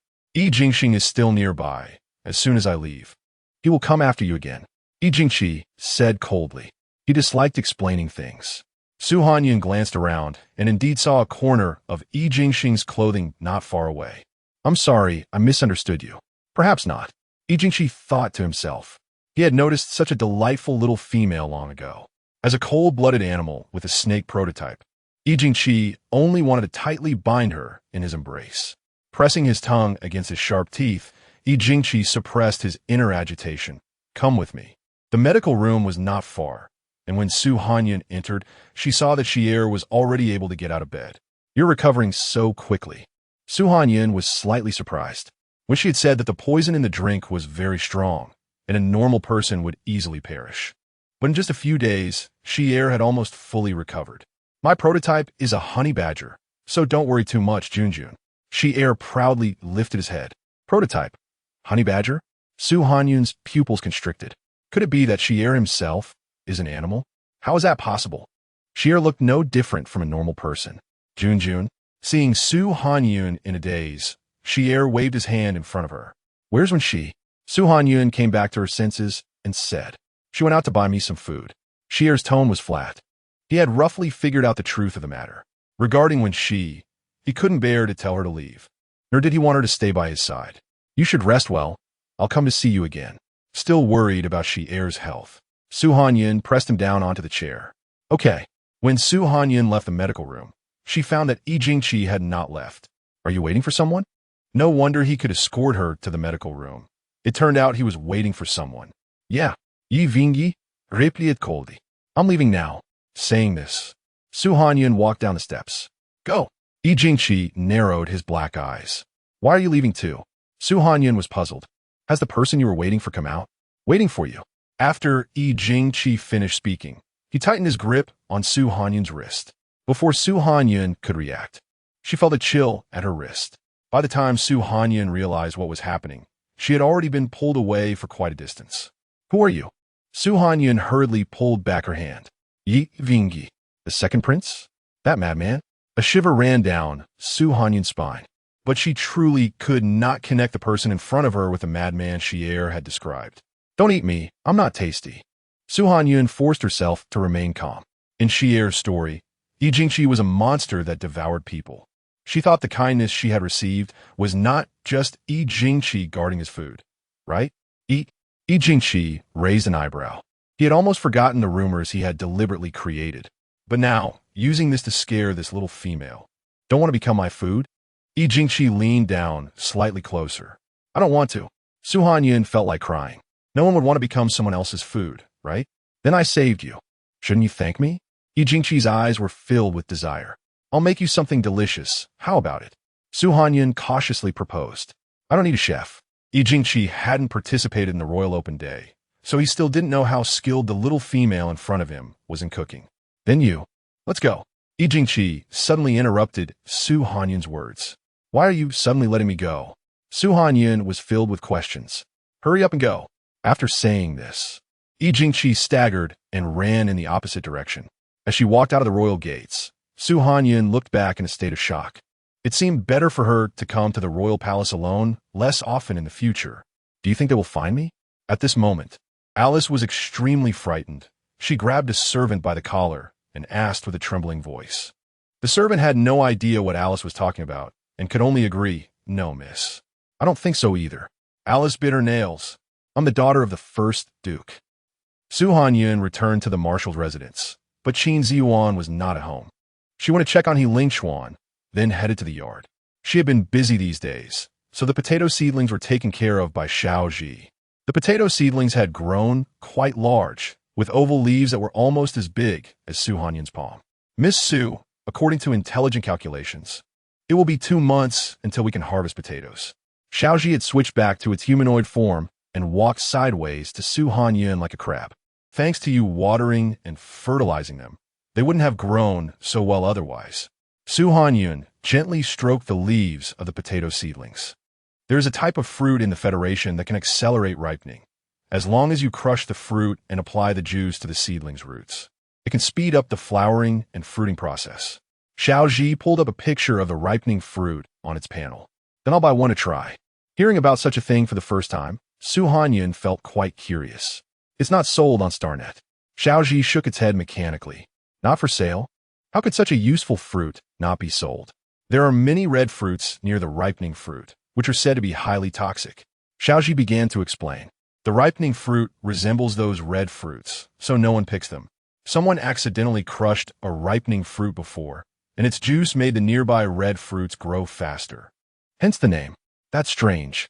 Su Hanyun asked Xiao Ji, can you show me a picture of the nearby red fruits? Maybe I recognize them.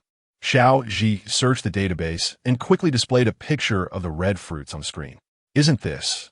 Su Hanyun looked at the screen in shock. Chapter 34, will you promise me? Do you know her?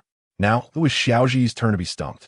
Xiao Ji is currently the most advanced artificial intelligence in the Federation. Its mechanical brain simply couldn't comprehend that the little female in front of it knew something that it itself did not. Of course I know her. Su Hanyun rubbed her forehead. If she couldn't even recognize a tomato, then she had wasted her time as a national banquet chef. Junyun. Qin Ziyuan returned and saw Su Hanyun standing in the yard. You're back. Su Hanyun jogged over. Qin Ziyuan's heart softened instantly. Although the marshal's mansion was large, it was rather empty. All the chefs and servants lived nearby. Qin Ziyuan had thought he would be alone in this big house for the rest of his life. But the little female in front of him, with her lively spirit, had directly crashed into his life. The potatoes have grown quite tall. Qin Ziyuan's tone softened. Thanks to Xiaoji. Su Hanyun gave Xiaoji a thumbs up. Alice is currently unable to move, but her accomplice can. Although she already had an answer in her heart, Su Hanyun was still a little surprised when she saw the evidence Qin Ziyuan handed her. I thought there wasn't such a big grudge between us. Suhani unsai. You think too highly of these people. Qin Ziyuan walked into the room. A large part of the Federation was infested with corrupt officials. These people abused their social status and acted recklessly. Don't say you have grudges. Even if it's just an unpleasant stranger, they would retaliate without hesitation. Su Hanyun lowered her gaze, lost in thought. Don't be afraid. Mistaking Su Hanyun for being scared, Qin Ziyuan immediately said, they will pay for their actions. Ziyuan. Su Hanyun suddenly grasped Qin Ziyuan's arm.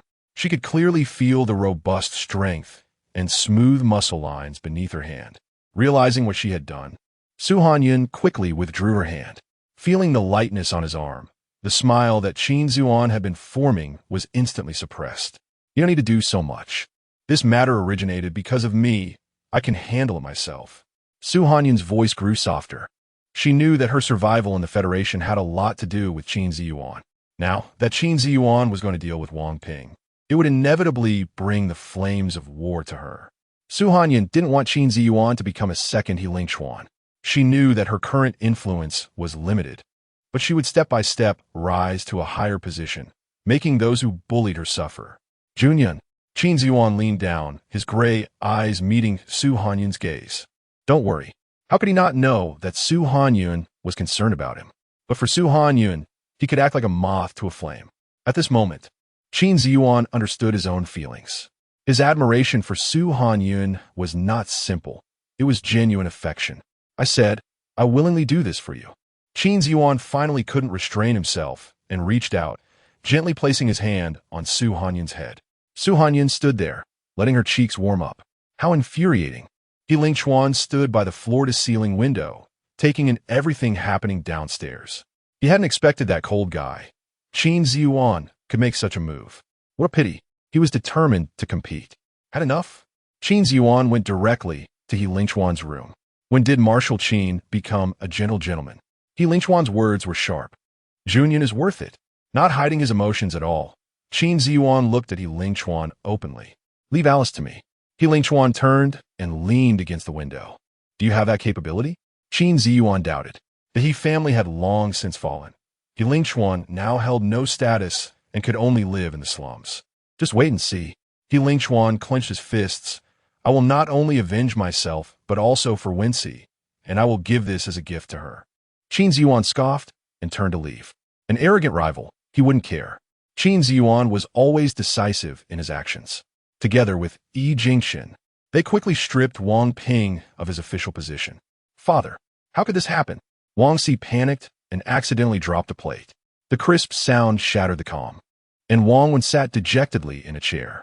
When Alice found him, she promised 1,000 times not to abandon him. But now, he couldn't even get through to the Duke's mansion.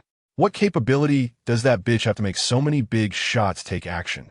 Wang Wen was perplexed. What else could it be? Wang Si had cursed Su Hanyun in his heart countless times. Don't worry, Cece. Wang Wen took out an envelope from the drawer in front of him. You send this to the Duke's mansion. Someone will be more anxious than us. When the envelope fell into Alice's hands, she was so nervous she almost fainted. Wang Wen and Wang Si actually dared to threaten her. But what could she do now?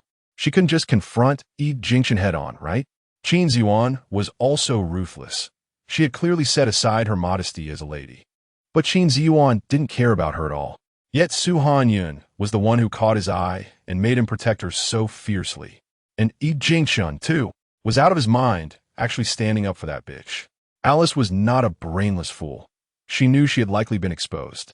The only reason Yi Jingxin and Qin Ziyuan hadn't taken action against her was that they were looking out for Fei Wu. Since that was the case, she could only take the risk. Su Hanyun looked at Alice at the door and was momentarily taken aback. Step aside, thinking about how wronged she felt. All because of the person in front of her, Alice was seething with anger. Wait, who are you looking for? Su Hanyun reached out to block Alice, preventing her from continuing to walk in.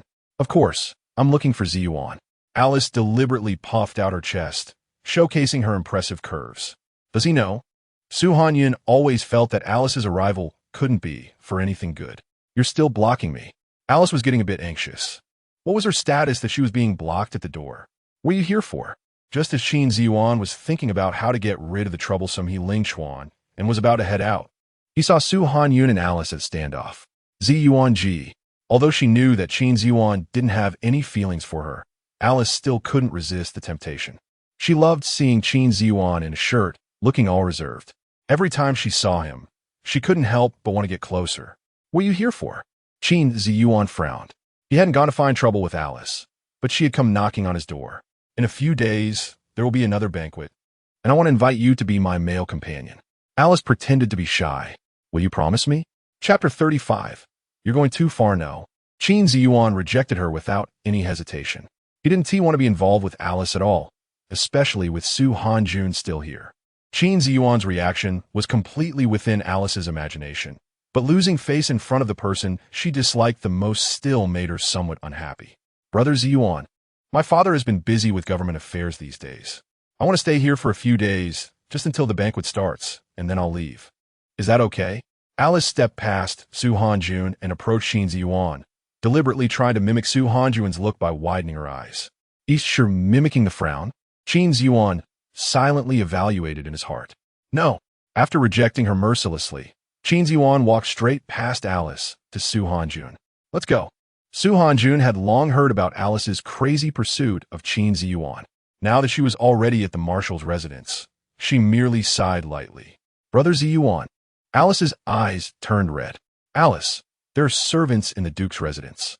It's inappropriate for you to stay here." Qin Ziyuan rarely spoke this much in front of Su Hanjun. In the past, he would have just left Alice outside. "I won't." Alice suddenly became unreasonable. She dashed into the room. Ling Chuan, who was already in a bad mood, suddenly felt cheerful upon seeing Alice's rudeness. Before Qin Ziyuan could kick him out, he first needed to resolve this trouble. Jun, who is this?"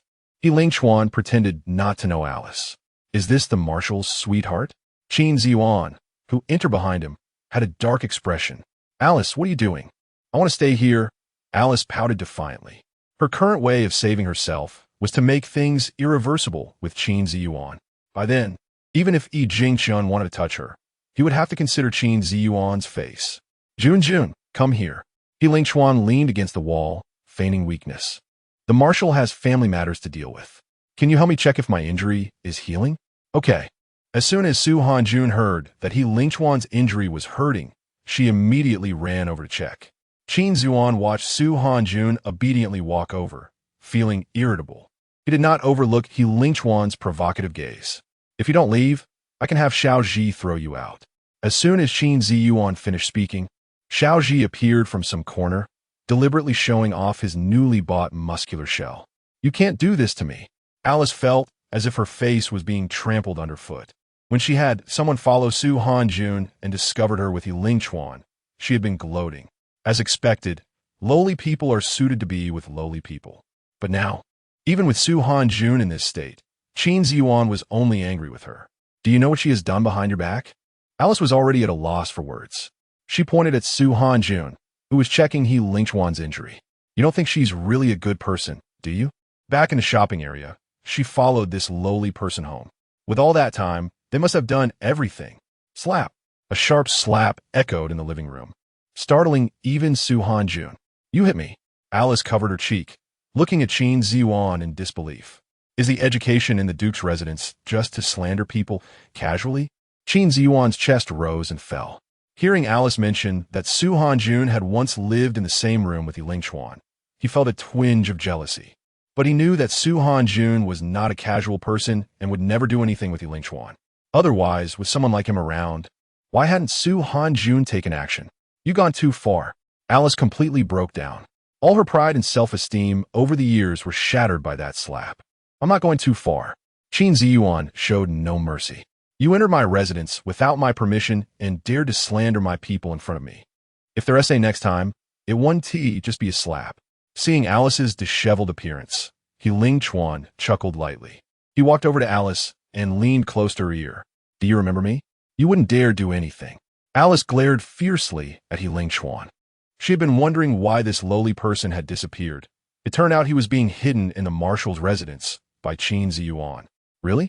Ling Chuan chuckled lightly, his tone casual. "I will return every insult I have received to you one by one. You're just a lowly person." Alice was frightened by Ling Chuan's demeanor, and she kept trying to bolster her courage. After receiving Qin Ziyuan's order, Xiaoji directly lifted Alice and walked towards the door. Qin Ziyuan. Alice struggled continuously. As a robot, Xiaoji was even less sympathetic. Following Qin Ziyuan's instructions, he threw her out. Before closing the door, he added, "Miss Alice, remember to get permission before entering next time." Alice's face turned as red as pork liver, and she angrily pounded the ground. "Hanyun, listen to my explanation."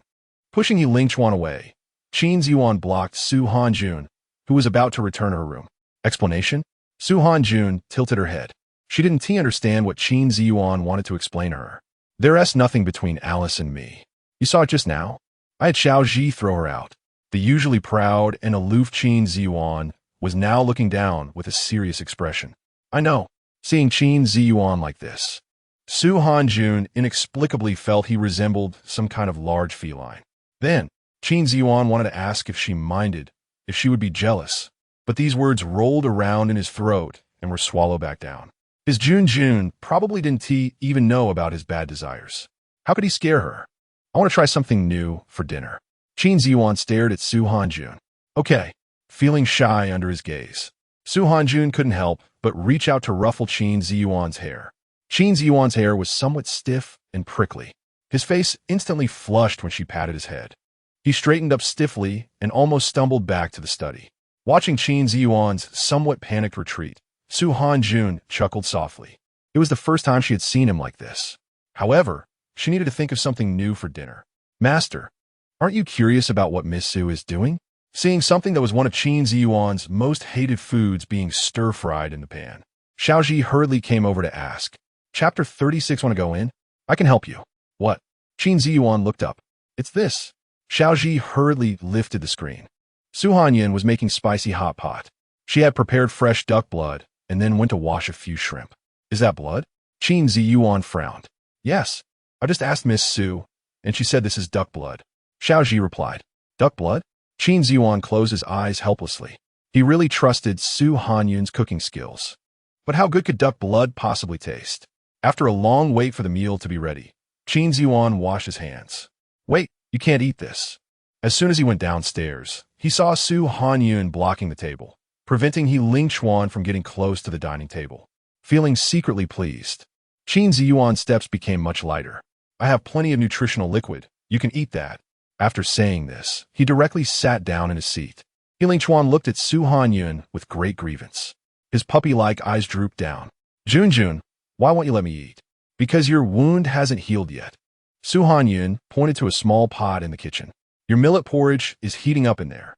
Can I only eat millet porridge?" He Lingchuan asked unwillingly. "Yes." Su Hanyun said mercilessly.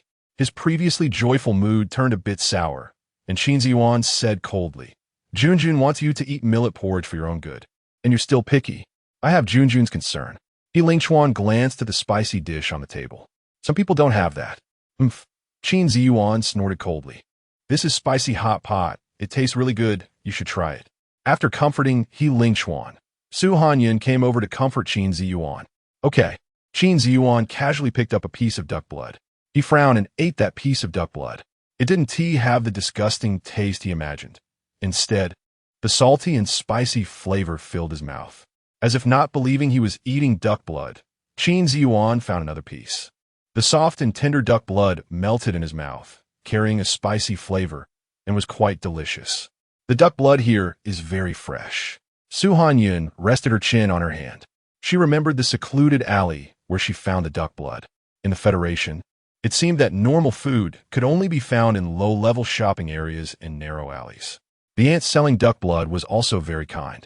Su Hanyun was her first customer of the day, and she even gifted Su Hanyun a small flower. "Is that so?"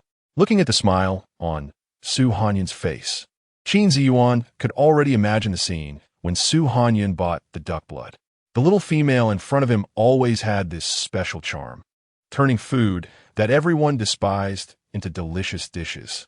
"How have you considered the Research Institute matter?" Qin Ziyuan casually brought it up.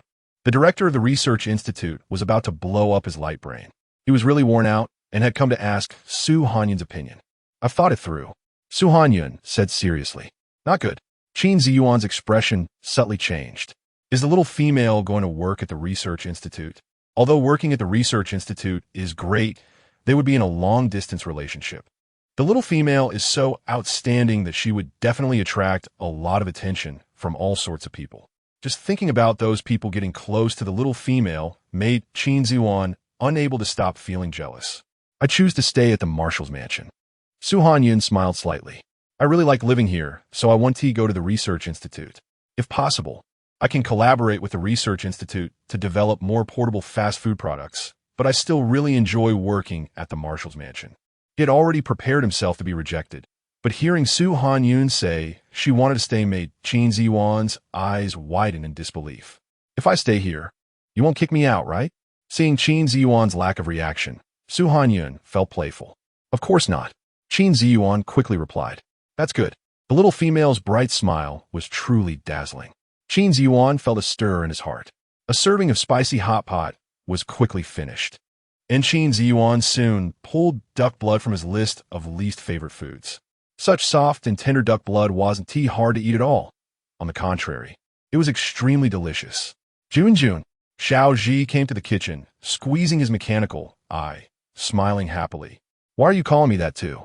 Su Hanyun turned around. Recently, the Star Network has exploded again. You didn't know? Xiao Ji looked gossipy. Is it related to me? Su Hanyun had a hunch. Yes. Xiao Ji gave a thumbs up. Jun is truly amazing. Look, Xiao Ji pulled up the screen.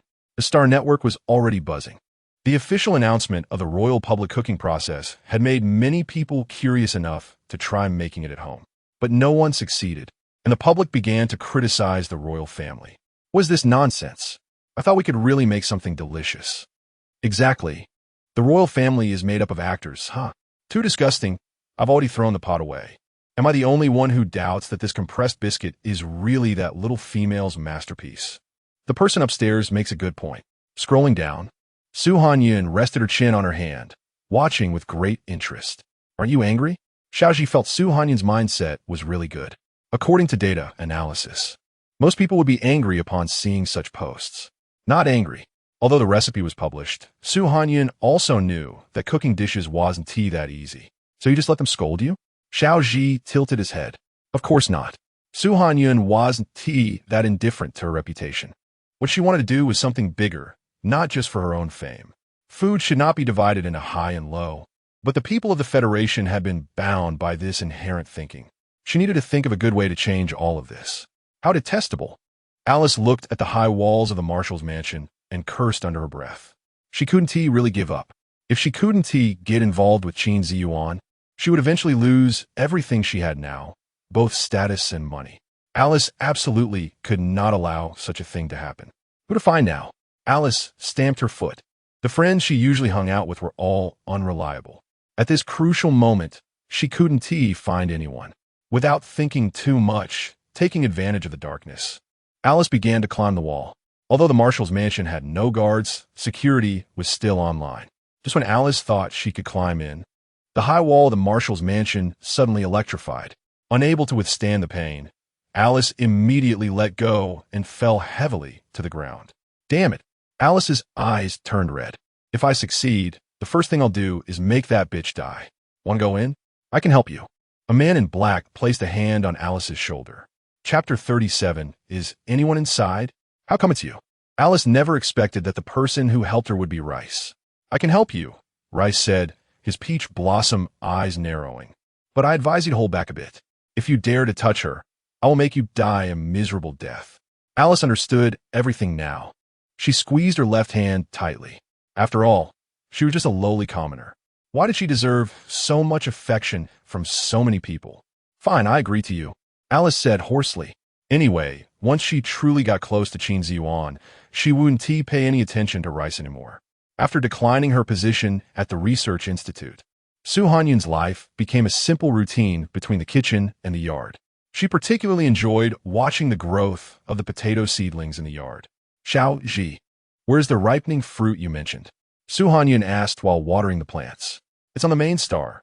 Xiao Ji pulled up the map of the main star, but it was in the outer areas. I want to go take a look, Su Hanyun said. She could also get some tomatoes while she was there. The security on the outskirts of the main star was average, and were daring space pirates who often frequented the area. Xiaoji was not very reassured. Space pirates? Hanyun was surprised to learn that such a group existed in the Federation. Of course, space pirates burn, kill, and plunder. They are completely unreasonable.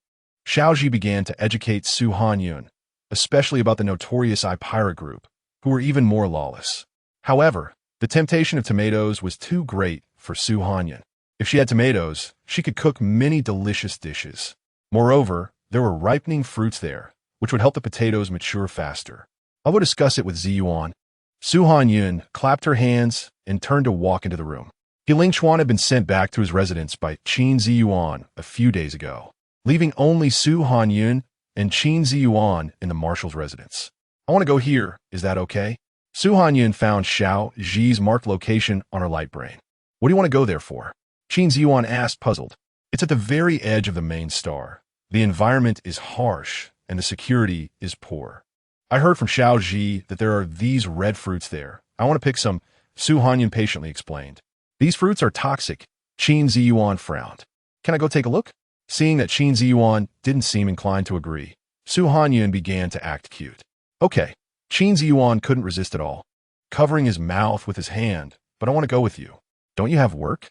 Hanyun had been watching Qin Ziyuan leave early and return late these days, adjusting her cooking time accordingly.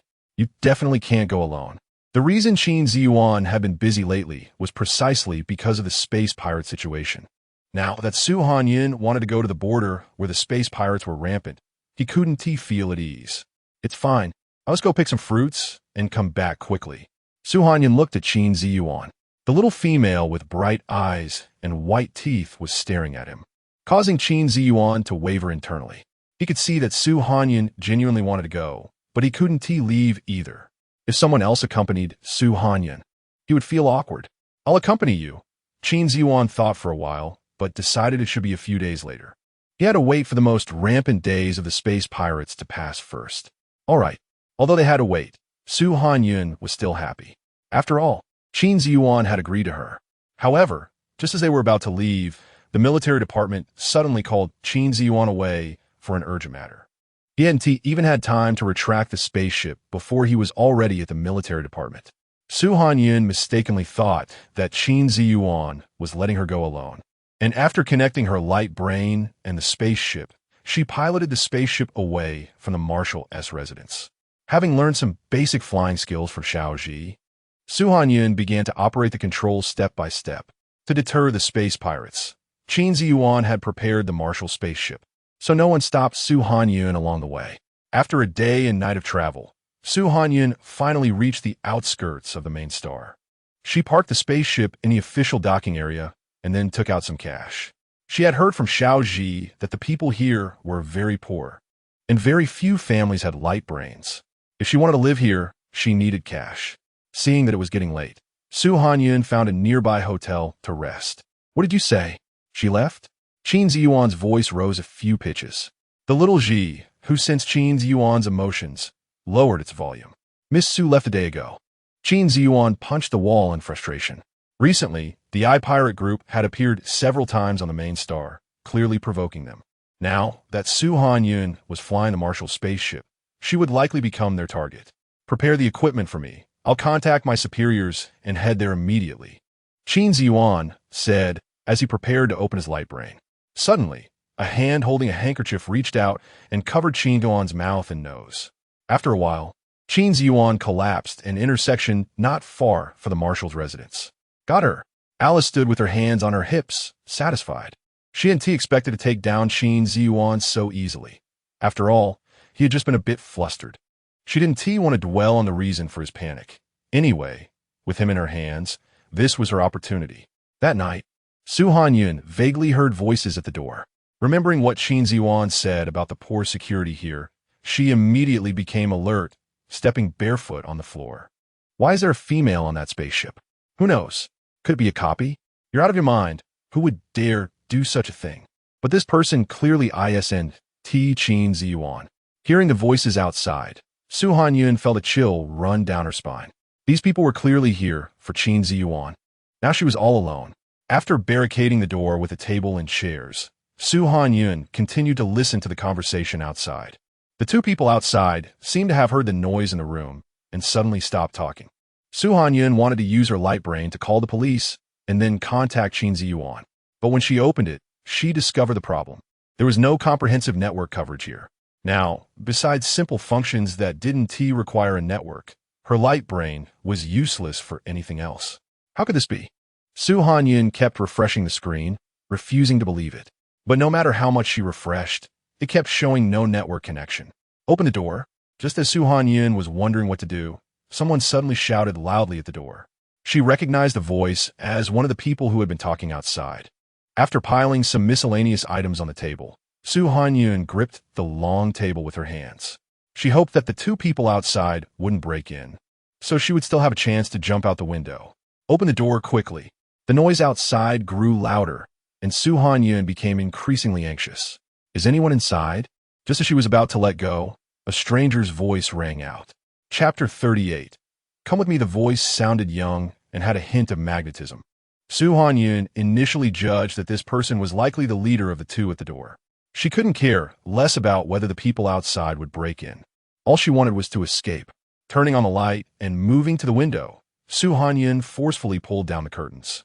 She was on the 4th floor, and without the curtains, a fall would surely result in injury.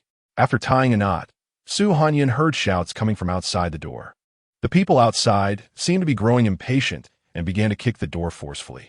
Gritting her teeth, Su Hanyun started to slide down the curtain. Due to the urgency, her knot wasn't very secure. When she descended to about the 1st floor, the curtain tied to the window came loose. She fell heavily to the ground, ignoring the pain in her knees and elbows, and staggered to her feet. Useless. Andre couldn't stand the two nagging people. He stretched out his long leg and kicked the door open. Since there were tables and chairs behind the door, Andre couldn't enter right away. Interesting. Andre smirked. He had thought that a female bold enough to take a spaceship to a place like this would be a big-breasted fool. Now, he was far from what he expected. Boss, the person isn't in the room. Following his subordinate's pointing direction, Andre walked to the window. The sky-blue curtains were quite conspicuous, and he scoffed. She can't run far. The early morning wind was chilly, and Su Hanyun pulled her clothes tightly around her. She limped as she opened her light brain, trying to search for nearby hotels. But the network coverage in this area was so poor that she couldn't even open her light brain. The alley on the edge of the main star was a gathering place for thugs. They were smoking, and when they caught sight of the disheveled Su Hanyun, their eyes widened. She's really beautiful. Look at her face. Just thinking about it is thrilling. Listening to the degrading remarks, Su Hanyun felt tears welling up in her eyes. She had underestimated the danger. These things were completely beyond her expectations. Hey, little sister, come play with your brother. A blonde thug blocked Su Hanyun's way. Get out of the way, Su Hanyun said coldly, not moving. The blonde thug had never seen such a beauty before. Even if someone held a knife to his neck, he might not budge. A bunch of people quickly surrounded the blonde thug. Let's go. The blonde thug, lacking patience, stepped forward and grabbed Su Hanyun's wrist, pulling her out. Knowing the disparity in strength, Su Hanyun quickly thought of a way to escape. She pulled out the cash from her pocket and scattered it like flowers in front of the thugs. Most of those who became thugs were young people from families with little money. They loved beautiful women, but they loved the large bills they had never seen even more. Everyone scrambled together, pushing the blonde thug aside. What a bunch of useless idiots. The blonde thug had at least seen some action. He wouldn't rush to grab the money. But his subordinates were completely blinded by the cash and couldn't hear him. Taking advantage of the chaos, Su Hanyun forcefully broke free from the blonde thug's grip and quickly ran in the opposite direction. Interesting. Andre, who had watched the entire scene, took out a handgun from his waist and rubbed it a couple of times. This little female is quite clever. She managed to escape from those useless subordinates without him even needing to intervene. Consider this a welcome gift from me, Andre said, pointing the gun at the blonde thug's head and pulling the trigger. When Su Hanyun heard the gunshot, she trembled and crouched behind a trash can. She didn't know where the gunshot came from or if it was aimed at her. The heightened tension made her grip on the edge of the trash can so tight that it deformed. There shouldn't be any danger now, right? After waiting for a while and not hearing anyone chase after her, she let out a breath. Of course, there's no danger. A voice exploded in Su Hanyun's ear. This voice. Su Hanyun didn't dare turn her head. You look so charming when you tremble. Andre lifted Su Hanyun's long hair. Come with me. Who are you? Su Hanyun tried to steady her voice. We don't know each other. We really don't know each other. Andre sniffed the fragrance of the hair in his hand. But since you've fallen into my hands, you're mine now. When Su Hanyun woke up, she found herself on a different spaceship. She rubbed her aching temples, recalling what had happened in the early morning. When Andre said those words, she was ready to run. But she hadn't taken a few steps before someone knocked her out. You're awake. Andre pushed the door open and leaned against the doorframe. Who exactly are you? Su Hanyun Fdawen. My name is Andre. Nice to meet you. Andre took off his gloves and made a gentlemanly bow. This doesn't seem like someone who wants to get to know me. Su Hanyun's cheeks puffed up in anger. Haha. Andre laughed at Su Hanyun's reaction. He walked in and sat down in front of her. Beautiful little female. Didn't you come here to be my prey? I came here to find something. Su Hanyun said calmly. Find something? Andre became interested. What are you looking for? I can help you.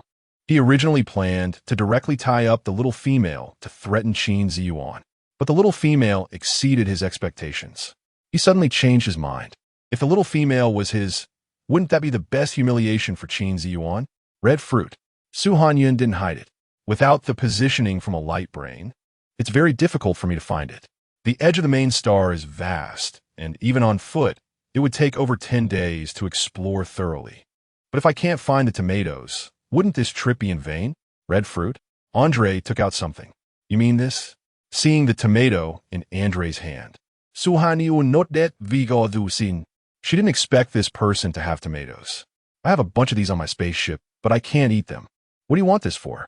Andre toyed with the tomato in his hand. You said you can't eat them. Considering Andre's somewhat insane nature, Su Hanyun lowered her voice. Do you want to be poisoned? Andre's smile faded. He collected these fruits to use as targets. He didn't expect this little female to want to eat them. How reckless. This is a tomato, not poisonous. With no temporary escape method found, Su Hanyun shifted her gaze back to Andre. Ridiculous. Andre directly crushed the tomato in his hand. Every year, people die from this fruit, and you dare say it's not poisonous. Of course, maybe it's because you guys don't eat it. Chapter 39 Gunshot Andre was almost laughing with anger. This little female actually had the audacity to claim they wouldn't eat. Well, I want to see how this thing is eaten. With a wave of his hand, one of his subordinates brought over a bag of tomatoes from a ship's warehouse. If you can't prove it's our problem of not eating. Andre's tone was dangerous. He pulled out a gun from behind him and began to wipe it carefully. Such a blatant threat made Su Hanyun involuntarily tense up. In such a strange environment, with such a man whose mood was unpredictable. I need a kitchen. Afraid of angering Andre, Su Hanyun added a note. Just give me a pot. Huh? Andre raised his eyes. What are you afraid of? There's a kitchen on the ship. Led to the kitchen, Su Hanyun turned around and asked, what is the name of this ship that it even has a kitchen? Wu Tuo had just come of age, and although he'd been drifting outside for a long time, he was still quite innocent. Seeing that Andre brought her back, he didn't think much. This is the I ship, modified by our boss himself, proudly puffing out his chest as he talked about the ship being Andre's work. The I ship? The I Pirate Group? So Andre is the notorious head of the I Pirate Group. Su Hanyun gasped. All the seasonings are here. You can use them as you like. Wu Tuo scratched his head, feeling a bit embarrassed. He had been a pirate for so long, but this was the first time he had seen a female. Thank you. After Su Hanyun expressed her thanks, she began to study the tomatoes in her hand. These tomatoes were not much different from those on Earth. If one had to find a difference, it would be that they were a bit larger than those on Earth. Just like potatoes, unripe tomatoes contain solanine. Su Hanyun initially judged that this was the reason for the poisoning of people in the border areas. Su Hanyun gently pinched one tomato. The tomato quickly rebounded after being squeezed, which was one of the signs of ripeness. Feeling relieved, Su Hanyun directly cracked 2 eggs into a bowl. At that moment, in the Marshal S mansion. Are you crazy? Qin Ziyuan was gripping Alice's neck. His eyes filled with anger. How could? Alice looked at Qin Ziyuan in disbelief. Just a moment ago, she was about to undress and take the initiative. Unexpectedly, Qin Ziyuan, who should have been sound asleep, woke up directly, leaping up and grabbing Alice by the neck. You want to use those things to drug me? Qin Ziyuan's anger made him grip harder. Don't you know what my identity is? But this is the most effective drug on the black market. Alice still refused to believe it. Get out. Qin Ziyuan had no time to entangle with Alice. Even he would be affected by that drug. Although it wouldn't knock him out, his head still hurt, and he felt weak all over. Why can't you agree to me? Alice slid down to the ground, covering her face with her hands. Am I that unworthy? Haven't the things you've done made you see clearly what kind of person you are? Qin Ziyuan, already troubled by Su Hanyun, could no longer hold back. He pushed Alice aside and walked out. You can't get out. Alice gave a bitter smile. What do you mean? Qin Ziyuan immediately turned back. It means literally. Alice slowly got up. To prevent you from leaving. The outside is full of guards from the Duke's mansion. My father is not in the mansion. It's useless to look for anyone. Just as Qin Ziyuan was about to use his light brain to find someone, he suddenly realized that his light brain was missing from his wrist. As long as you submit to me, I'll return your light brain. Alice smiled. Even if Qin Ziyuan woke up, he couldn't escape her grasp. Looking at the red and yellow dish in front of him, Andre raised his gun with interest. This is the dish you made? Yes. Su Hanyun was still afraid of the gun. You eat it yourself. Andre crossed his legs. Su Hanyun didn't refuse. She picked up chopsticks and grabbed a piece of tomato. After waiting for 10 minutes, Su Hanyun didn't foam at the mouth or collapse. Only then did Andre feel relieved and grabbed a piece to put in his mouth. The taste of the dish was slightly sour and sweet, with rich juice, quite appetizing. Did you make this with that red fruit? Andre truly didn't believe it. He often came to the border areas. Many people there, driven by hunger, would pick and eat this kind of fruit. According to the descriptions of those who survived, this fruit was sour and astringent, quite unpalatable. Can such a fruit really be made into such a taste? Yes. Su Hanyun couldn't help but correct him. That's a tomato. Tomato. Andre grabbed another piece of egg. While making the eggs, Su Hanyun had added a small amount of water to them. This made the eggs even more tender. Having never tasted this flavor before, Andre finished the plate, even not leaving a drop of the soup in it. You really are different. Andre leaned back in his chair. Being able to make such delicious food, no wonder you're qualified to board the Marshal ship. If he had such a little female by his side, he would also let people freely pilot the ice ship. You are an interstellar pirate. Su Hanyun stated confidently. Yes. Andre didn't hide it at all. His name was well known throughout the Federation. Why do you want to be a pirate? Su Hanyun asked. Want to know? Andre stood up and walked in front of Su Hanyun. The much taller man, standing in front of her, made Su Hanyun feel a sense of pressure. As long as you follow me, I will tell you all my secrets. I don't want to know. Su Hanyun raised her hand to block between herself and Andre. But I want you to know, what should I do? Andre leaned in. The hot breath hit her ear, and Su Hanyun felt like she was about to suffocate. Enough. Andre stood up straight. You still have other uses. You want to use me against Qin Ziyuan, right? Su Hanyun said directly. Knowing too much is not necessarily a good thing. Andre narrowed his eyes. I want let you have your way. Su Hanyun said firmly. Although she knew that what she said would definitely anger Andre, she couldn't care less. Andre raised his gun and pressed it directly against Su Hanyun's forehead. The cold touch made Su Hanyun shiver. This was the first time she had a gun pointed at her head. She closed her eyes and quietly waited for Andre to pull the trigger. Although she had many regrets, she absolutely could not allow herself to become a weapon to harm Qin Ziyuan. If Andre pulled the trigger, she could return to Earth like in a novel. That would at least settle one of her worries. Bang! The imagined gunshot rang out. Chapter 40. Don't worry, I won't let you die. This matter is not up to you. Andre retracted his hand and blew on the gun barrel, leaving without looking back. Su Hanyun looked at the bullet that had embedded itself in the top of the spaceship, feeling a lingering fear. She slumped to the ground, covering her chest. Alice, I advise you to think it through. Qin Ziyuan clenched his fists. He never hit women, but Alice had repeatedly tested his bottom line, clearly looking for trouble. I have already contacted a reporter. A sickly smile appeared on Alice's face. In any case, we are already involved. Ziyuan, you should stop resisting. Nonsense. Qin Ziyuan punched the wall. Andre did not make things difficult for Su Hanyun. He had Wu Tuo prepare a small room for her and even brought her some clothes. When will your boss let me go? Su Hanyun looked at the clothes, her voice cold. I don't know about that. Wu Tuo thought Su Hanyun was the wife brought back by his boss. But Andre's gunshot had left Wu Tuo stunned. He knew their boss was fierce, but not this fierce. Forget it. Hanyun didn't want to make things difficult for Wu Tuo. After taking the clothes, she sat down on a chair, feeling somewhat dejected. As she moved her hand, she suddenly stood up in shock. The light brain on the spaceship could be used. She didn't rush to message Qin Ziyuan, but instead checked some information about the eye thieves on the Star Network. The information on the Star Network was similar to what Xiaoji had told her. The eye thieves were so notorious that even the military couldn't completely eradicate them. Her current situation was far more dangerous than she had imagined. Clever. Andre saw Su Hanyun's actions through the surveillance.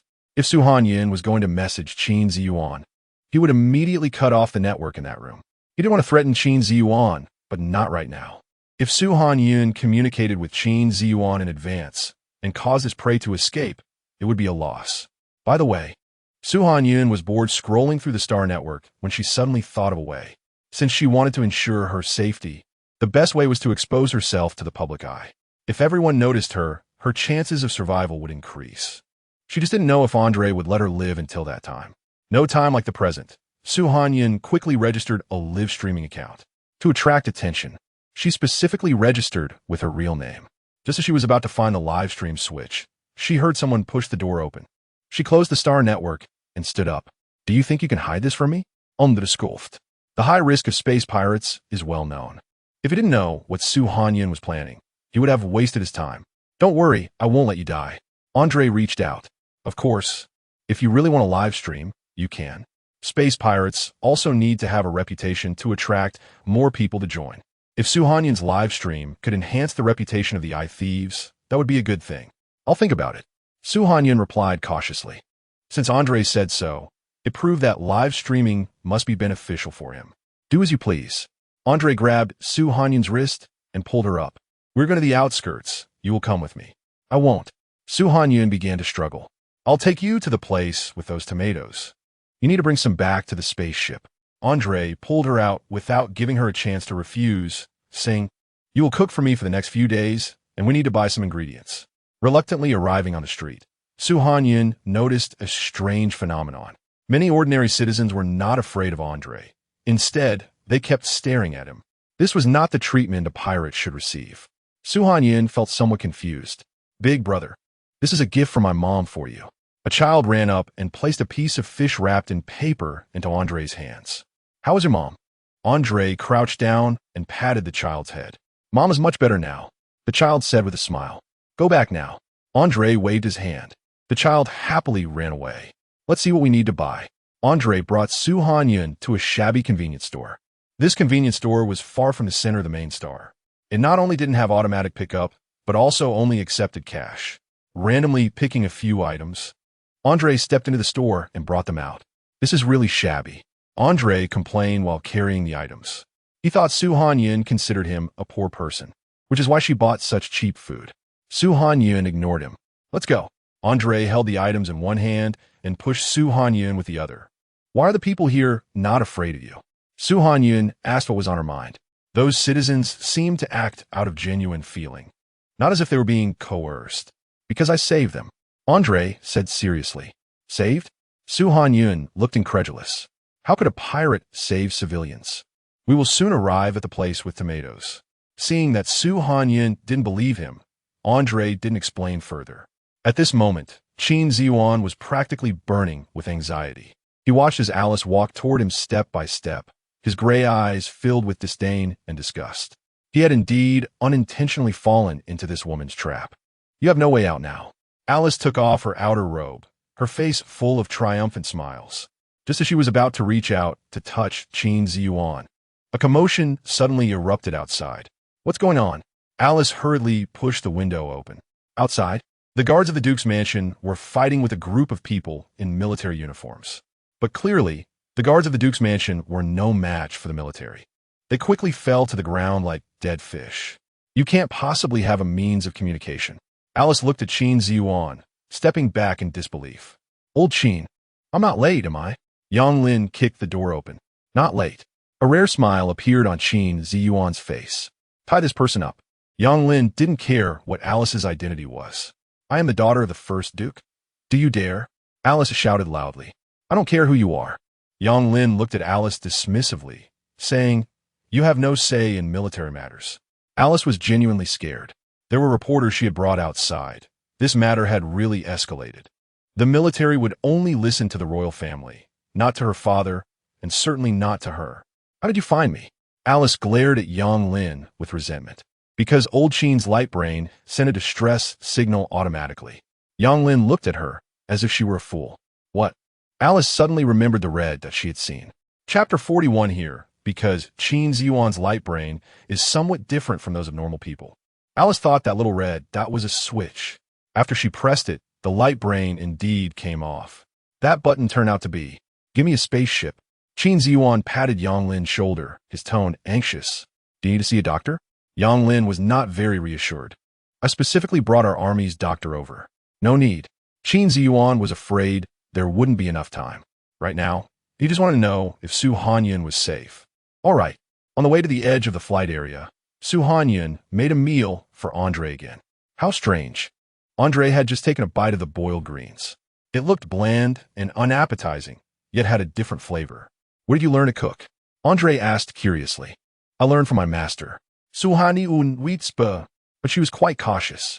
The smile on Andre's lips grew wider. After dinner, Su Hanyun was dragged by Andre to the warehouse. "See if there's anything edible left." Su Hanyun squatted down, starting to search carefully. Everything in the warehouse was neatly stacked, which saved Su Hanyun a lot of trouble. There's nothing left. After looking around, Su Hanyun found that the remaining items were some strange fruits. In short, she had never seen them on Earth. All right. Andre casually picked a few fruits and took Su Hanyun to another area. This area was small, but several people were already standing inside. Start.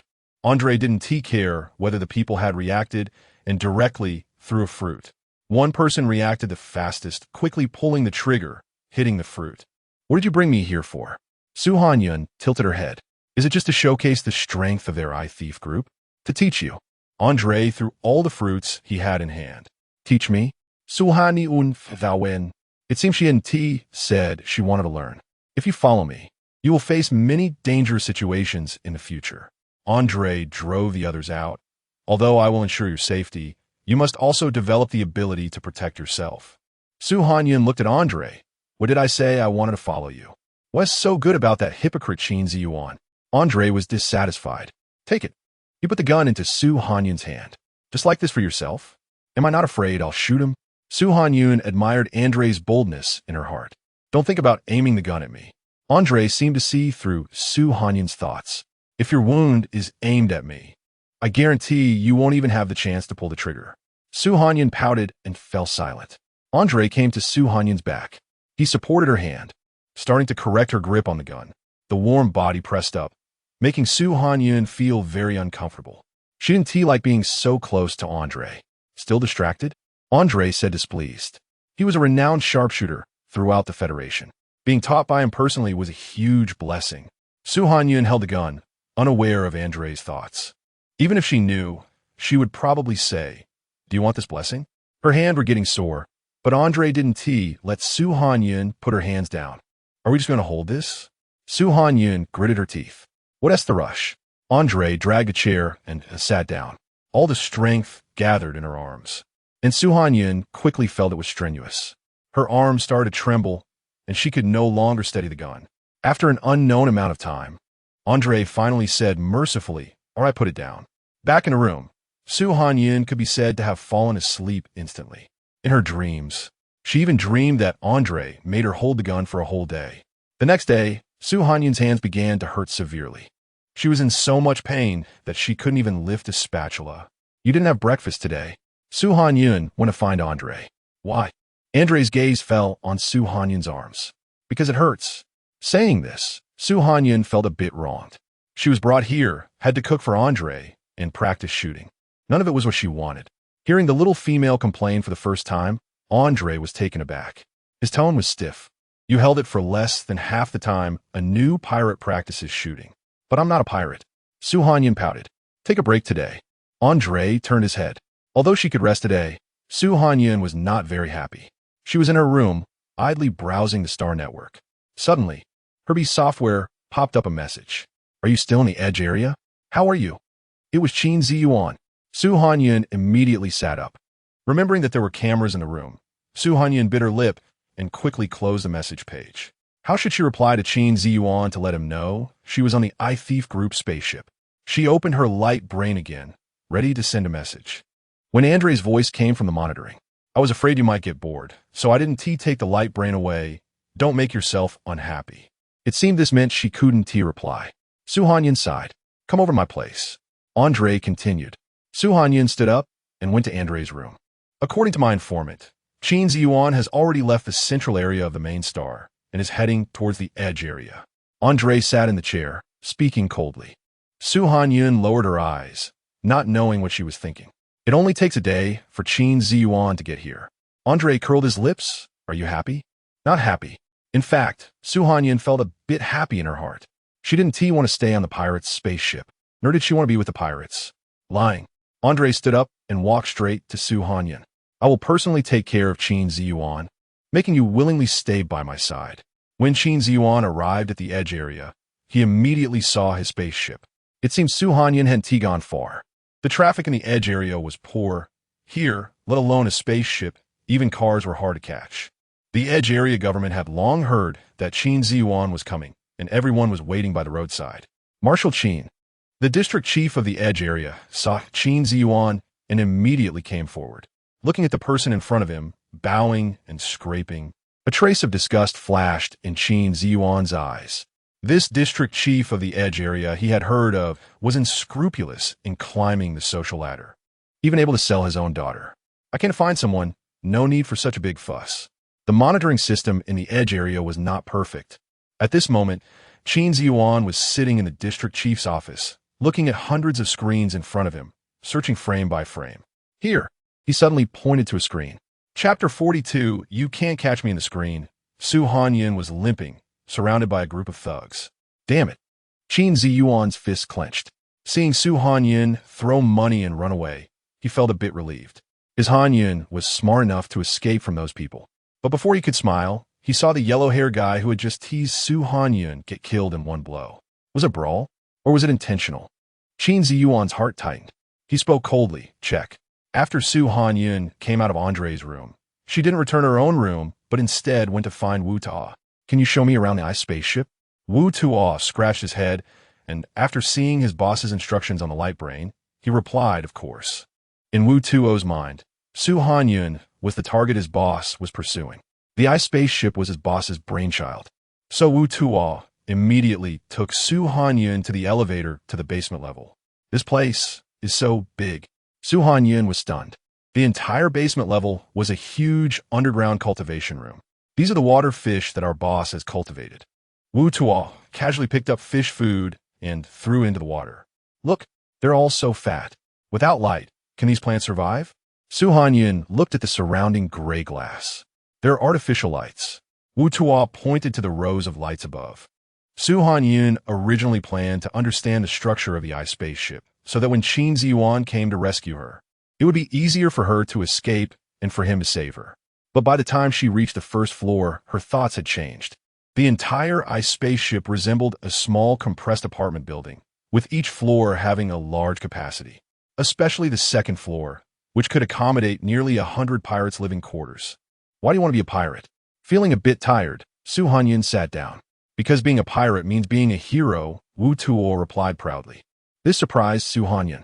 The reactions of the citizens in the border area and Wu Tuo's pride almost made her think Andre was a good person.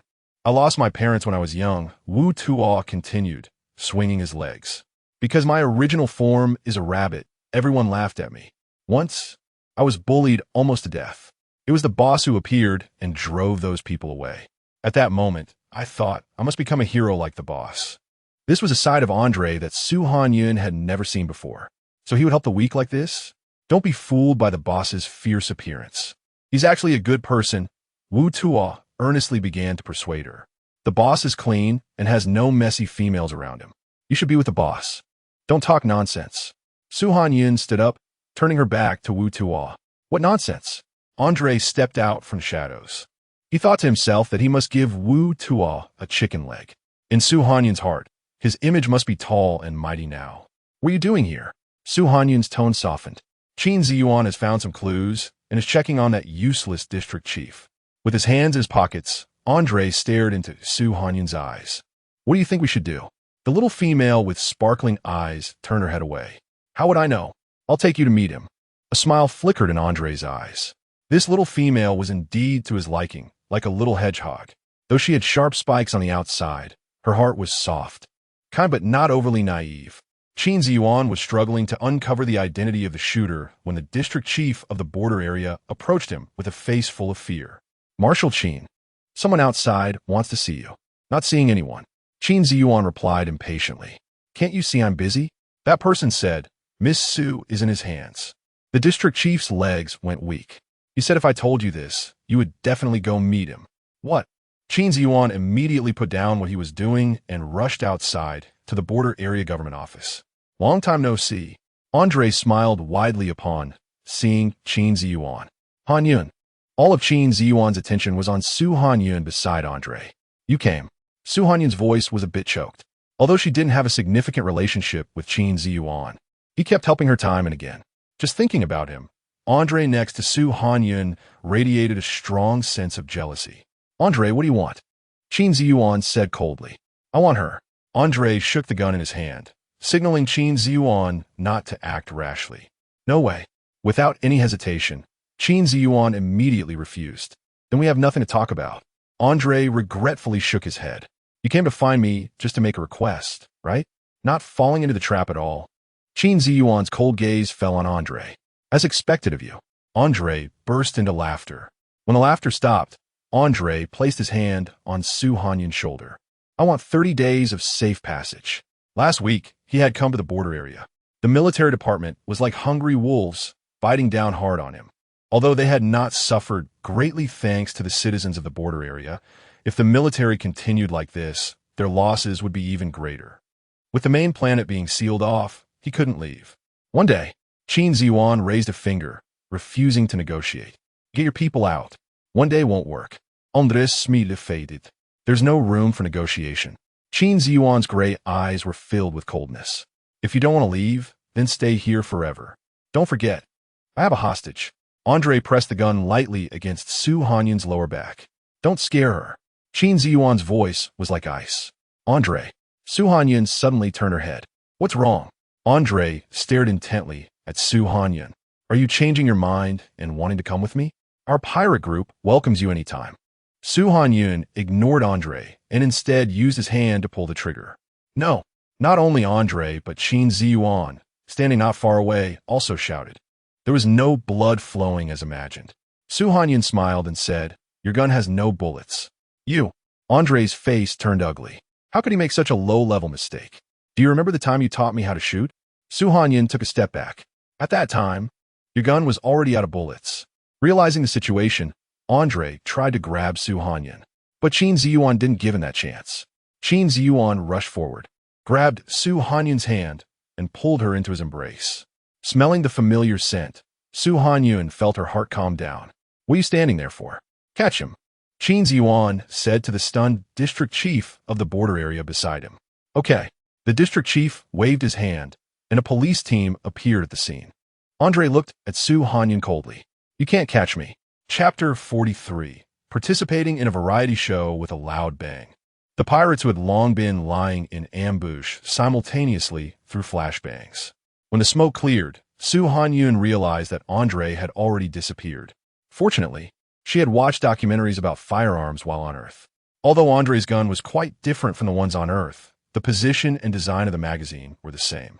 Taking advantage of Andre's momentary distraction, Su Hanyun unloaded the bullets from the gun. Are you okay? Qin Ziyuan quickly asked. I'm fine. Su Hanyun shook her head. You guys take care of the chase. The military will be here soon. After instructing the head of the Edge District, Qin Ziyuan took Su Hanyun onto the spaceship. I was really worried about you, Qin Ziyuan said, his voice hoarse as he lowered his gaze. Everyone knew how cruel Andre could be. They once found a corpse that had been dismembered, and there were signs of having been burned. This was one of Andre's most common methods of killing. Don't worry. Su Hanyun gently placed her hand on Qin Ziyuan's head. It's my fault. No. Qin Ziyuan slightly raised his head, pressing his face against her hand, desperately absorbing its warmth. Why do the people in the Edge District like Andre so much? Su Hanyun asked. Because Andre gives them money and food. Qin Ziyuan adjusted the spaceship's seat to a comfortable position and brought Su Hanyun a thin blanket. But isn't he a pirate? Su Hanyun was completely confused. Shouldn't pirates be known for their ruthless pillaging and violence? Andre was born in the Edge District, Qin Ziyuan explained without elaborating further. I see. Su Hanyun lowered her head. Let's go back, Qin Ziyuan said. Okay. Upon returning to the Central District, Su Hanyun felt as if she had stepped into a different world. The moment she fell into Andre's hands, she thought she would never see this scene again. Stepping into the familiar marshal's residence, her eyes warmed with tears. Although she couldn't say she had escaped death, she had experienced a lot. Tomatoes. As soon as Su Hanyun saw the tall potato seedlings, she remembered her main task in the Edge District. I've sent someone from the military to pick them, Qin Ziyuan said, patting Su Hanyun's shoulder reassuringly. Old Qin, what about that person? Before Su Hanyun and Qin Ziyuan could settle in, Yang Lin rushed in energetically. He could no longer tolerate Alice, the spoiled princess. After bringing her back to the military, Alice had been shouting every day for a lawyer. Fei Wu, hearing that Alice was in trouble, began to pressure the military. He first forced the deletion of videos from reporters outside, and then started causing trouble for the military. The most despicable part was that a member of the committee also joined in the fray. The military had been chaotic during the 2 days Qin Ziyuan was away. Do whatever needs to be done, Qin Ziyuan said in a low voice. Isn't there still the head of that laboratory in prison? That person can also be interrogated. There's definitely a complex relationship between these two. Fei Wu has intervened, Yang Lin said with a serious expression. He wasn't afraid of Fei Wu. He was just worried about Qin Ziyuan's political career. Making enemies in politics is something to be cautious about.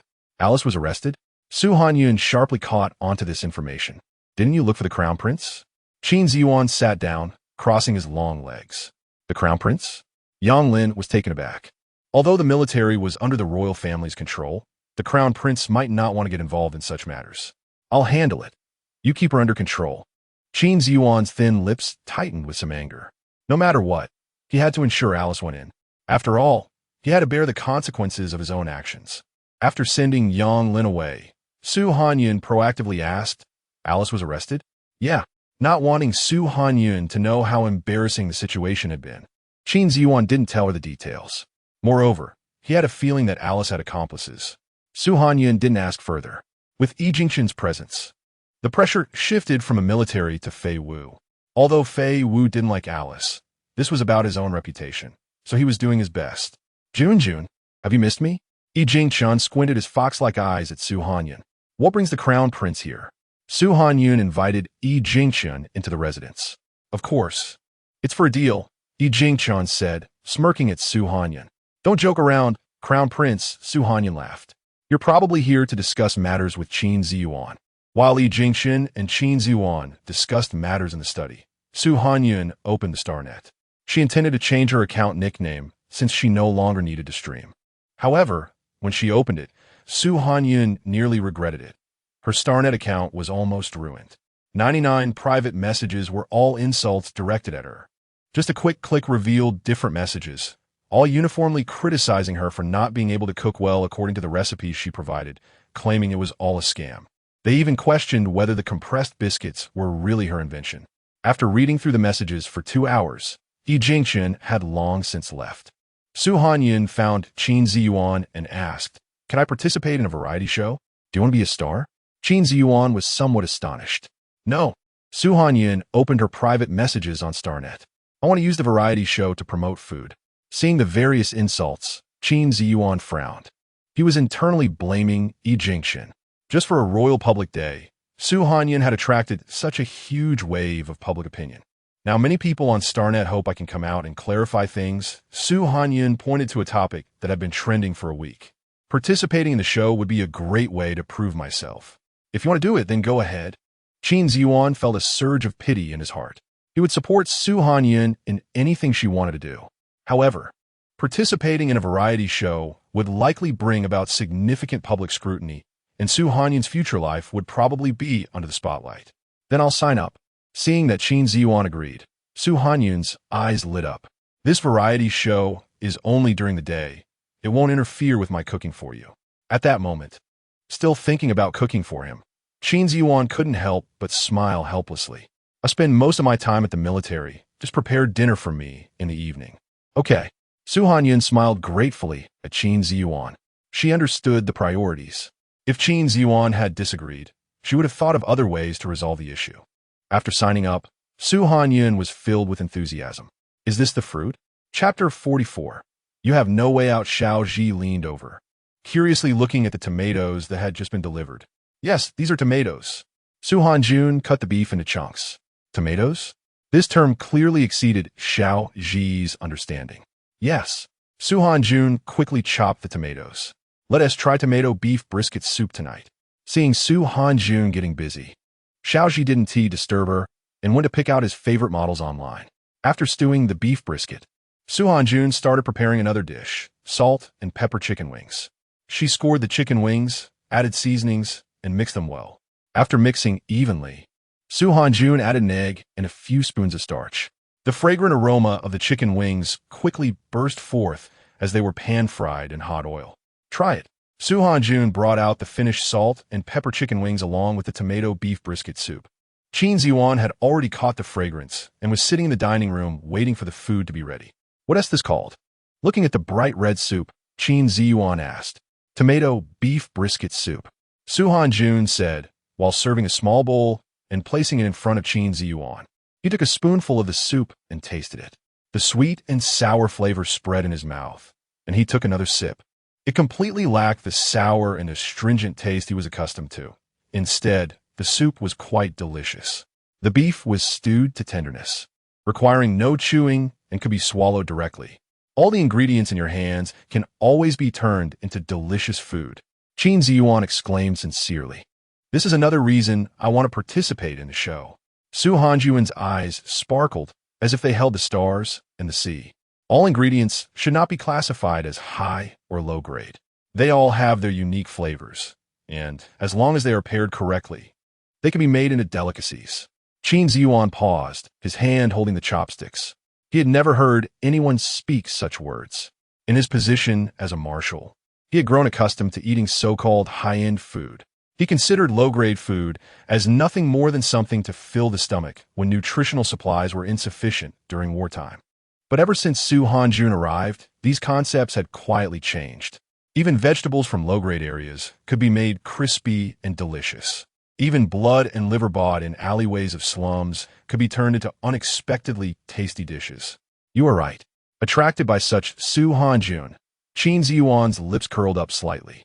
The registration was quickly approved, and as soon as the official announcement from the variety show was released, it caused quite a stir. No way. They really dare to come out and participate in such an old culinary variety show. No, my idol is on this show. Just thinking about my idol eating such bad food makes my heart ache. Are you coming out to embarrass yourself?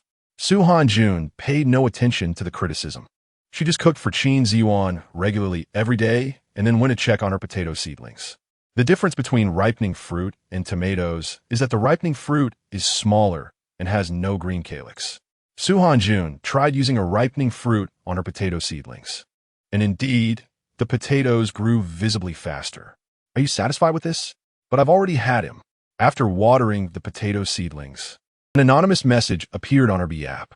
When Hanyun saw the contents of the photo, she was so shocked that she dropped the kettle on the ground. The content was a woman's hand resting on Qin Ziyuan's bare chest. Hanyun was a bit confused about the meaning of this picture. Was this to provoke her? Alice looked grimly at the successfully sent message. Someone had already told her that Fei Wu planned to abandon her. If no one protects her, she would have to spend a lifetime in prison. Wang Ping and Wang Si were also useless, ignoring her pleas for help. After waiting a long time for a reply, Alice sent another more explicit photo. This edit looks quite real. Upon receiving the photo again, Hanyun was with Qin Ziyuan. She pointed at the abs in the photo and whispered. Qin Ziyuan pressed his lips together. He knew instantly who had sent this photo. But how could his well-defined abs be edited? Qin Ziyuan casually raised his hand, revealing the obvious lines of his abs. Hanyun didn't notice Qin Ziyuan's action at all. She was completely focused on thinking about the source of this photo. Frustrated by the failed seduction, Chin Ziyuan lowered his hand unhappily. This photo was sent by Alice. How do you know? The moment the words left her mouth, Su Hanjun wished to take them back. It seemed like she had asked a particularly foolish question. Because when you went to the border area, she once drugged me. Chin Ziyuan pointed at the photo. These photos were probably taken during that time. When did this happen? Su Hanjun's eyes widened. She suddenly thought that no wonder Yang Lin was able to capture Alice and take her to the military department. It must be because of this incident where she drugged Chin Ziyuan. So it means Su Hanjun had a bold guess in her mind that these photos are real. Hearing Su Hanjun's tone, Chin Ziyuan felt the need to explain, she drugged me. But I was prepared. I woke up at the Duke's mansion, and she didn't accomplish anything. These photos were probably taken casually by her. I didn't let her touch me. Explaining one after another, it was as if he urgently wanted to distance himself from Alice. Su Hanjun propped her chin up. Then what is her purpose in sending them to us? She doesn't want you to rescue her, does she? Of course not. Chin Ziyuan immediately denied it. Based on his understanding of Alice, these photos were just to make Su Hanjun angry with him. Alice was gambling. She was betting on Su Hanjun's reaction and on Chin Ziyuan's tolerance towards Su Hanjun. Tomorrow when I go to the military department, I will go to the detention room. You don't need to worry about this matter. Chin Ziyuan said calmly. Okay. Su Hanjun noted that Chin Ziyuan must have his reasons for doing this. And she wouldn't interfere too much. By the way, when are you going to participate in the show? Chin Ziyuan suddenly asked. In a week. Su Hanjun answered honestly. Got it. Although he couldn't intervene in Su Hanjun's participation in the show, he still wanted to personally escort her there to prevent anyone from getting too close to her, especially those clueless men. The next day upon arriving at the military department, Chin Ziyuan went directly to the detention room. These photos were you doing, right? Chin Ziyuan pulled out the photos and placed them in front of Alice. You already know. After being detained for so long, Alice had long lost her previous delicateness. Serge had already said everything that needed to be said. Chin Ziyuan stared at Alice. You have no way out now. Chapter 45. Stir-fried cabbage. Alice looked up at the man in front of her, unwilling to accept her situation.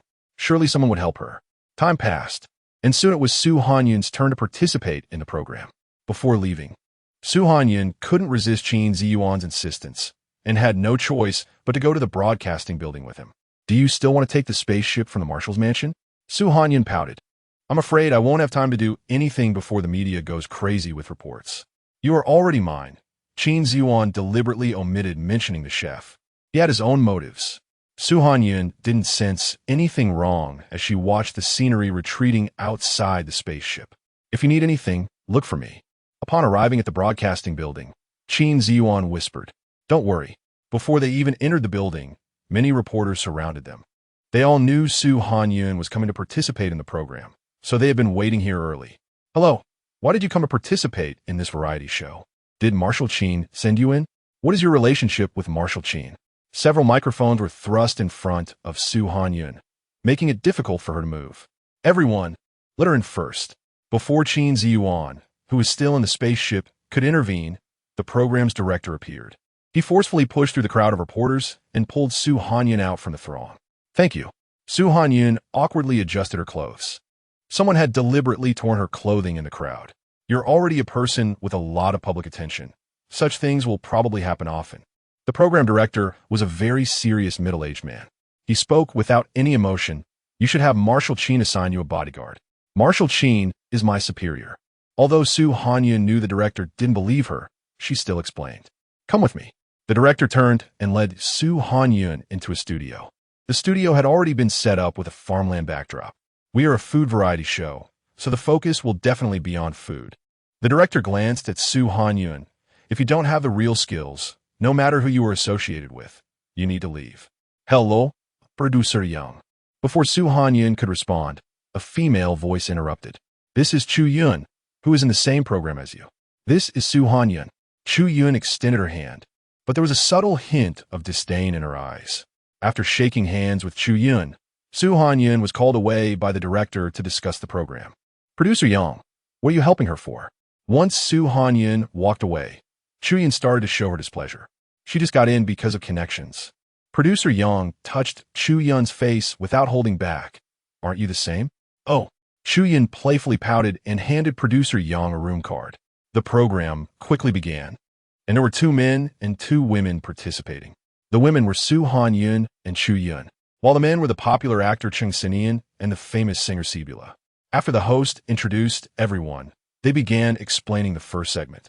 Now, each of us will propose an ingredient, and the staff will bring it over later. The ingredients have different grades, so it depends on individual luck. Yun smoothly followed up, so we will use this ingredient to make a dish? As expected of the clever Yun, that's absolutely correct, the host smiled. Upon hearing that it would depend on luck, Hanyun thought it was bad news.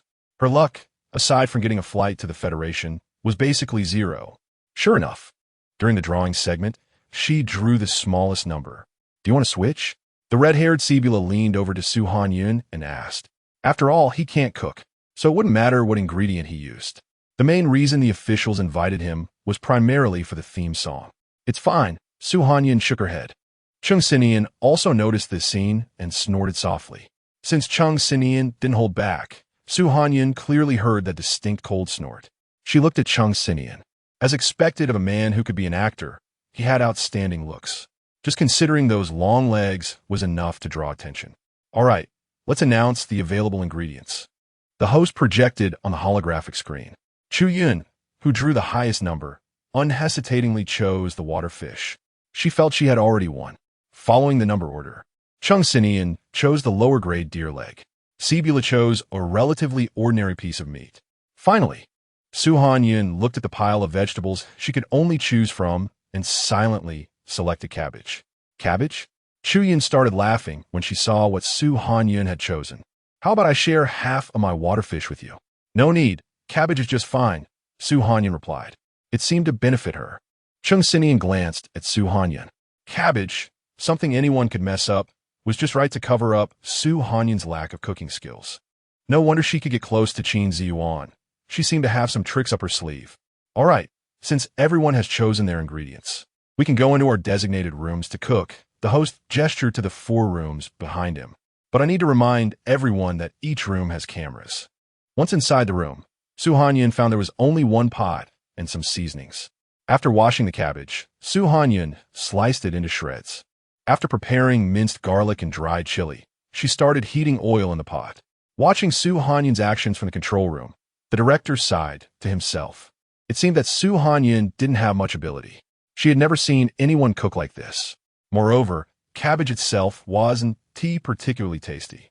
A plate of stir-fried cabbage was quickly finished, and Hanyun plated it. When she came out, she found that she was the only one who had emerged. Our Hanyun is quite fast, the host said as he caught a whiff of the stir-fried cabbage's aroma and couldn't help but walk over to Hanyun. What is this dish called? Stir-fried cabbage, Hanyun introduced. It looks delicious. The host, smelling the aroma, was eager to try it first. After waiting for a while longer, Yun, Sin, and Spatula all walked out of their rooms. Yun had made the simplest yet most delicious-looking steamed waterfish. Sin made roasted deer legs, which also smelled great.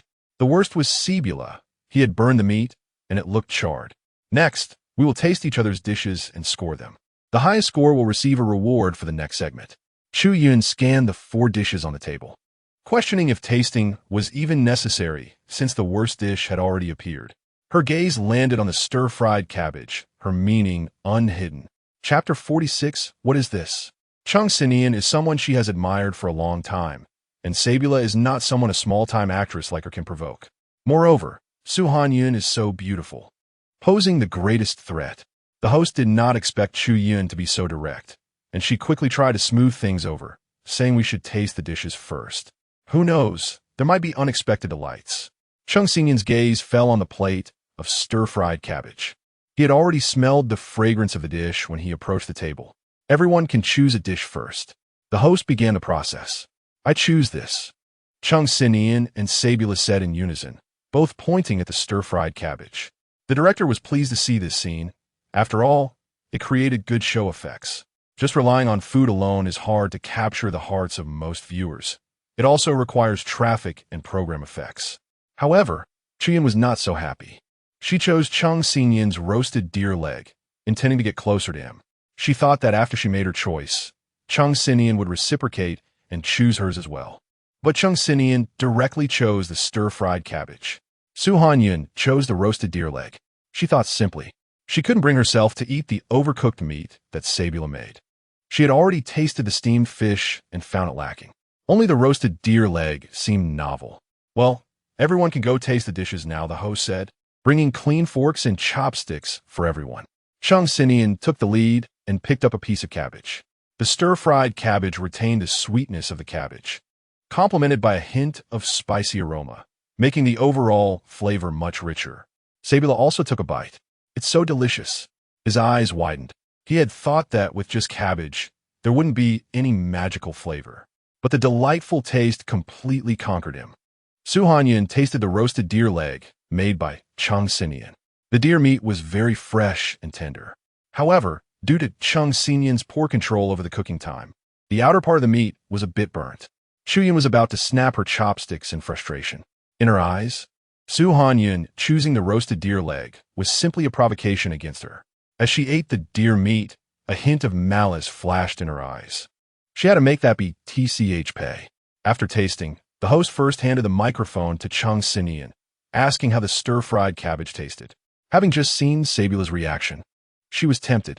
The flavor is great, sweet, and delicious, Chung Sinian replied softly. His attitude towards Su Hanyun had changed slightly.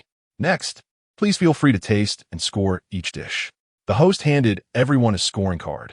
Taking advantage of the opportunity, while everyone was tasting, she picked up a pair of chopsticks and tasted Su Hanyun's stir-fried cabbage. Unexpectedly delicious. The host quickly took another bite. After the tasting session ended, the host passed the microphone to Su Hanyun. Hanyun, why did you score this way? The roasted deer leg was overcooked and burned on the outside, so I gave it a score of 7. The steamed fish was made without any seasoning, so it had a strong fishy taste, so I gave a score of 5. The meat was unrecognizable, but luckily it still had some meat flavor, so I also gave a score of 5. Her professional evaluation was reasonable and well-founded, and the director's smile deepened. She was indeed a passionate contestant for food. The original intention of taking on this program was to pursue the healing power of food for people's hearts. It seems that Su Hanyun is not as incompetent as the rumors say. On the contrary, she is quite skilled in cooking and has her own insights. Just after Su Hanyun finished answering, Chuyun jumped in to respond. I give this roasted deer leg a score of 10 because it tastes very delicious. With a blushing face and a shy demeanor, she could perfectly satisfy the CP fans' hearts.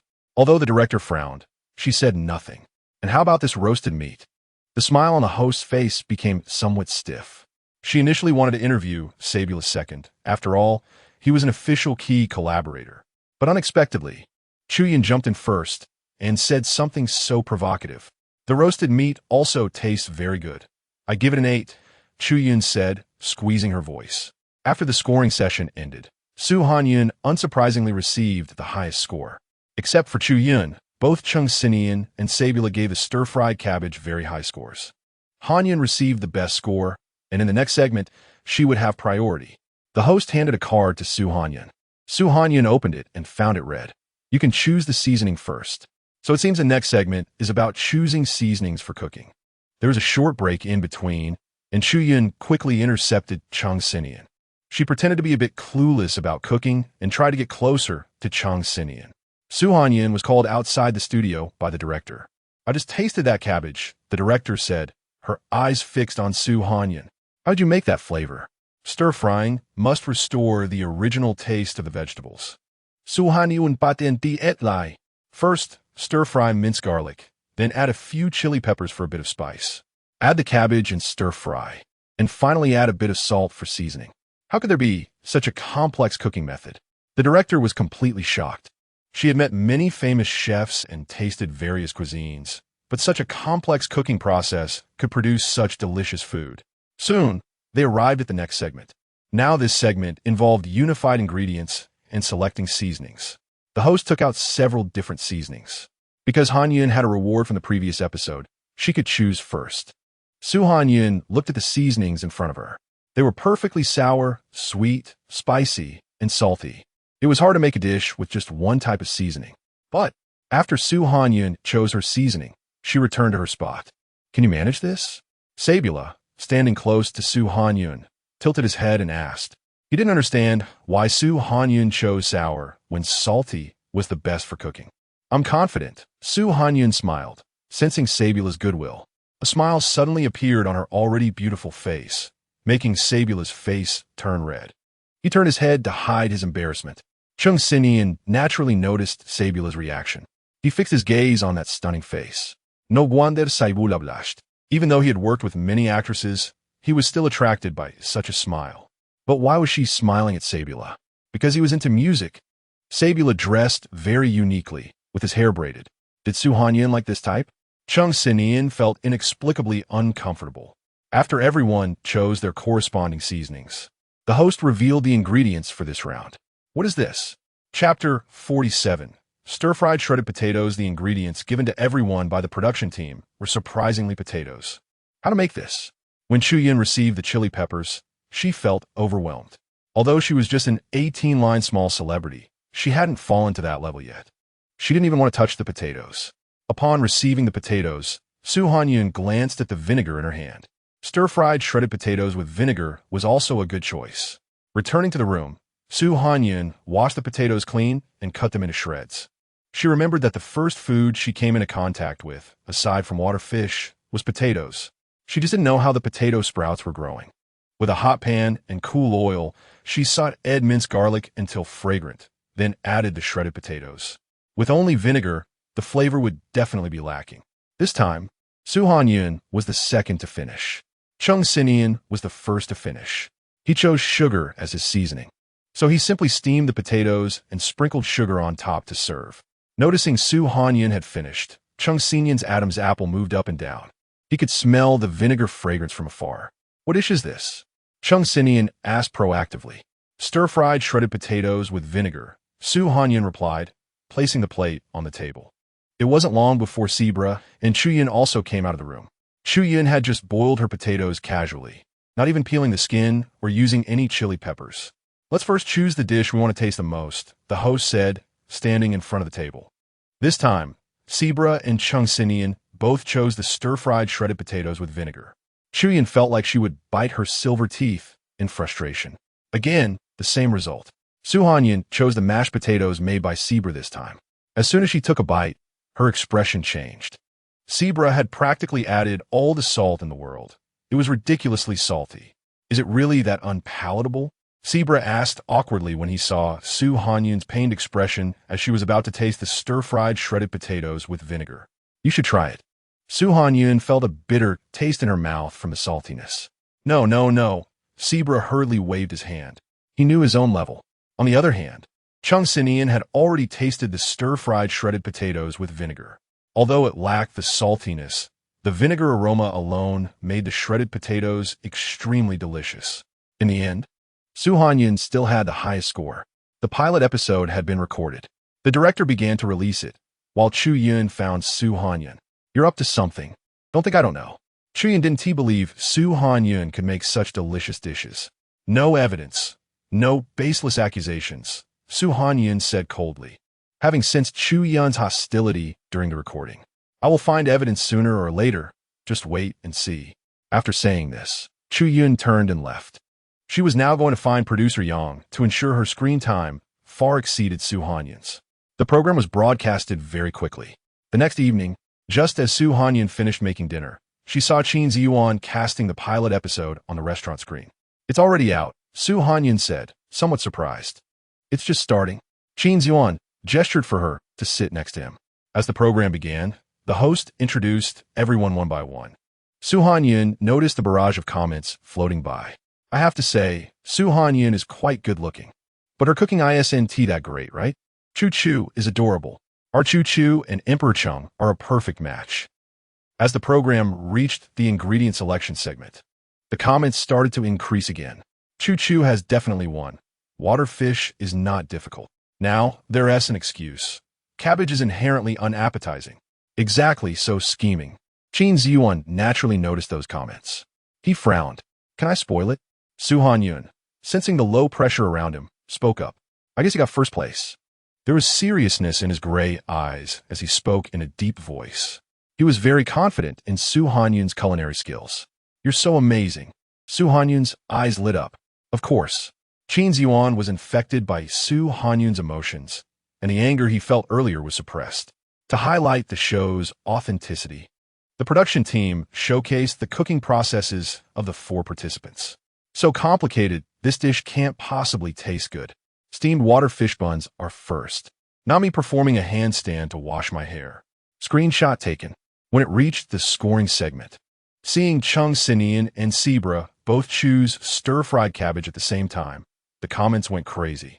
Most people felt it was rigged, that Emperor Chung and Sebra had no choice.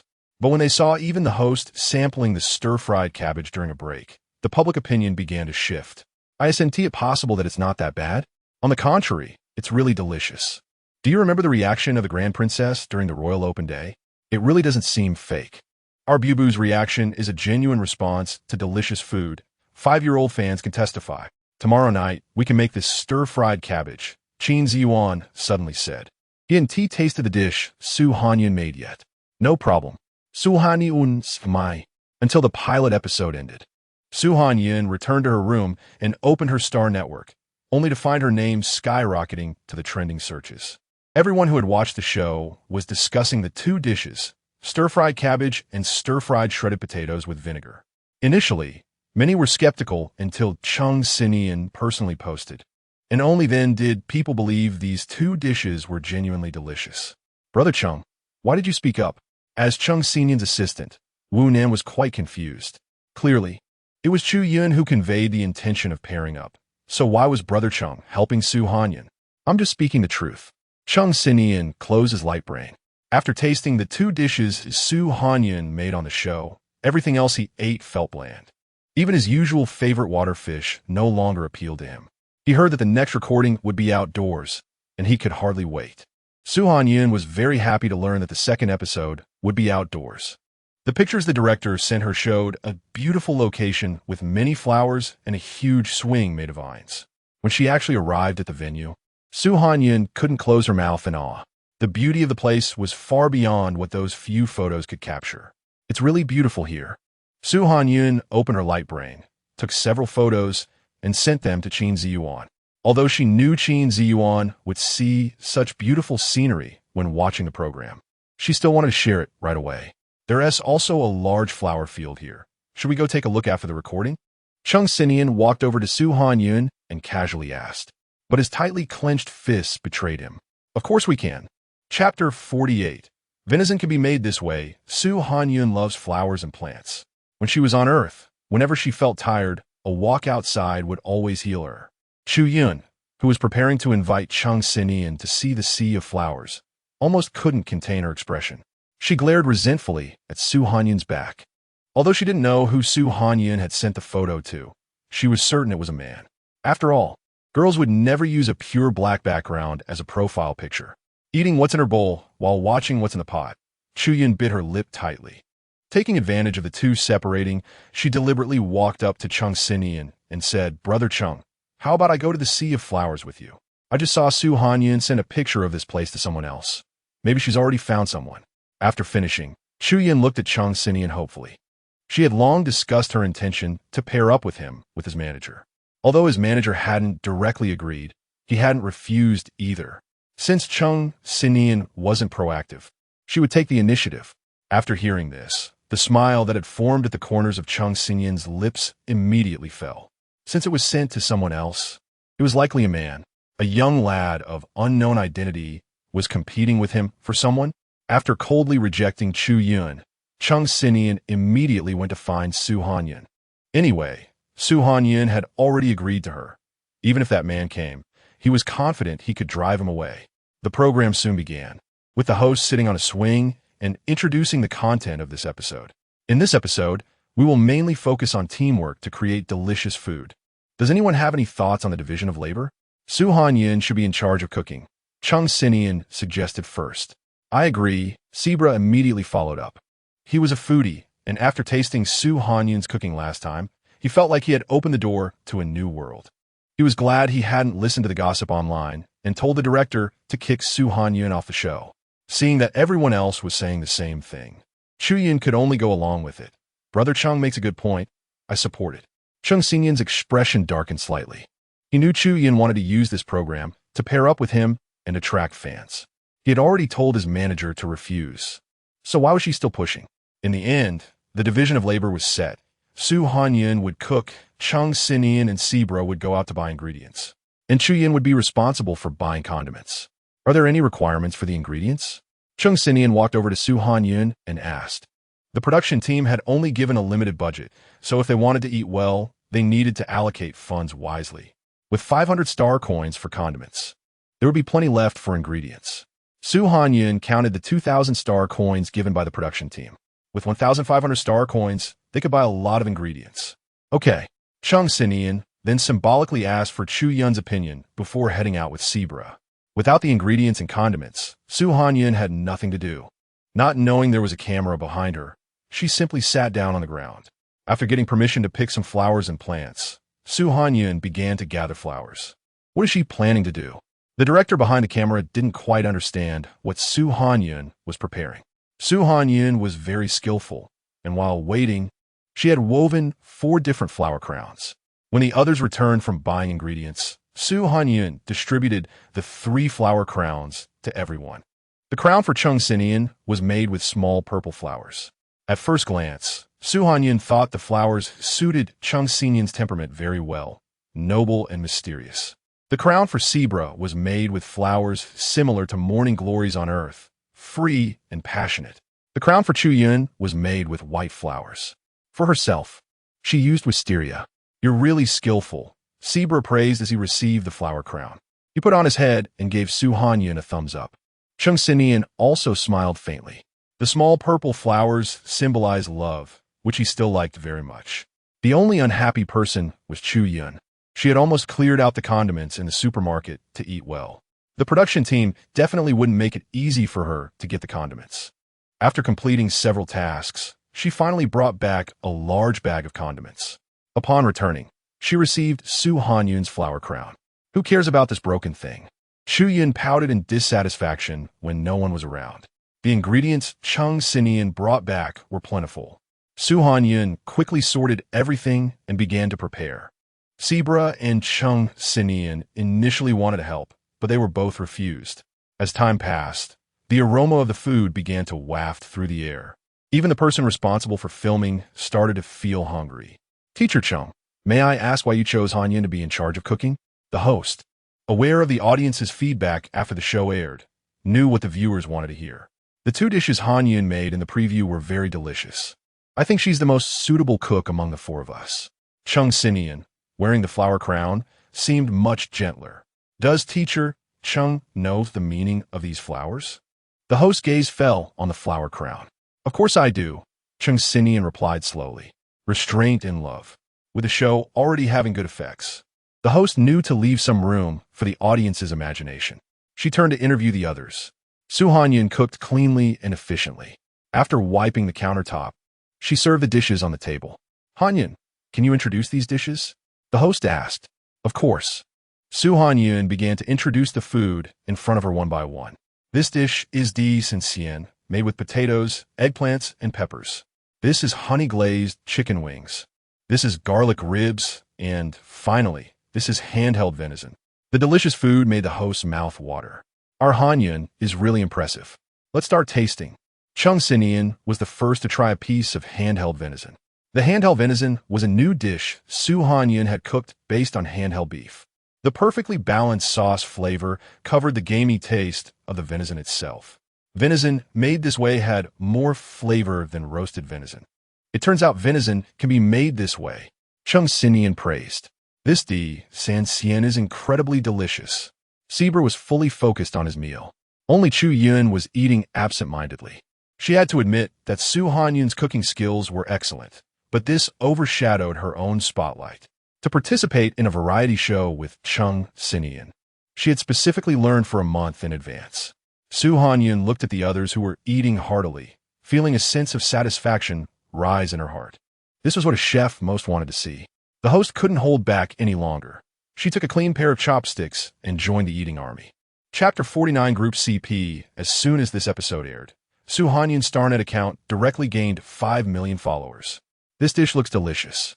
It's the first time I've seen Emperor Ching eat so much on a show. I bet his manager is already having a headache. Our foodie Xiaobu can't pretend. Hanyun's cooking looks really good.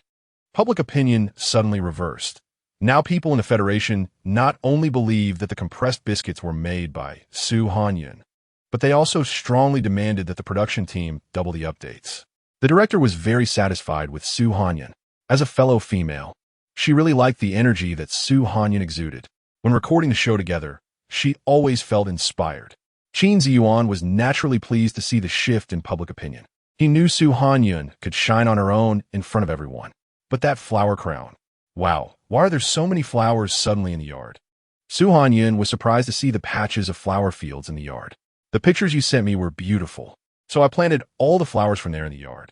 Last time he went to pick up Su Hanyun, he found her wandering through the flower fields with that Chung Sinian. Because of that, he immediately had someone secure that flower field. Now, what he wanted even more was a unique flower crown. It's really beautiful. Su Hanyun twirled in front of a flower field. The fragrant scent filled her nostrils, and she felt completely relaxed. I heard this type of flower is perfect for making flower crowns. Qin Ziyuan pointed to a flower field. What kind of flower is this? Understanding Qin Ziyuan's hint, Su Hanyun walked over to that flower field. This flower is called luo. It symbolizes love. Qin Ziyuan didn't say the second half of the sentence. Su Hanyun gently stroked a petal nearby. Luo looks very much like the roses on Earth, vibrant in color, but the stems aren't thorny. Can I pick two? Su Hanyun asked. Of course. Qin Ziyuan readily agreed. He went through so much trouble just to let the beauty pick flowers. Su Hanyun quickly made a flower crown.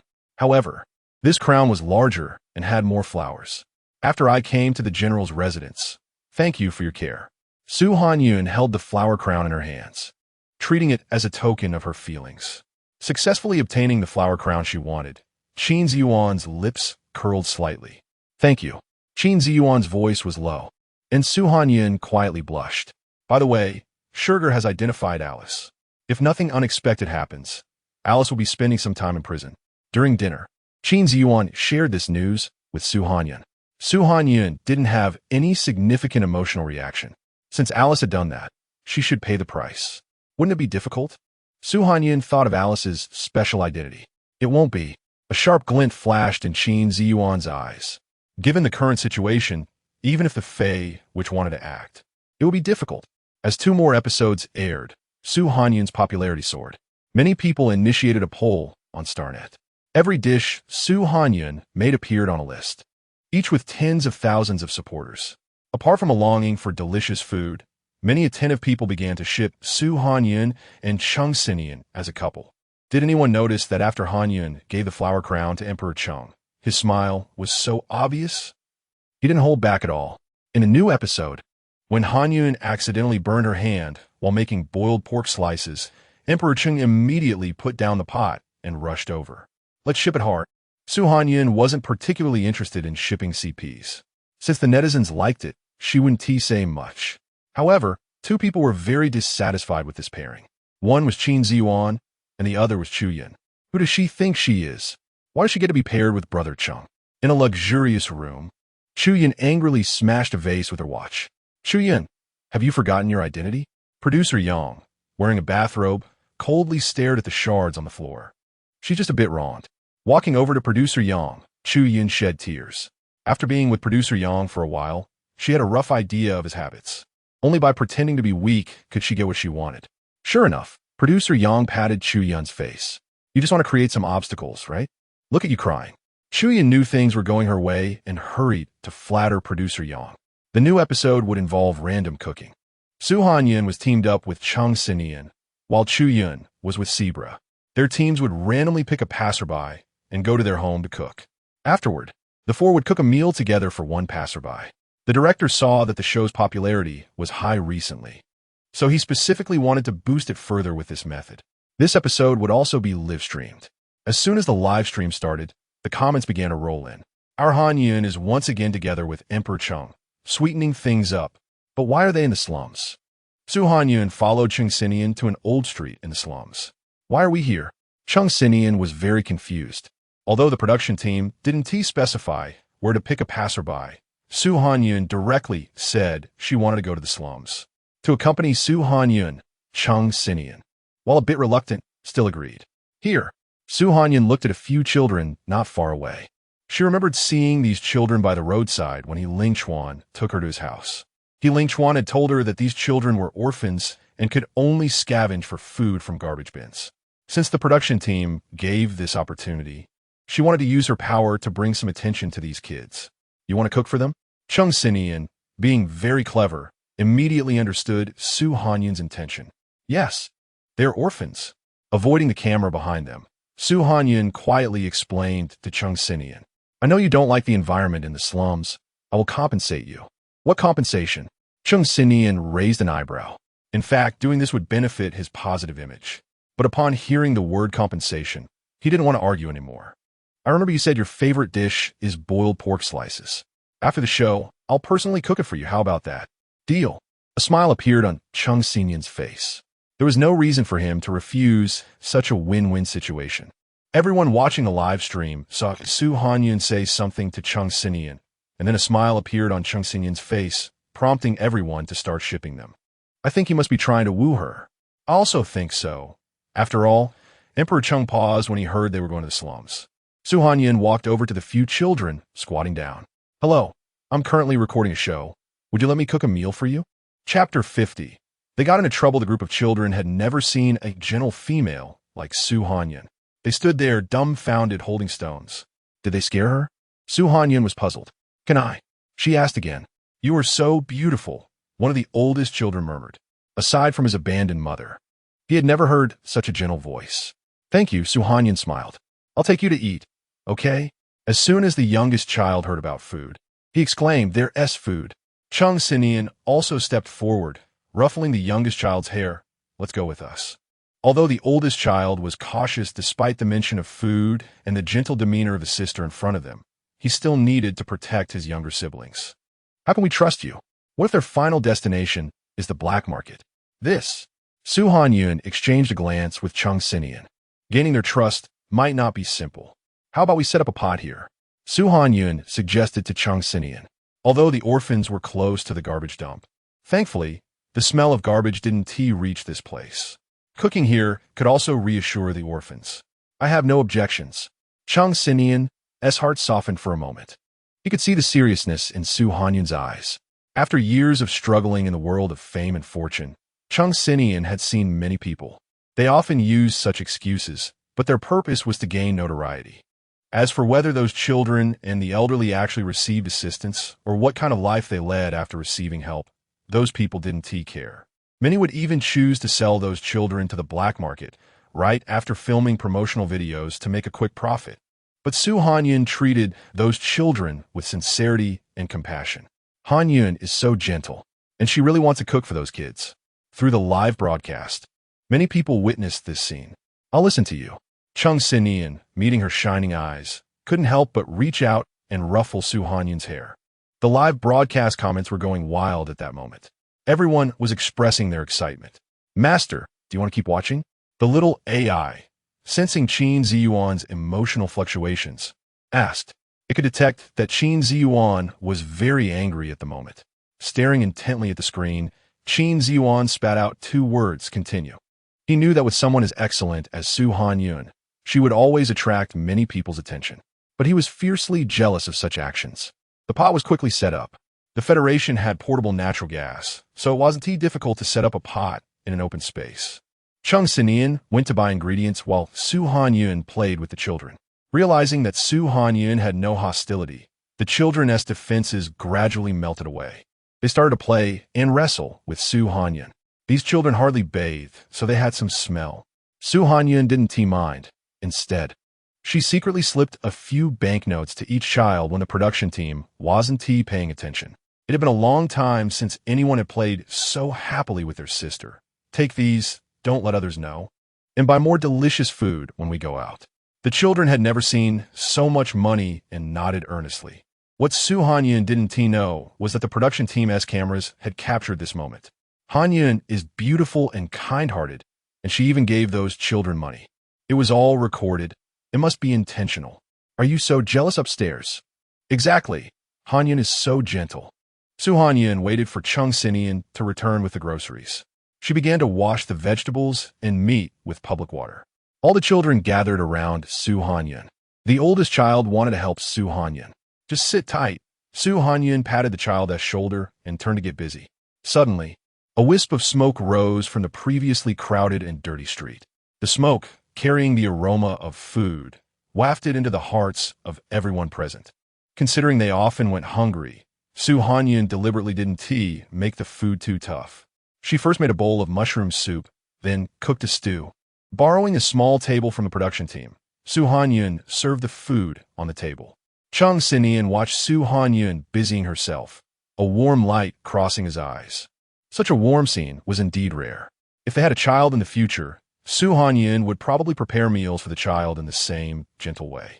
The children devoured the meal quickly, practically wolfing it down. Their emaciated stomachs were filled with warm food again. After eating, everyone's bellies were round and full. "It's so delicious, sister." One of the children bravely tugged at the corner of Hanyun's shirt. "I once found a legendary water fish on the outskirts of the central area, but even that fish isn't as delicious as what you made, sister." Hanyun's eyes grew warm as she squatted down to hug the child.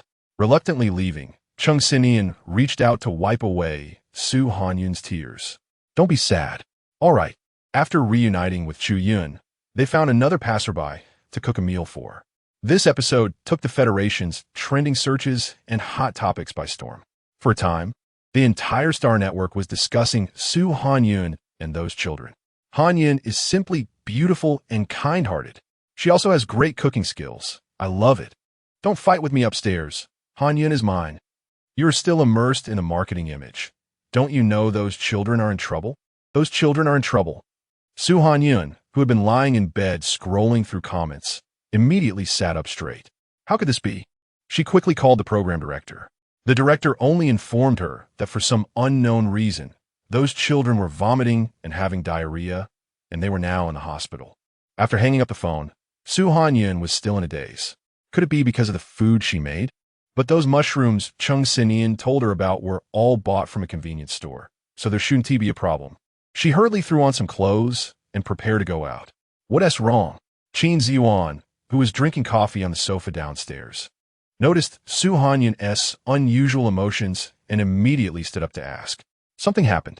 To avoid worrying Qin Ziyuan, Hanyun pretended that nothing was wrong. Don't lie to me. Qin Ziyuan sighed. Your eyes are red, yet you're pretending to be strong. Talk to me, okay? Qin Ziyuan led her to the sofa. Do you remember the group of kids from the last episode? Hanyun could no longer hold back her tears. They got into trouble. Chapter 51. What happened to you? Qin Ziyuan furrowed his brows.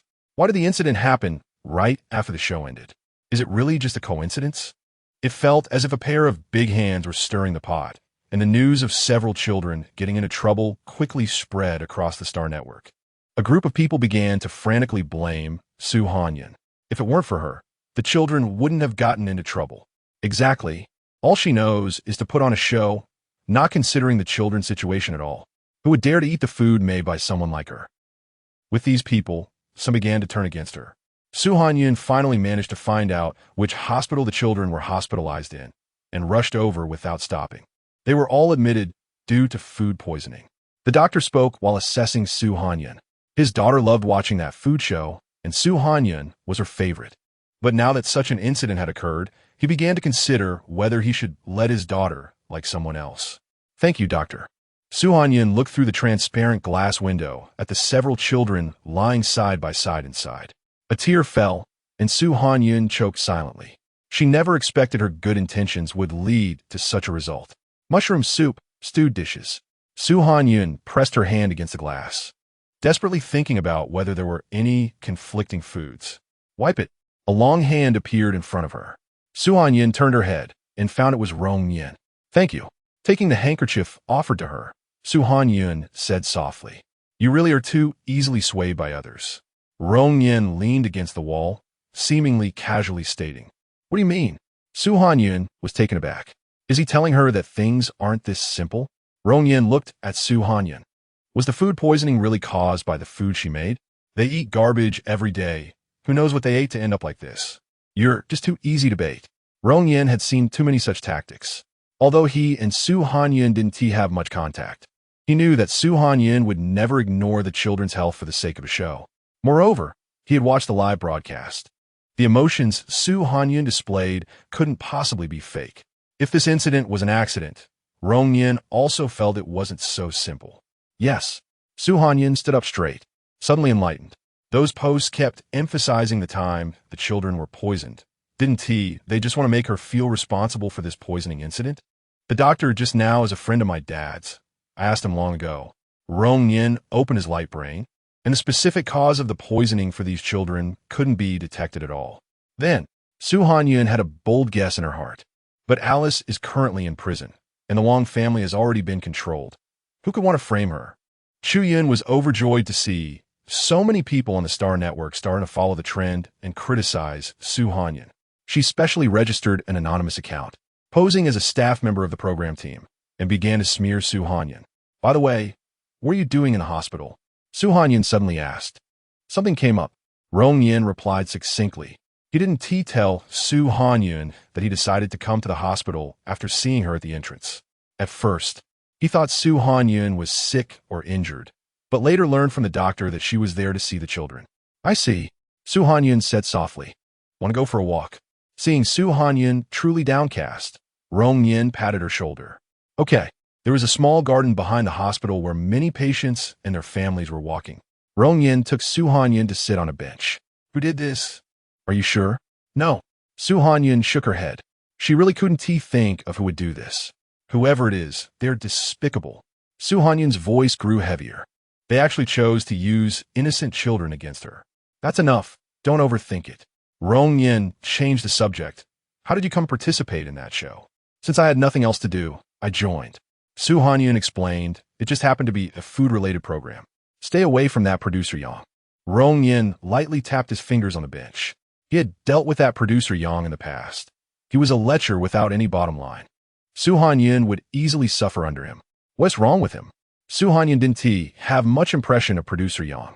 The only impression she had was when he rescued her from the reporters during her first participation in the show.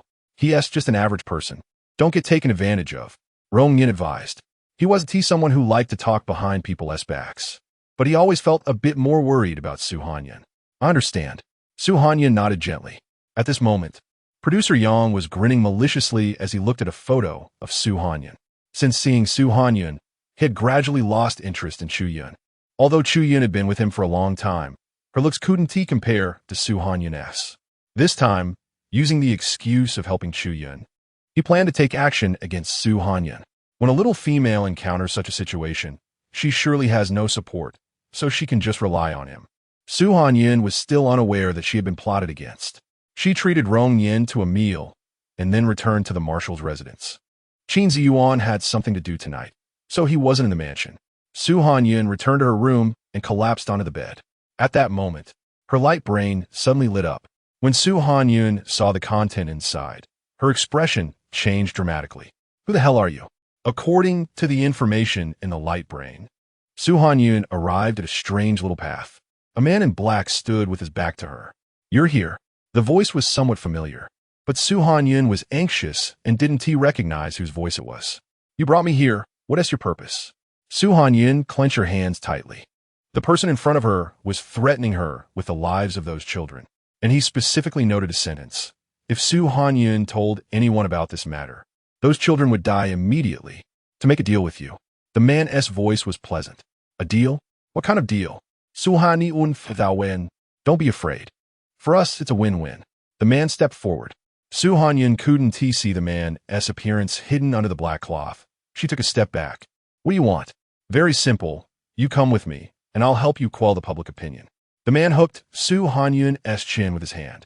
You can still be like before. I won't restrict you. Su Hanyun listened to these disgusting words, shaking with anger. This person was using several lives just to make this deal with her? Why should I trust you? Su Hanyun said coldly.